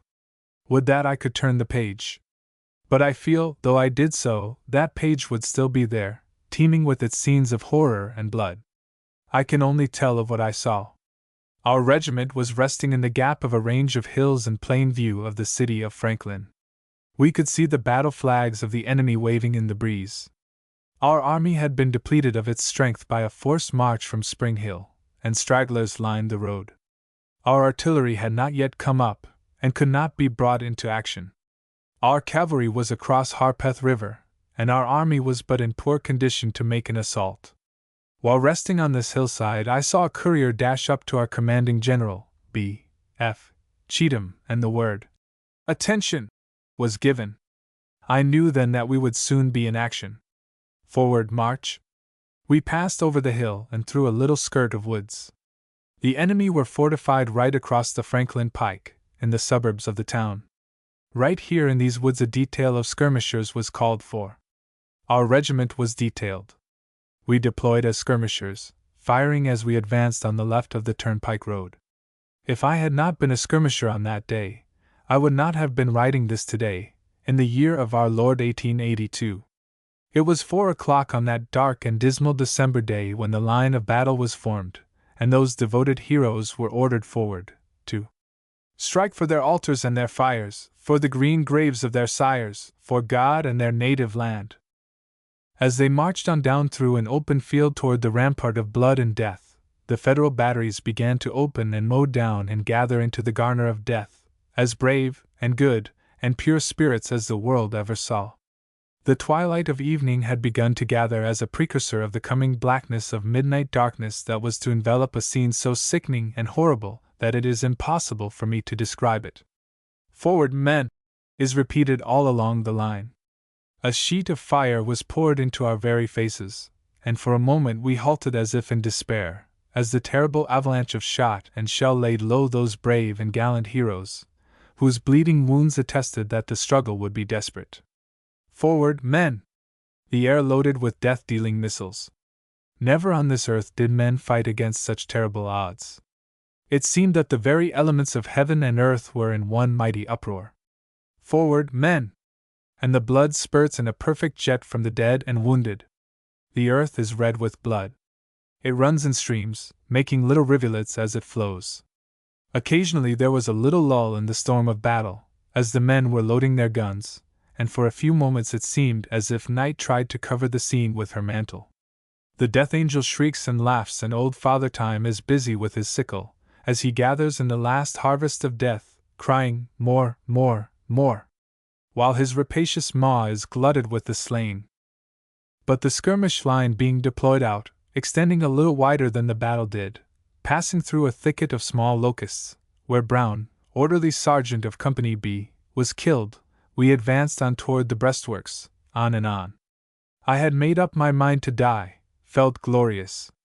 We pressed forward until I heard the terrific roar of battle open on our right. Cleburne's division was charging their works. I passed on until I got to their works, and got over on the Yankees' side. But in 50 yards of where I was, the scene was lit up by fires that seemed like hell itself. It appeared to be but one line of streaming fire. Our troops were upon one side of the breastworks, and the Federals on the other. I ran up on the line of works, where our men were engaged. Dead soldiers filled the entrenchments. The firing was kept up until after midnight, and gradually died out. We passed the night where we were. But when the morrow's sun began to light up the eastern sky with its rosy hues, and we looked over the battlefield, oh my God! What did we see? It was a grand holocaust of death. Death had held high carnival there that night. The dead were piled the one on the other all over the ground. I never was so horrified and appalled in my life.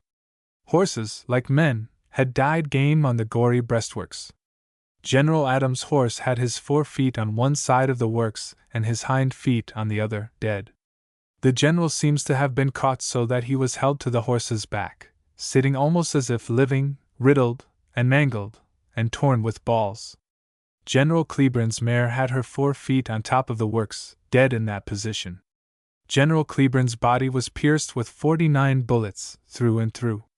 General Strahl's horse lay by the roadside and the general by his side, both dead, and all his staff. General Gist, a noble and brave cavalier from South Carolina, was lying with his sword reaching across the breastworks still grasped in his hand. He was lying there dead. All dead. They sleep in the graveyard yonder at Ashwood, almost in sight of my home, where I am writing today. They sleep the sleep of the brave. We love and cherish their memory. They sleep beneath the ivy-mantled walls of St. John's Church, where they expressed a wish to be buried. The private soldier sleeps where he fell, piled in one mighty heap. 4,500 privates, all lying side by side in death. 13 generals were killed and wounded. 4,500 men slain, all piled and heaped together at one place. I cannot tell the number of others killed and wounded. God alone knows that. We'll all find out on the morning of the final resurrection. Kind friends, I have attempted in my poor and feeble way to tell you of this. I can hardly call it battle. It should be called by some other name. But like all other battles, it, too, has gone into history. I leave it with you. I do not know who was to blame. It lives in the memory of the poor old rebel soldier who went through that trying and terrible ordeal. We shed a tear for the dead. They are buried and forgotten. We meet no more on earth. But up yonder, beyond the sunset and the night, away beyond the clouds and tempest, away beyond the stars that ever twinkle and shine in the blue vault above us, away yonder by the great white throne, and by the river of life, where the Almighty and Eternal God sits, surrounded by the angels and archangels and the redeemed of earth, we will meet again and see those noble and brave spirits who gave up their lives for their country's cause that night at Franklin, Tennessee. A life given for one's country is never lost. It blooms again beyond the grave in a land of beauty and of love. Hanging around the throne of sapphire and gold, a rich garland awaits the coming of him who died for his country, and when the horologe of time has struck its last note upon his dying brow, justice hands the record of life to mercy, and mercy pleads with Jesus, and God, for his sake, receives him in his eternal home beyond the skies at last and forever. Nashville. A few more scenes, my dear friends, and we close these memoirs. We march toward the city of Nashville. We camp the first night at Brentwood. The next day we can see the fine old building of solid granite, looming up on Capitol Hill, the capital of Tennessee. We can see the stars and stripes flying from the dome. Our pulse leaps with pride when we see the grand old architecture. We can hear the bugle call, and the playing of the bands of the different regiments in the Federal lines. Now and then a shell is thrown into our midst from Fort Negley, but no attack or demonstrations on either side. We bivouac on the cold and hard frozen ground, and when we walk about, the echo of our footsteps sound like the echo of a tombstone. The earth is crusted with snow, and the wind from the northwest is piercing our very bones. We can see our ragged soldiers, with sunken cheeks and famine-glistening eyes. Where were our generals? Alas! There were none. Not one single general out of Cheatham's division was left, not one. General B. F. Cheatham himself was the only surviving general of his old division. Nearly all our captains and colonels were gone. Companies mingled with companies, regiments with regiments, and brigades with brigades. A few raw-boned horses stood shivering under the ice-covered trees, nibbling the short, scanty grass. Being in range of the Federal guns from Fort Negley, we were not allowed to have fires at night, and our thin and ragged blankets were but poor protection against the cold, raw blasts of December weather, the coldest ever known. The cold stars seem to twinkle with unusual brilliancy, and the pale moon seems to be but one vast heap of frozen snow, which glimmers in the cold gray sky, and the air gets colder by its coming. Our breath, forming in little rays, seems to make 1,000 little coruscations that scintillate in the cold frosty air. I can tell you nothing of what was going on among the generals. But there we were, and that is all that I can tell you. One morning about daylight our army began to move. Our division was then on the extreme right wing, and then we were transferred to the left wing. The battle had begun. We were continually moving to our left. We would build little temporary breastworks, then we would be moved to another place. Our lines kept on widening out, and stretching further and further apart, until it was not more than a skeleton of a skirmish line from one end to the other. We started at a run. We cared for nothing. Not more than 1,000 yards off, we could see the Yankee cavalry, artillery, and infantry, marching apparently still further to our left. We could see regiments advancing at double quick across the fields, while, with our army, everything seemed confused. The private soldier could not see into things. It seemed to be somewhat like a flock of wild geese when they have lost their leader. We were willing to go anywhere, or to follow anyone who would lead us. We were anxious to flee, fight, or fortify. I have never seen an army so confused and demoralized. The whole thing seemed to be tottering and trembling. When halt! Front! Right dress! And Adjutant McKinney reads us the following order. Soldiers, the commanding general takes pleasure in announcing to his troops that victory and success are now within their grasp, and the commanding general feels proud and gratified that in every attack and assault the enemy have been repulsed, and the commanding general will further say to his noble and gallant troops, be of good cheer, all is well. General John B. Hood, General Commanding.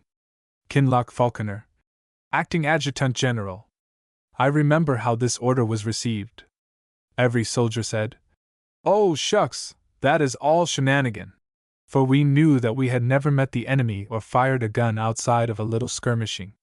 And I will further state that battle order, announcing success and victory, was the cause of a greater demoralization than if our troops had been actually engaged in battle. They at once mistrusted General Hood's judgment as a commander. And every private soldier in the whole army knew the situation of affairs. I remember when passing by Hood, how feeble and decrepit he looked, with an arm in a sling, and a crutch in the other hand, and trying to guide and control his horse. And reader, I was not a Christian then, and am but little better today, but, as God sees my heart tonight, I prayed in my heart that day for General Hood. Poor fellow, I loved him, not as a general, but as a good man. I knew when that army order was read, that General Hood had been deceived, and that the poor fellow was only trying to encourage his men. Every impulse of his nature was but to do good, and to serve his country as best he could. Ah! Reader, some day all will be well. We continued marching toward our left, our battle line getting thinner and thinner. We could see the Federals advancing, their blue coats and banners flying, and could see their movements and hear them giving their commands.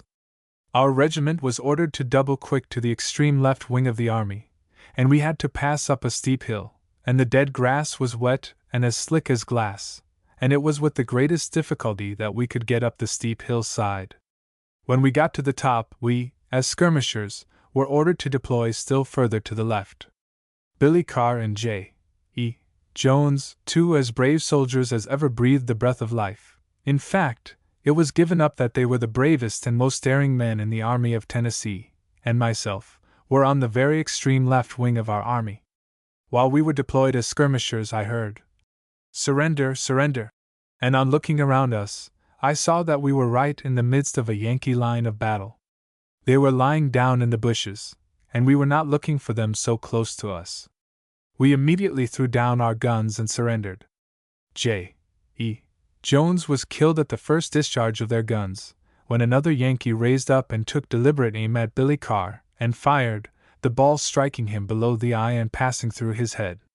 As soon as I could, I picked up my gun, and as the Yankee turned I sent a Minnie ball crushing through his head, and broke and run. But I am certain that I killed the Yankee who killed Billy Carr, but it was too late to save the poor boy's life. As I started to run, a fallen dogwood tree tripped me up, and I fell over the log. It was all that saved me. The log was riddled with balls, and thousands, it seemed to me, passed over it. As I got up to run again, I was shot through the middle finger of the very hand that is now penning these lines, and the thigh. But I had just killed a Yankee, and was determined to get away from there as soon as I could. How I did get back I hardly know, for I was wounded and surrounded by Yankees. One rushed forward, and placing the muzzle of his gun in 2 feet of me, discharged it, but it missed its aim, when I ran at him, grabbed him by the collar, and brought him off a prisoner. Captain Joe P. Lee and Colonel H. R. Field remember this, as would Lieutenant Colonel John L. House, were he alive, and all the balance of Company H, who were there at the time. I had 8 bullet holes in my coat, and 2 in my hand, beside the one in my thigh and finger. It was a hailstorm of bullets. The above is true in every particular, and is but one incident of the war, which happened to hundreds of others. But, alas! All our valor and victories were in vain, when God and the whole world were against us. Billy Carr was one of the bravest and best men I ever knew. He never knew what fear was, and in consequence of his reckless bravery, had been badly wounded at Perryville, Murfreesboro, Chickamauga, the Octagon House, Dead Angle, and the 22nd of July at Atlanta. In every battle he was wounded, and finally, in the very last battle of the war, surrendered up his life for his country's cause. No father and mother of such a brave and gallant boy should ever sorrow or regret having borne to them such a son. He was the flower and chivalry of his company. He was as good as he was brave. His bones rest yonder on the Overton Hills today, while I have no doubt in my own mind that his spirit is with the Redeemer of the hosts of heaven. He was my friend. Poor boy, farewell. When I got back to where I could see our lines, it was one scene of confusion and rout. Finney's Florida Brigade had broken before a mere skirmish line, and soon the whole army had caught the infection, had broken, and were running in every direction. Such a scene I never saw. The army was panic-stricken. The woods everywhere were full of running soldiers.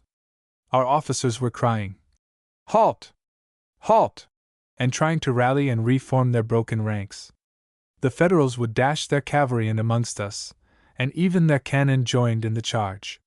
One piece of Yankee artillery galloped past me, right on the road, unlimbered their gun, fired a few shots, and galloped ahead again. Hood's whole army was routed and in full retreat. Nearly every man in the entire army had thrown away his gun and accoutrements. More than 10,000 had stopped and allowed themselves to be captured, while many, dreading the horrors of a northern prison, kept on, and I saw many, even thousands, broken down from sheer exhaustion, with despair and pity written on their features. Wagon trains, cannon, artillery, cavalry, and infantry were all blended in inextricable confusion. Broken down and jaded horses and mules refused to pull, and the badly scared drivers looked like their eyes would pop out of their heads from fright.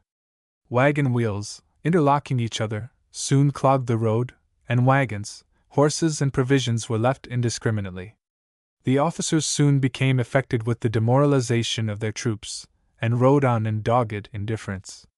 General Frank Cheatham and General Loring tried to form a line at Brentwood, but the line they formed was like trying to stop the current of Duck River with a fish net.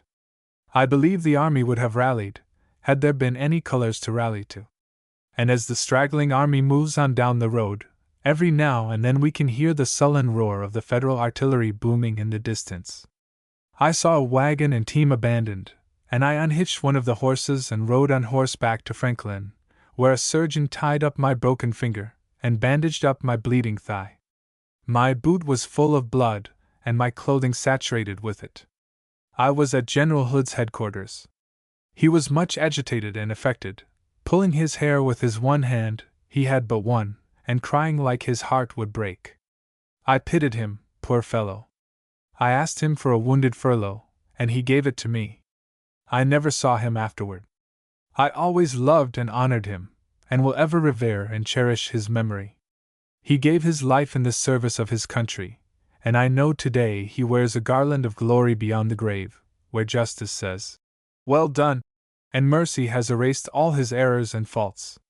I only write of the understrata of history, in other words, the private's history, as I saw things then, and remember them now. The winter of 1864-5 was the coldest that had been known for many years. The ground was frozen and rough, and our soldiers were poorly clad, while many, yes, very many, were entirely barefooted. Our wagon trains had either gone on, we knew not whither, or had been left behind. Everything in nature, too, seemed to be working against us. Even the keen, cutting air that whistled through our tattered clothes and over our poorly covered heads seemed to lash us in its fury. The floods of waters that had overflowed their banks seemed to laugh at our calamity, and to mock us in our misfortunes. All along the route were weary and footsore soldiers. The citizens seemed to shrink and hide from us as we approached them. And, to cap the climax, Tennessee River was overflowing its banks, and several Federal gunboats were anchored just below Muscle Shoals, firing at us while crossing. The once proud Army of Tennessee had degenerated to a mob. We were pinched by hunger and cold. The rains, and sleet, and snow never ceased falling from the winter sky, while the winds pierced the old, ragged, grayback rebel soldier to his very marrow. The clothing of many were hanging around them in shreds of rags and tatters, while an old slouched hat covered their frozen ears. Some were on old, raw-boned horses, without saddles. Jefferson Davis perhaps made blunders and mistakes, but I honestly believe that he ever did what he thought best for the good of his country. And there never lived on this earth from the days of Hampton to George Washington a purer patriot or a nobler man than Jefferson Davis, and like Marius, grand even in ruins. Hood was a good man, a kind man, a philanthropic man, but he is both harmless and defenseless now. He was a poor general in the capacity of commander-in-chief. Had he been mentally qualified, his physical condition would have disqualified him. His legs and one of his arms had been shot off in the defense of his country. As a soldier, he was brave, good, noble, and gallant, and fought with the ferociousness of the wounded tiger, and with the everlasting grit of the bulldog, but as a general he was a failure in every particular. Our country is gone, our cause is lost. Actum est Republica. Chapter 17 The Surrender, the last act of the drama. On the 10th day of May, 1861, our regiment, the 1st Tennessee, left Nashville for the camp of instruction, with 1,250 men, officers and line. Other recruits continually coming in swelled this number to 1,400.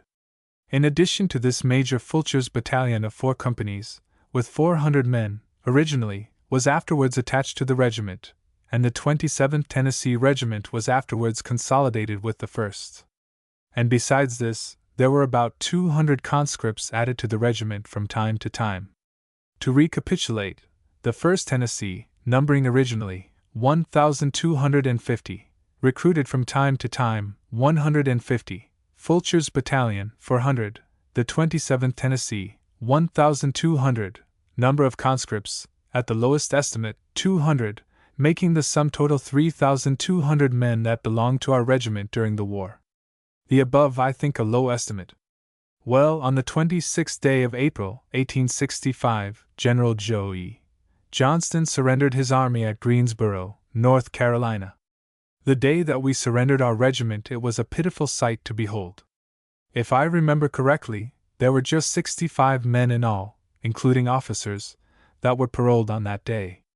Now, what became of the original 3,200? A grand army, you may say?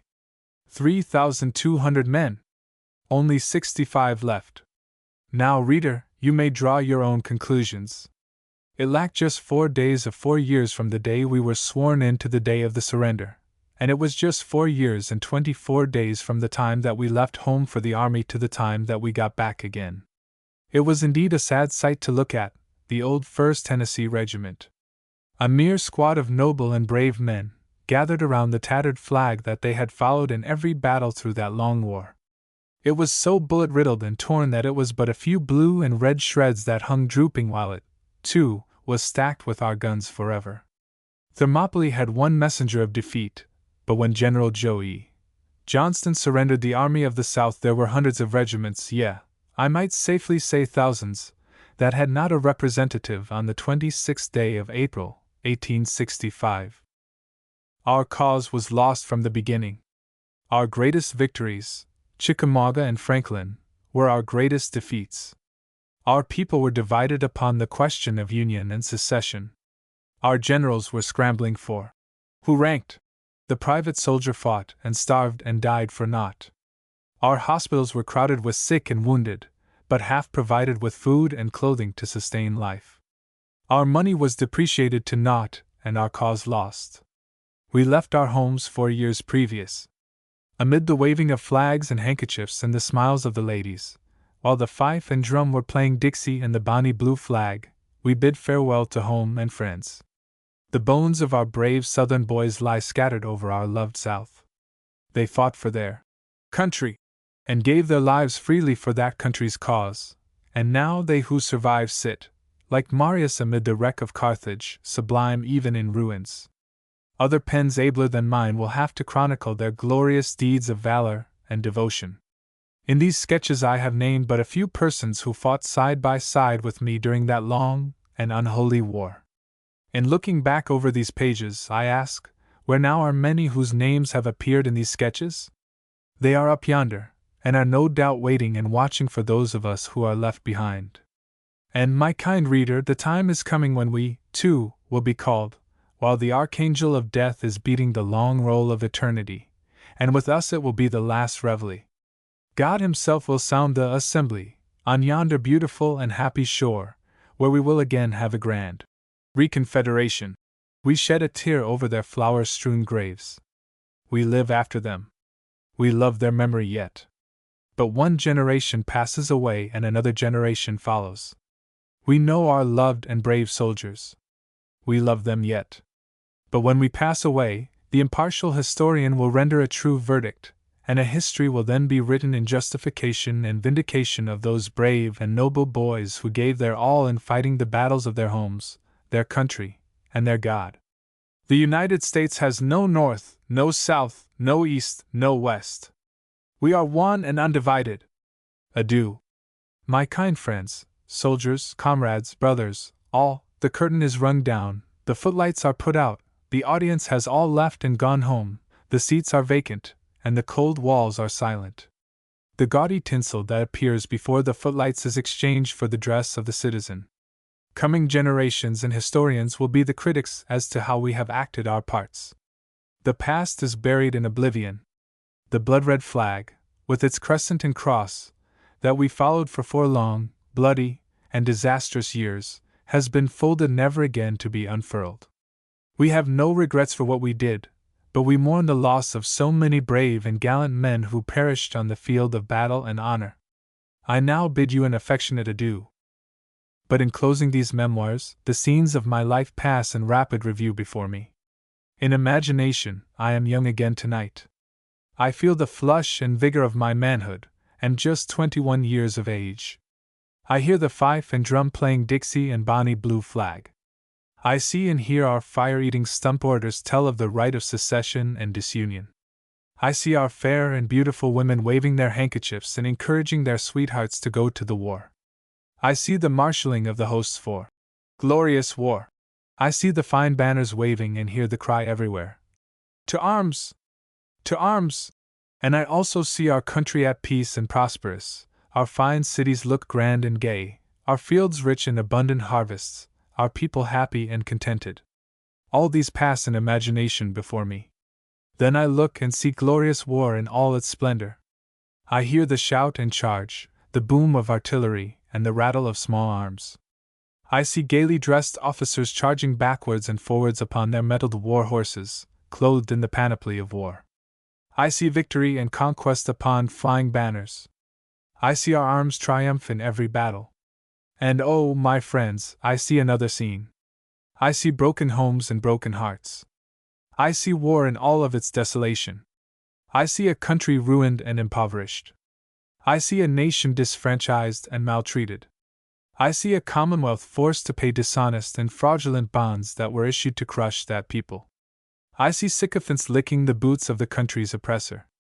I see other and many wrongs perpetrated upon a conquered people. But maybe it is but the ghosts and phantoms of a dreamy mind, or the wind as it whistles around our lonely cabin home. The past is buried in oblivion. The mantle of charity has long ago fallen upon those who think differently from us. We remember no longer wrongs and injustice done us by anyone on earth. We are willing to forget and forgive those who have wronged and falsified us. We look up above and beyond all these petty groveling things and shake hands and forget the past. And while my imagination is like the weaver's shuttle, playing backward and forward through these 2 decades of time, I ask myself, are these things real? Did they happen? Are they being enacted today? Or are they the fancies of the imagination in forgetful reverie? Is it true that I have seen all these things? That they are real incidents in my life's history? Did I see those brave and noble countrymen of mine laid low in death and weltering in their blood? Did I see our country laid waste and in ruins? Did I see soldiers marching, the earth trembling and jarring beneath their measured tread? Did I see the ruins of smoldering cities and deserted homes? Did I see my comrades buried and see the violet and wild flowers bloom over their graves? Did I see the flag of my country, that I had followed so long, furled to be no more unfurled forever? Surely they are but the vagaries of mine own imagination. Surely my fancies are running wild tonight. But hush! I now hear the approach of battle. That low, rumbling sound in the west is the roar of cannon in the distance. That rushing sound is the tread of soldiers. That quick, lurid glare is the flash that precedes the cannon's roar. And listen! That loud report that makes the earth tremble and jar and sway is but the bursting of a shell, as it screams through the dark, tempestuous night. That black, ebon cloud, where the lurid lightning flickers and flares, that is rolling through the heavens, is the smoke of battle. Beneath is being enacted a carnage of blood and death. Listen! The soldiers are charging now. The flashes and roaring now are blended with the shouts of soldiers and confusion of battle. But reader, time has brought his changes since I, a young ardent and impetuous youth, burning with a lofty patriotism, first shouldered my musket to defend the rights of my country. Lifting the veil of the past, I see many manly forms, bright in youth and hope, standing in view by my side in Company Aytch, 1st Tennessee Regiment. Again I look and half those forms are gone. Again, and gray locks and wrinkled faces and clouded brows stand before me. Before me, too, I see, not in imagination, but in reality, my own loved Jenny, the partner of my joys and the sharer of my sorrows, sustaining, comforting, and cheering my pathway by her benignant smile, pouring the sunshine of domestic comfort and happiness upon our humble home, making life more worth the living as we toil on up the hill of time together. With the bright pledges of our early and constant love by our side, while the sunlight of hope ever brightens our pathway, dispelling darkness and sorrow as we hand in hand approach the valley of the great shadow. The tale is told. The world moves on, the sun shines as brightly as before, the flowers bloom as beautifully, the birds sing their carols as sweetly, the trees nod and bow their leafy tops as if slumbering in the breeze, the gentle winds fan our brow and kiss our cheek as they pass by, the pale moon sheds her silvery sheen, The blue dome of the sky sparkles with the trembling stars that twinkle and shine and make night beautiful. And the scene melts and gradually disappears forever. The end. Appendix, Transcription Notes. About Company Aytch. Company Aytch was printed as a series of newspaper articles in 1881 to 1882. First printed in book form, 2,000 copies, in 1882. Second printing of 2,000 copies in 1900. Reprinted in 1952 with an introduction and commentary by Bell Irvin Wiley. 10 or more printings by Collier Books starting in 1962, with an introduction by Roy P. Basler. The following modifications were applied while transcribing the printed book to eText. Quite a few of the subheadings in the book were printed with a trailing period, while the majority were not. For example, in Chapter 11, Shooting a Deserter, versus Target Shooting Dr. C. T. Quintard, versus General Joseph E. Johnston. For the sake of consistency, I have removed these trailing periods. Chapter 10, page 123, para 3, fixed typo, Min Ball. Chapter 12, page 168, para 1, fixed typo, Breckenridge. The following words were sometimes printed hyphenated, sometimes not. In this eText, they are not hyphenated. Archangel Battlefields Footlights Graveyard Hillside Horseback Reorganization Shotgun Upstairs/Downstairs. The following words were sometimes printed hyphenated, sometimes not. In this eText, they are hyphenated, Battle Flags. The following words were printed using the AE, or OE, ligature, Caesar Diarrhea Thermopylae. I did not change the following. Some words in this book appear to be misspelled, at least by current usage. Descendants Genealogy. The author, intentionally or not, consistently misspelled several names, including those of Captain / Colonel Hugh Marr, Field and Jen Albert Sidney Johnston.